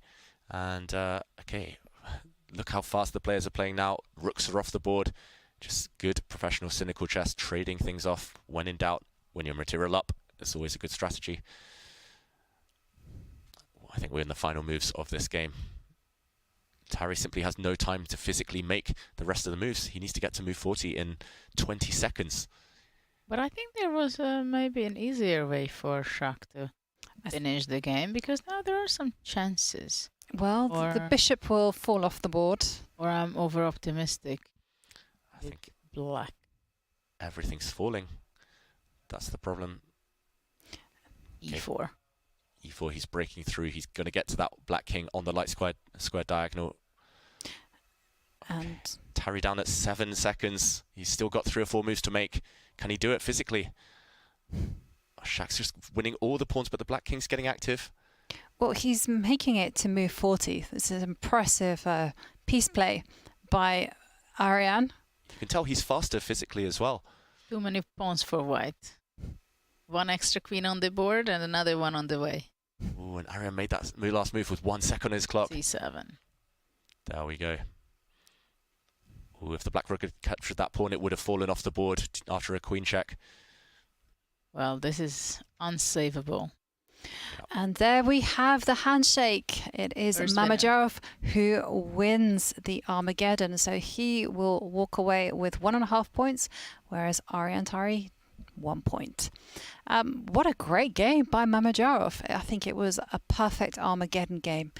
It was fighting chess, aggressive, and he put pressure on Ariane from the get-go. Basically, he could convert his strategy, what he had. He could implement it very well in a game, right? That move 8, or it was move 6, g4, just give away a pawn, make a mess with the pieces of Tari, right? Yes. It has to make a decision, wasting time, long castle, jumping with the knight g5, knight e2, knight f4, knight h5, and then let it go. Yeah, and someone who should be taking notes on the Mamedyarov strategy is Wesley So, because he will have the white pieces against Hikaru in our next Armageddon game, which will be coming up roughly in 15 to 20 minutes. Yeah, I'm looking forward to that one. 2 great speed players facing off in Armageddon. And meanwhile, we see a game in front of us on the camera there. We see Firouzja against Gukesh. We joined it earlier, just before we jumped into that Armageddon game. And we thought Firouzja in big trouble. And he's not just in big trouble on the board. On the clock, he's got 20 seconds left. And he's not getting out of time trouble there. Versus 25 minutes of Gukesh. It's not a good news. And he has 10 moves to make in 20 seconds. He's got to make every move on an average of 2 seconds. Okay, do you think he can do it? He's a good blitz, great bullet player, but over the board, it takes time. He'll be knocking over pieces if Gukesh throws in a random move to surprise him. Knight d3. Rook to d1. And Plays it instantly. Oh, there's What tactics. about knight f2? Yeah, and here we see rook d1 branded with a question mark. Not the best move, not the best defensive idea. Knight I think c1. But knight c1. Oh, shoot it. Yeah. Game over, right? Jump to c1. Hit the white queen, and the white queen is overloaded. You will take this rook, you will take this pawn, and you will win the game. f2. Yeah. Yep. Knight c1 on the board. If he finds it, Gukesh, 24 minutes. Yeah, should be plenty of time. Well, this is exactly the moment, right? When you have to win the game with black. Otherwise, you're going to curse yourself for the rest of the tournament. When you have 25 minutes yourself versus 20 seconds and the better position or almost winning position, and you wouldn't find it. So you have to make sure that you do the right calculation. Yeah, and I've read, I think it's Gukesh who does some meditation sometimes, and some, I think this is the perfect moment, 23 minutes. Just kind of calm down your breathing, don't rush, don't keep kind of speeding along at your opponent's pace. You have all the time in the world. He knows as well, he's got a dominant position, so he will just kind of take a step back, zoom out, as we were talking about earlier, and after a bit of calculation, he'll go for his move. He needs to forget about Firouzja's clock. He'll probably win on time anyway, but he wants to win on the board, of course. He's a great professional, Gukesh. 20 seconds from Firouzja, though. It showed, we discussed it earlier, the players, they haven't necessarily adapted to classical chess after the blitz action from yesterday. certainly not. And also, Gukesh just played a very good game. You know, he made it very complicated. He forced Alireza to be on the back foot, burn the time, and the result is this. And I agree with you guys. I think Gukesh knows how to win these type of positions. He knows when he's going to take a pause, and it's this moment when you look at your young opponent and you think, my God, you're just 17 years old. How is that possible? Yeah, and this position looks winning for black. I just want to point out the black a3 pawn as well. Covers b2, no checks. Beautiful strategy from Gukesh. And okay, wow, action everywhere. Let's go and check out another game, this time between Fabiano and Magnus. And those two heavyweights. It looks like Magnus in deep trouble in this game. I think he might have just, has he blundered? Has he missed something? He's yeah, lacking squares for the black knight right now. There could be a devastating attack against Magnus's king. And the clock situation, he's got time, 14 minutes for Magnus against 8. But look at him on the camera, Magnus Carlsen, looking away, leaning back in his chair. The problem is how to defend this black knight. Well, you can't, because if you step back with the rook, then white simply goes rook takes knight, and there is a terrible fork on f6. So you can rule that one out of the equation, and that means you have to move the knight. Yeah. Yeah. You have to move the knight just to show that variation you mentioned, Jovanka. And rook e5, last move on the board. I don't see what he can do. If he moves the knight in another direction, for example, if he steps it back here to try and trade, then I think there will be consequences in the other direction. A knight check. Where's the king going? The name of this mate, Jovanka, you're the expert here. Is this? Arabian. Arabian checkmate. Rook takes h7 and the black king is trapped. Knight c3. Knight c3, I mean, but still, it's the same problem, right? Knight check. The knight will come to f6. You have a check. Oh, the bar drops, though. Does black's king have to just run for the hills? I think so. Run for the seas. H4 oh, wait, mate. this won't mate. Yeah, this won't work. Yeah, maybe I have to go back in this direction to hit your rook, at least survive one move longer, but just to show that one, Judith, there's all sorts of checkmates. The black king facing white's whole army on its own. This is on the board. This position, Magnus, how is he going to survive? I thought we'd see an Armageddon here, but it's just been, yeah, beautiful play by Fabiano Caruana against the French defense. Knight f6 on the board. Just goes to show, you know, you have to maintain your concentration at every stage of the game. And one signs. Slip up and that's it. Wow. Whoa. That is a great start for Fabiano Caruana as he wins against Magnus Carlsen with the white pieces and nets 3 points. Magnus' woes are just continuing. Yesterday was a bad blitz outing. Today, starting with a loss. Yeah, he's had a torrid time so far, Magnus Carlsen. Just maybe showing a bit of rust. This was his first classical tournament, his first classical tournament game since January, since the Tata Steel Masters. And at this top level, small margins decide things. And Fabi looking fresher there. Yeah. And of course, Fabi actually coming off a great victory in the Bucharest Superbet, where he won that classical event. And obviously, he did very well at the Chess Kid Cup. Fabi in great form. Yep, Fabi in great form. And let's go back to that time scramble that we were focusing on a bit earlier. Can Firouzja make move 40, gain that increment with only a few seconds on his clock? Well, he had to give up his exchange after knight c1 and trying to hang on there. But if I'm not mistaken, he has 6 seconds to make 7 moves. That's more than 1 move per second. If this was online, if you could pre-move, that might be possible. But here, a mouse option would be helpful, right? Also a terrible position for white. Exchange down, material down. Unless you can. How bad is that? I mean, you can mix it, right? So you can see situations where black is a little bit careless with their king. I mean, is it queen f4 that black has to go back, or is it rook d2, the winning move? Still, I think 1 or 2 precise move is needed from black. Yeah, one thing you must not do, you must not even dream about, is going bishop takes knight check. If you do that, you might be in huge trouble. Don't get rid of that bishop. And wow, Gukesh, I would have played the consolidating safety move. He's gone in with the black rook. Has he calculated that there are not enough checks? Maybe the other black rook is coming to take on f2 and just checkmate that white king. There's some calculation to be done there, perhaps, but it feels like there are multiple ways to knock white out here immediately. And look at Firouzja on the camera. He's not even looking at the board. He's got 4 seconds left. 6 moves to make in 4 seconds. It's just clock handling. It decides games. Increments so important for there these are players. miracles, you know. They do exist sometimes. Just here, it's hard to imagine, Judith. Yeah, if Alireza survives this, he will live to be 1,000. Yeah. Well, interesting thought. You can tell he wants to resign. I feel bad for him. Firouzja, he leaned back for a second. It looked like he was about to offer his hand. No way. Okay, he takes a bishop. Wow, he didn't even use 1 second there, Firouzja.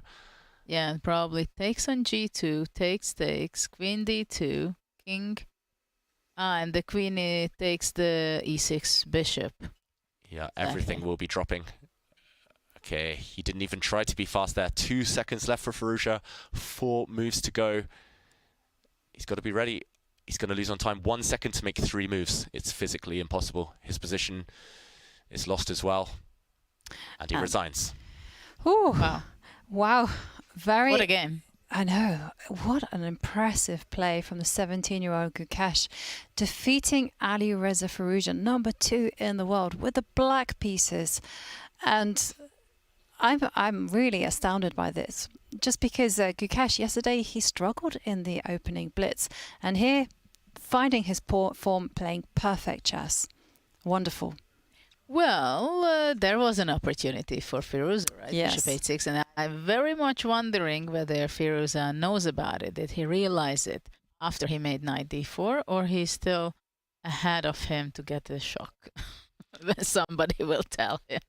Yeah, I don't want to be the person who tells Firouzja he missed a potentially winning move earlier in the game, but what a big day. Judith, Jovanka, we've seen the world #1 and the world #2 in classical chess both lose in the classical portion of Norway Chess. Just huge shocks, and especially Firouzja losing with white. Who would have expected that one?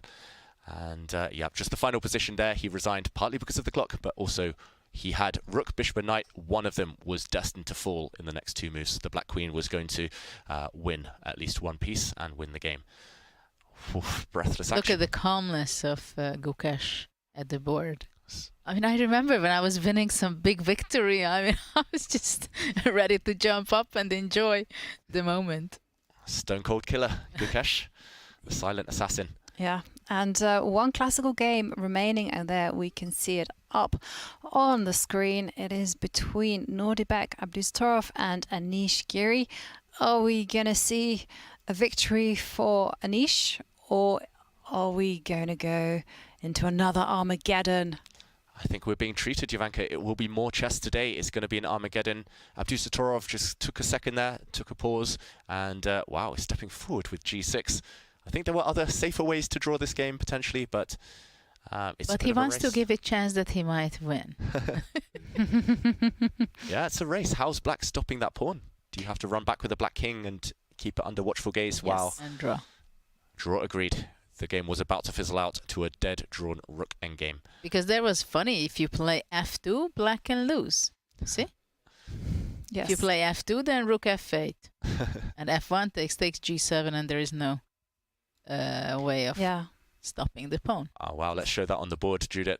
Rook f8, and white would win. You make a new queen, rook takes, and wow, beautiful. This is study-like. I think it's important to notice that this is very important skill, I think, for players, that you don't go for the fixed, clear draw move, but you make a move where your opponent can still go and make a mistake, you know? Because that's how Magnus also wins his games and many other players. Just because it's of course, you know it's a draw, the opponent knows it's a draw. But still, let's give a chance for the opponent to make mistakes, right? Yeah. Even if it's a 1% chance, it's worth it. Why not? We've seen situations where the 1% was in place. Exactly, and Abdusattorov, actually great defense there. We've got to commend him. He had a difficult rook endgame there, 4 versus 3 on the king side, and he managed to hold, and the players laughing about it. That's nice to see. But they're going to be enemies again in 15 to 20 minutes, Jovanka, when they play Armageddon. They will certainly be rivals on the board.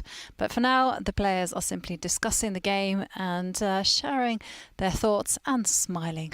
It's a beautiful moment. And, well, we're going to be treated to 2 Armageddon games. And the first one that will be coming up will be Wesley So playing with the white pieces against Hikaru Nakamura.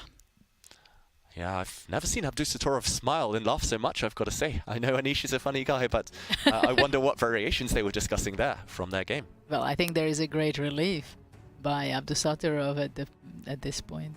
And there we can remind ourselves of the Armageddon format. The players will be keeping the same colours that they played in the classical portion.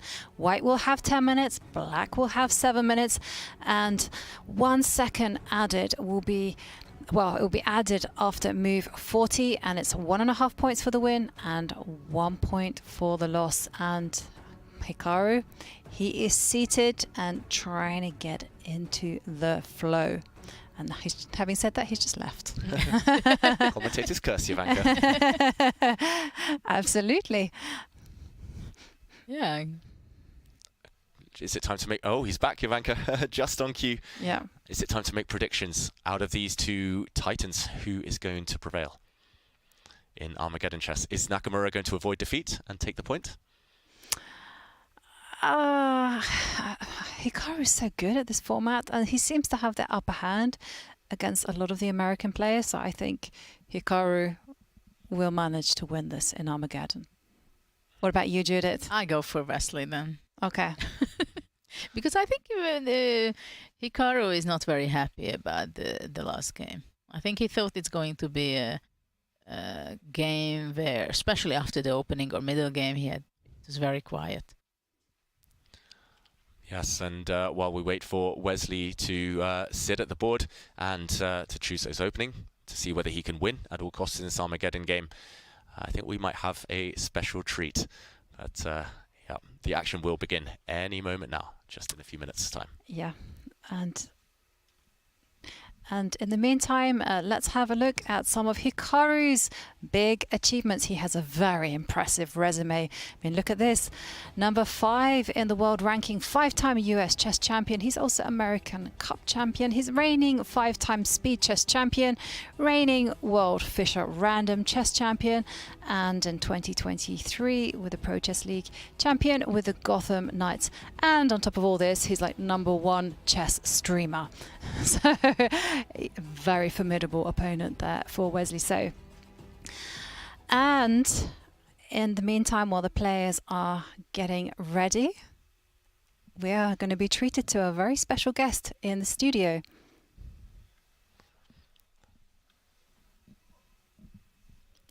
Oh, hi Fabiano. We're very. I should mention who you are. I shouldn't just leave it as a mystery. It is a pleasure to have here in the studio Fabiano Caruana, who just beat Magnus Carlsen with the white pieces. And how are you feeling, Fabi? Oh, it's amazing. Yeah, it was a very tough game, and especially with the time control, it's so tough. You know, you get back down to your last few minutes and you're in a panic because you know that you never get any more time, and also you have a 10-second increment, so any kind of complications and you'll very unlikely to work through it. But everything, I mean, at the end he kind of collapsed. After I played this A3, I guess he has some way probably to equalize, and he missed, I guess, rook E5, he missed a few things, and but I was very happy with this knight D7. I had seen it when I went for this whole A3 thing, and yeah, after rook E5 it's just game over. Yeah, and talk us through the beginning. I mean, were you surprised by his opening choice, the French defense? I was surprised by it, but I wasn't surprised that I was surprised. I expected a surprise. I just wasn't sure which one. And I had checked this line the last time like 7 years ago, so I couldn't remember anything. I just remembered that there is at some moment some queen b5 is supposed to be played. And I thought it was maybe take on e5 and then queen b5 instead of queen a5. Yeah. But then I probably misplayed it, and in the endgame he plays knight b4. I don't see any advantage for me. But this rook c7 was very surprising to me. I didn't really understand the move. It just looks like the rook is in a very awkward place there. And then I was better, but probably misplayed it a bit again. This Armageddon game is quite exciting. Would you like to share with us your thoughts? I don't think I've seen this knight h6. Like, I mean, f5 is a move, right? But although I don't know if I've seen. I mean, this is a big position with the knight on b1 and pawn on h6, pawn on a7 instead of a6, and then f5 is a move. But I haven't seen this inclusion of knight g4 and knight h6 is very unusual. I guess Hikaru has prepared some special blitz openings. I mean, knight f1 is critical now, and then f5, and who knows. And what color would you prefer to be playing in this Armageddon? Black, white? Like, with my knowledge, then I would take white for sure. But if I was prepared for the position in the way that I assume Hikaru is, then maybe I would take black. Okay.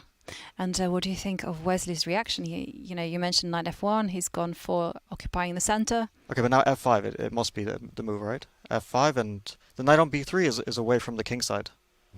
It's not going to be able to defend white's king, potentially, if there's some counterplay there. So, I guess f5. I mean, otherwise, what's the point? I mean, he can play queen f6, bishop g5, queen g6, but it looks a bit awkward there, so...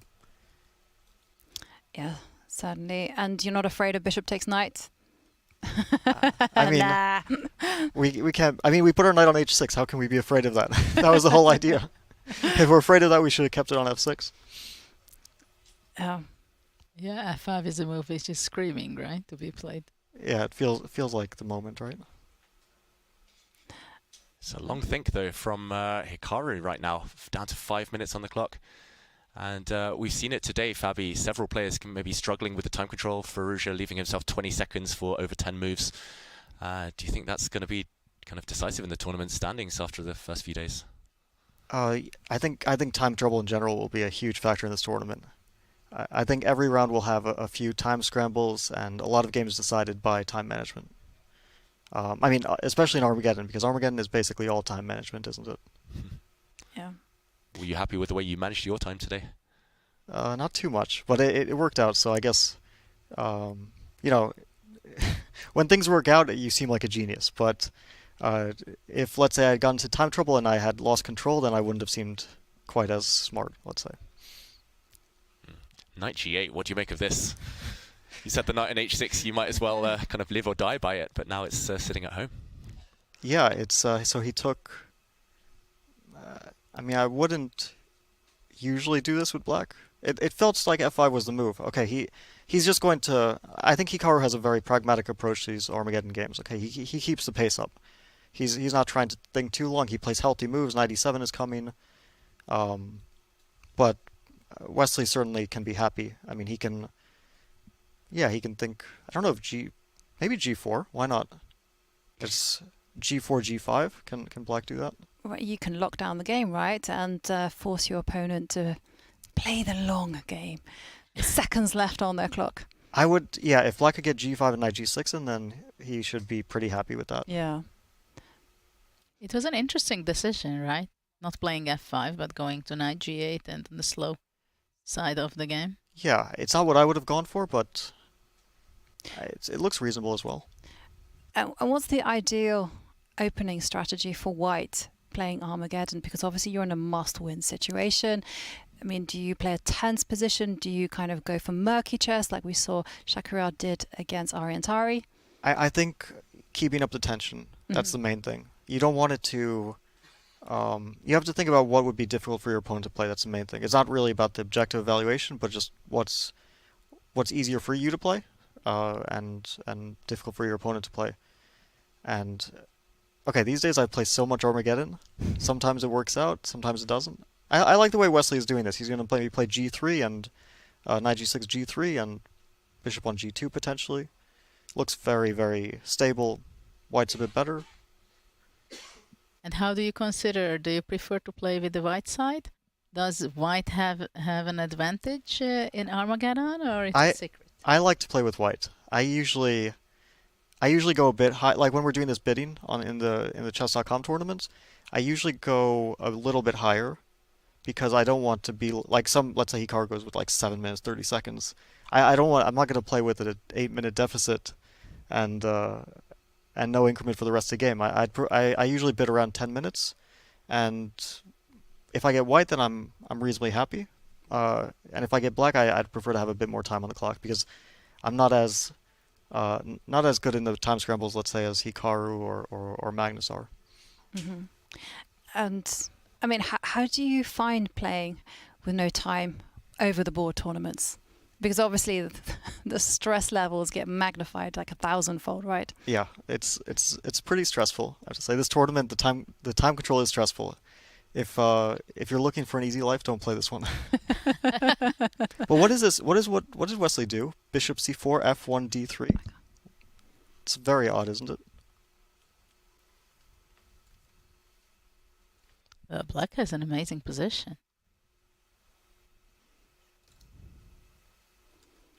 Yeah. So bishop takes, knight h4, queen f6 looks pretty healthy, right? Yeah, it certainly does look healthy. Knight h4 coming. Ooh. What do we think? Good strategy? Hikaru's taking this one. Uh-huh. It's too easy for black to play this. I don't know. Just looks so easy to play with black. Okay. Well, you heard it here first. Fabi thinks it's easier to play for black. What do you guys think? Agreement? I agree. I agree. Agree. And we definitely have to thank you so much for coming on the show. And congratulations once again for beating Magnus Carlsen with the white pieces and picking up those 3 points. Thank you. Thank you. Yeah, and we heard it there. Fabiano loving black's position right now. The clock times as well have pretty much leveled out at this point. Wesley with 4 minutes 40 against 4 minutes from Hikaru Nakamura. So in terms of the time, in terms of the clock, nothing too much to worry about. It feels like Wesley emerged with the advantage. It feels like he had a really healthy position, but just the last few moves he's played a bit tentatively, and he's let that one slip.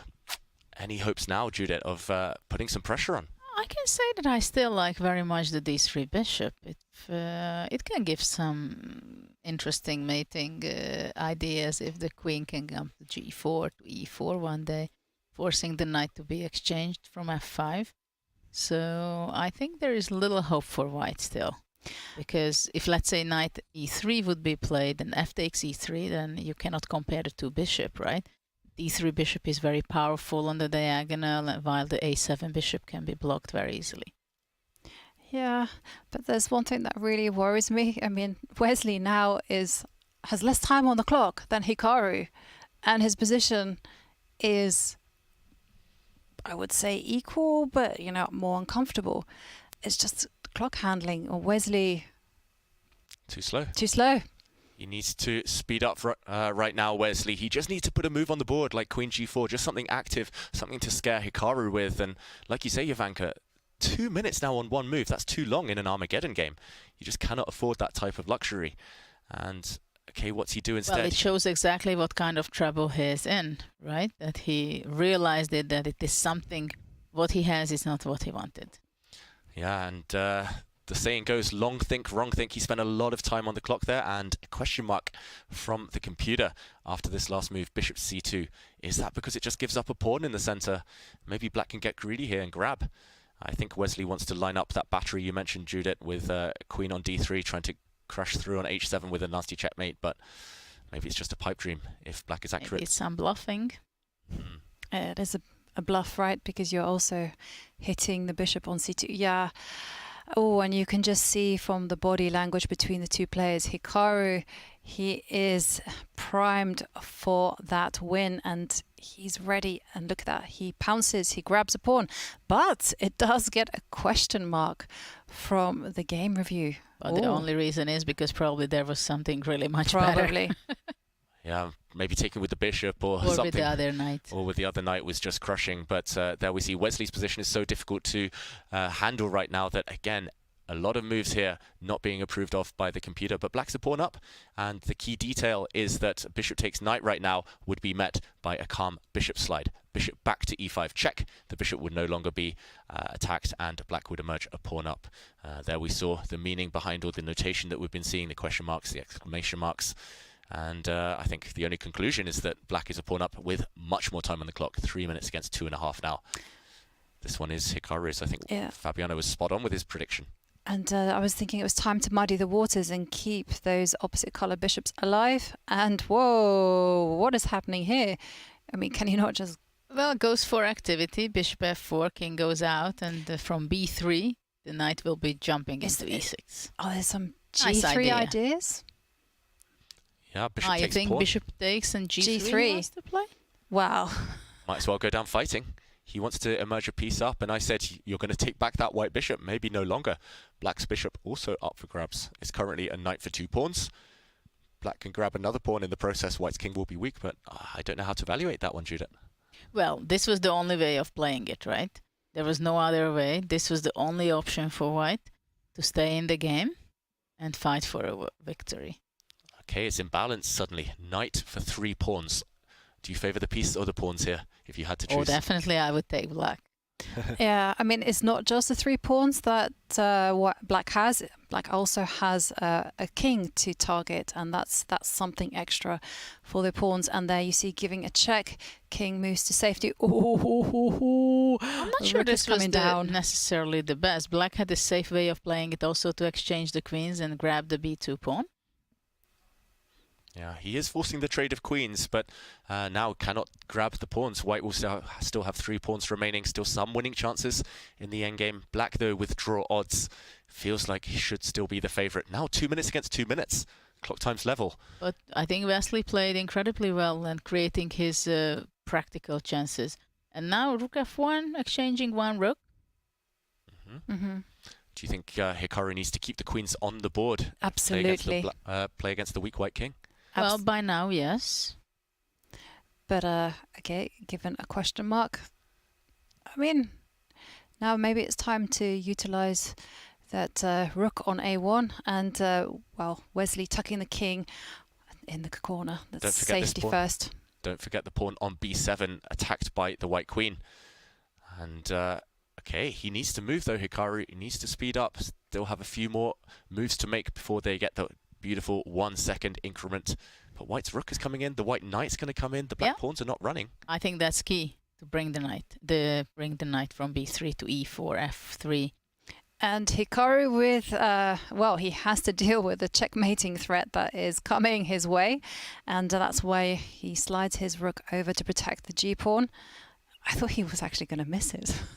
He was kind of like gesturing somewhere else. And, okay, Wesley going for that queen trade. Will Hikaru accept? But look how he gains time, right? He offers the queen exchange, so he gains like 10 seconds because Hikaru has to decide. Should I exchange? Not. You see, and in the next move he does exchange. Yeah, I've got to say I don't like that decision so much from Wesley. It felt like white's knight, if it joined the action, could have led to a nice attack in combination with the queens and the rooks there. But, okay, now the endgame, the margins are far tighter, the margins are far smaller, because if the white pawns are all traded off. This one is going to be a draw. Hesitates. Interesting decision to play rook e4. I thought he would be going rook e3. Yeah, rook and now e2, rook e3. that's what I thought. Oh, I don't like it from Wesley. It feels like that was the moment to switch gears to go for the attack, but queen's off the board. Suddenly weak pawns as well for white. He shattered his own pawn structure. He needs to get that knight into the game. Well, there we go. Here it is in the game. Tying down the black rook now, eyeing up those black pawns on b7 and c6. That white knight can come back into the center at will. First, Wesley keeps his I like the knight on a5 a lot. I like it too. I think it's c4. Right, c4 is a great move, and then bring the white king in and try to trade off rooks. Yeah, he's going for those weak pawns. Black's pawns, especially the d pawn backward, and Hikaru sacrifices one of them. But if you take that black pawn on d6, black's rook comes down to e2 with a check. And the players have passed move 41, so they are getting that 1 second increment. Luxury for them. Second per move. And the rook comes down. Rook e3, very strong move, going to a3. He needs to get that white king across. He needs to get that white king across. He needs to bring that knight in. Okay, he's going for the pawns, though. It is a race. How about the endgame? If all of the queenside pawns disappear, Judith, what happens there? Well, very good chance for a draw. And we have to remember, if all the pawns get traded off the board, it's just a draw. A rook and knight. After 100 of moves. Exactly.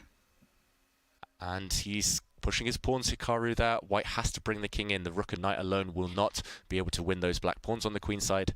Still, anything could happen here. 22 seconds. And it's 14 seconds and ticking down for Wesley. And he has to find a good circuit for the knight. And Hikaru indecisive. Wow, and so much hesitation from Hikaru Nakamura. It's rare to see him with this type of hesitation here. And g5, okay, but the white knight is coming round and winning pawns. Oh, he didn't spot that one. Wesley is going to pick up the b pawn. b3. You have to push b3. Okay, c2 and b3. Yep, same idea. But now it's, I think it's lost, objectively. Yeah, if the black g pawn was maybe back on its starting square, you could hope to build a fortress, but... Okay, he's trying to ask for the rook trade here. If rooks come off the board, white will win with his remaining pawn. Now the king is coming. Gain 2 seconds with the repetition. Okay, can the white king advance? He's Wesley going to checkmate. wins.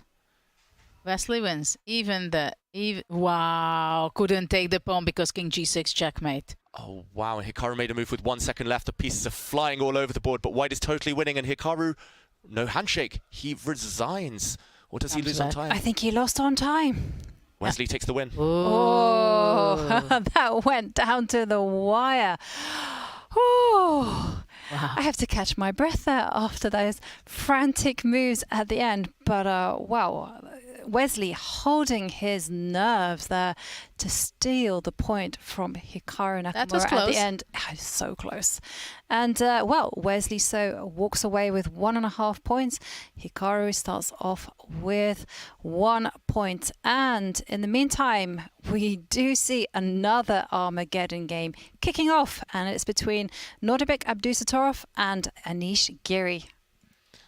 Yeah, and this game started not long ago. Abdusattorov with the white pieces starting with 10 minutes. Giri with black starting with 7 minutes. A very impressive first game by Anish Giri, but can he keep the speed up here? 2 minutes down on the clock, and it looks like the Catalan opening. And still early days in this one, but queens are off the board, Judith. Yeah, it's interesting that they play kind of a solid game, it seems, but at the same time, it is very complicated, I believe, because white has a very powerful knight on e5, the great bishop, fianchetto bishop on g2, while there is a very suspicious c4 pawn, which most likely can be weak at some point. But somehow the pieces of black is strangely placed. Knight on a5, defending the b7 pawn while attacking, putting pressure on c4. The bishop on e8 is kind of tricky, right? Whether is it going to come to c6 one day? But now simplification is asked by Anish. Yeah, I really like this last move, really instructive. White has weak pawns on the queen side, so more piece trades will accentuate the weakness of those weak white pawns.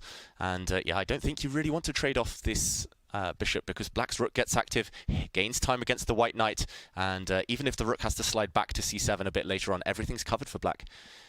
Yeah, I really don't like this development for Abdusattorov. It feels like Giri is right at home in this type of position. And okay, the bishop trade looks like it's just happened. There we go. I think this is a great help for Anish.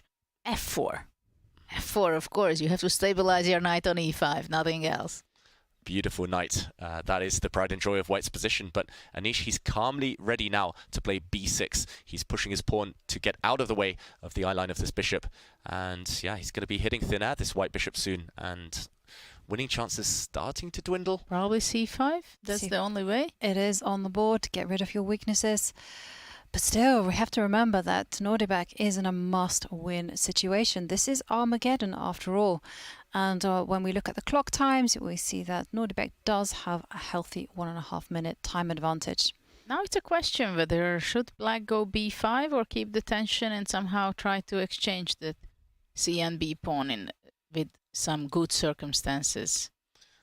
Yeah, you want to get these pawns off the board, but who's going to trade on whose terms? Wow, he slides across. Some calculation needs to be done, but there is kind of a pin here. We'll see a trade of a set of rooks potentially, and will Anish ensure that he doesn't go a pawn down?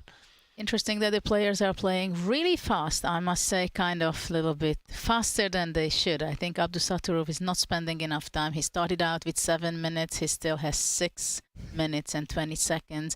And his position is not that good that he did not spend practically any time. I think he started with 10, so he has spent a bit of time. Sorry, he started out 10. Yeah, sorry. But I agree. He's not spent enough time to pose problems to Anish on the board.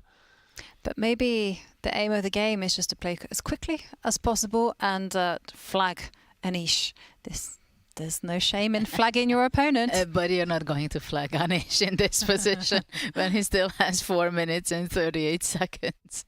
The problem is, if it comes down to king versus king, it doesn't matter how few seconds you have on the clock. And I just don't see how you're going to break this black formation. Black's bishop nicely protects this pawn on b5, black's only weakness in the position. And yeah, unless somehow you can get your king in, maybe trade the rooks and get the white king racing towards the queen side. I don't see any other plan. I mean, I'm just thinking, you don't need to make a plan, anything. You can just simply improve your pieces for the time being, and then push a pawn at the last minute. Well, I'm expecting black to play rook c3 in the next move. King f8, I understand, wants to bring his king. Rook c3, rook a3, I like in the long term. Advancing though, g4, instantly met by g5 from Anish Giri. He's really sensitive to these little pawn pushes, these little structural decision making. I think he's a genius there, and I like it from black. He's locking down any advances from white there on the king side. But at the same time, you know, it is a committal move. The knight can actually step back to d3 and say, well, you can't actually really capture on f4, because then you'll have to evaluate what's going to happen with white's h-pawn. Yeah. g5 I like very much. I think it's a very sharp move. Yeah.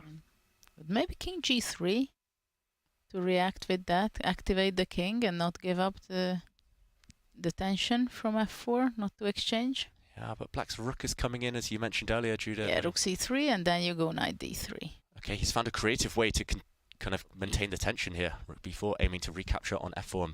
I think we're all in agreement. Black does not want to take that pawn. You don't want to isolate your own pawn on h6, so black jumps in as predicted. Rook c3. Whoa, and take a look at those clocks. You can see that Anish has actually managed to whittle down that time disadvantage, and now it's level. Now Nordebak has actually gone under. Wow, this is big. I mean, how are you going to flag someone when you have less time than them?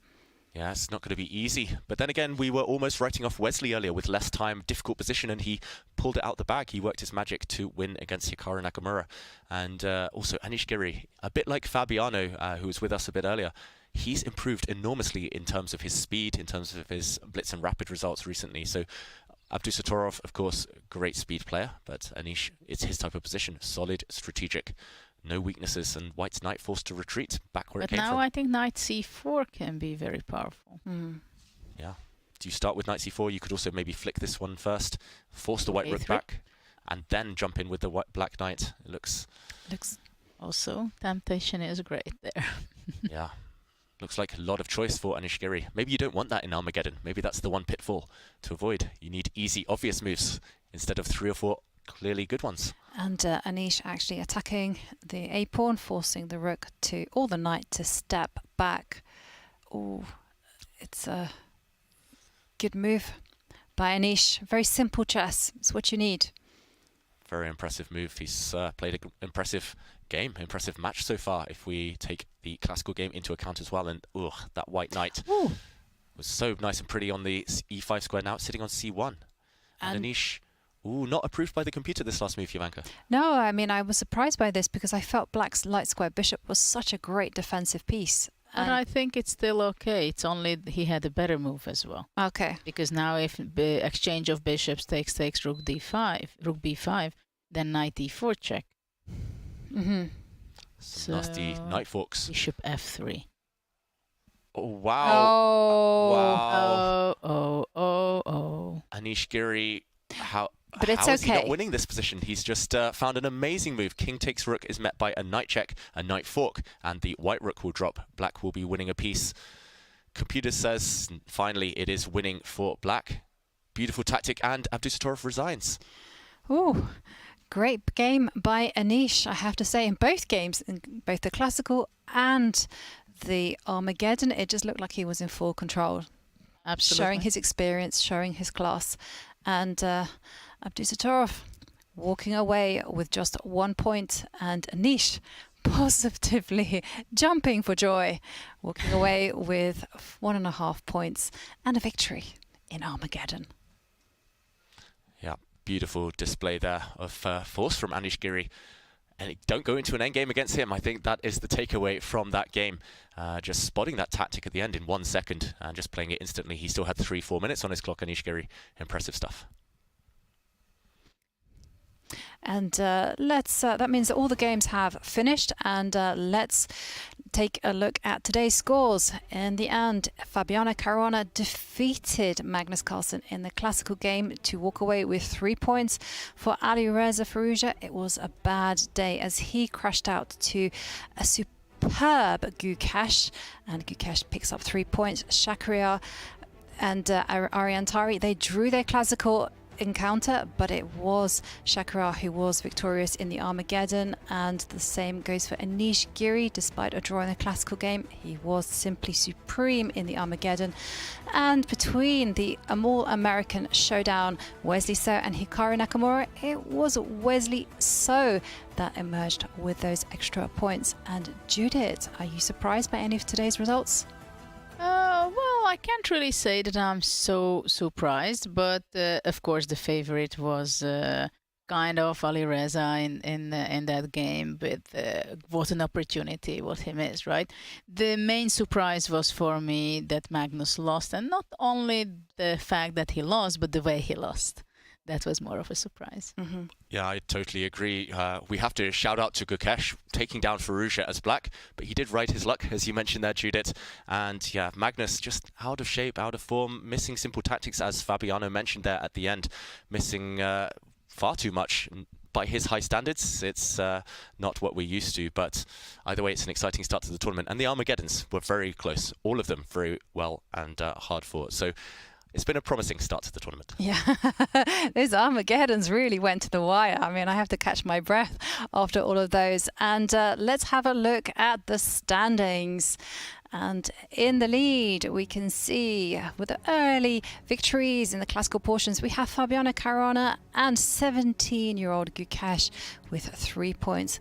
Then we have Anish Giri, Wesley So and Shakriar Mamedyarov all winning in the Armageddon portion to walk away with 1.5 points. Hikaru Nakamura, Nordebek Abdusattorov and Ariane all have 1 point, whereas Magnus Carlsen and Alireza are at the bottom of the table with no points, having lost in the classical portion. And well, that is going to set us up very nicely for the remainder of the tournament. And do we have pairings for tomorrow? Maybe. I jumped the gun there. No, yes, we do. We do have Wednesday's matchups.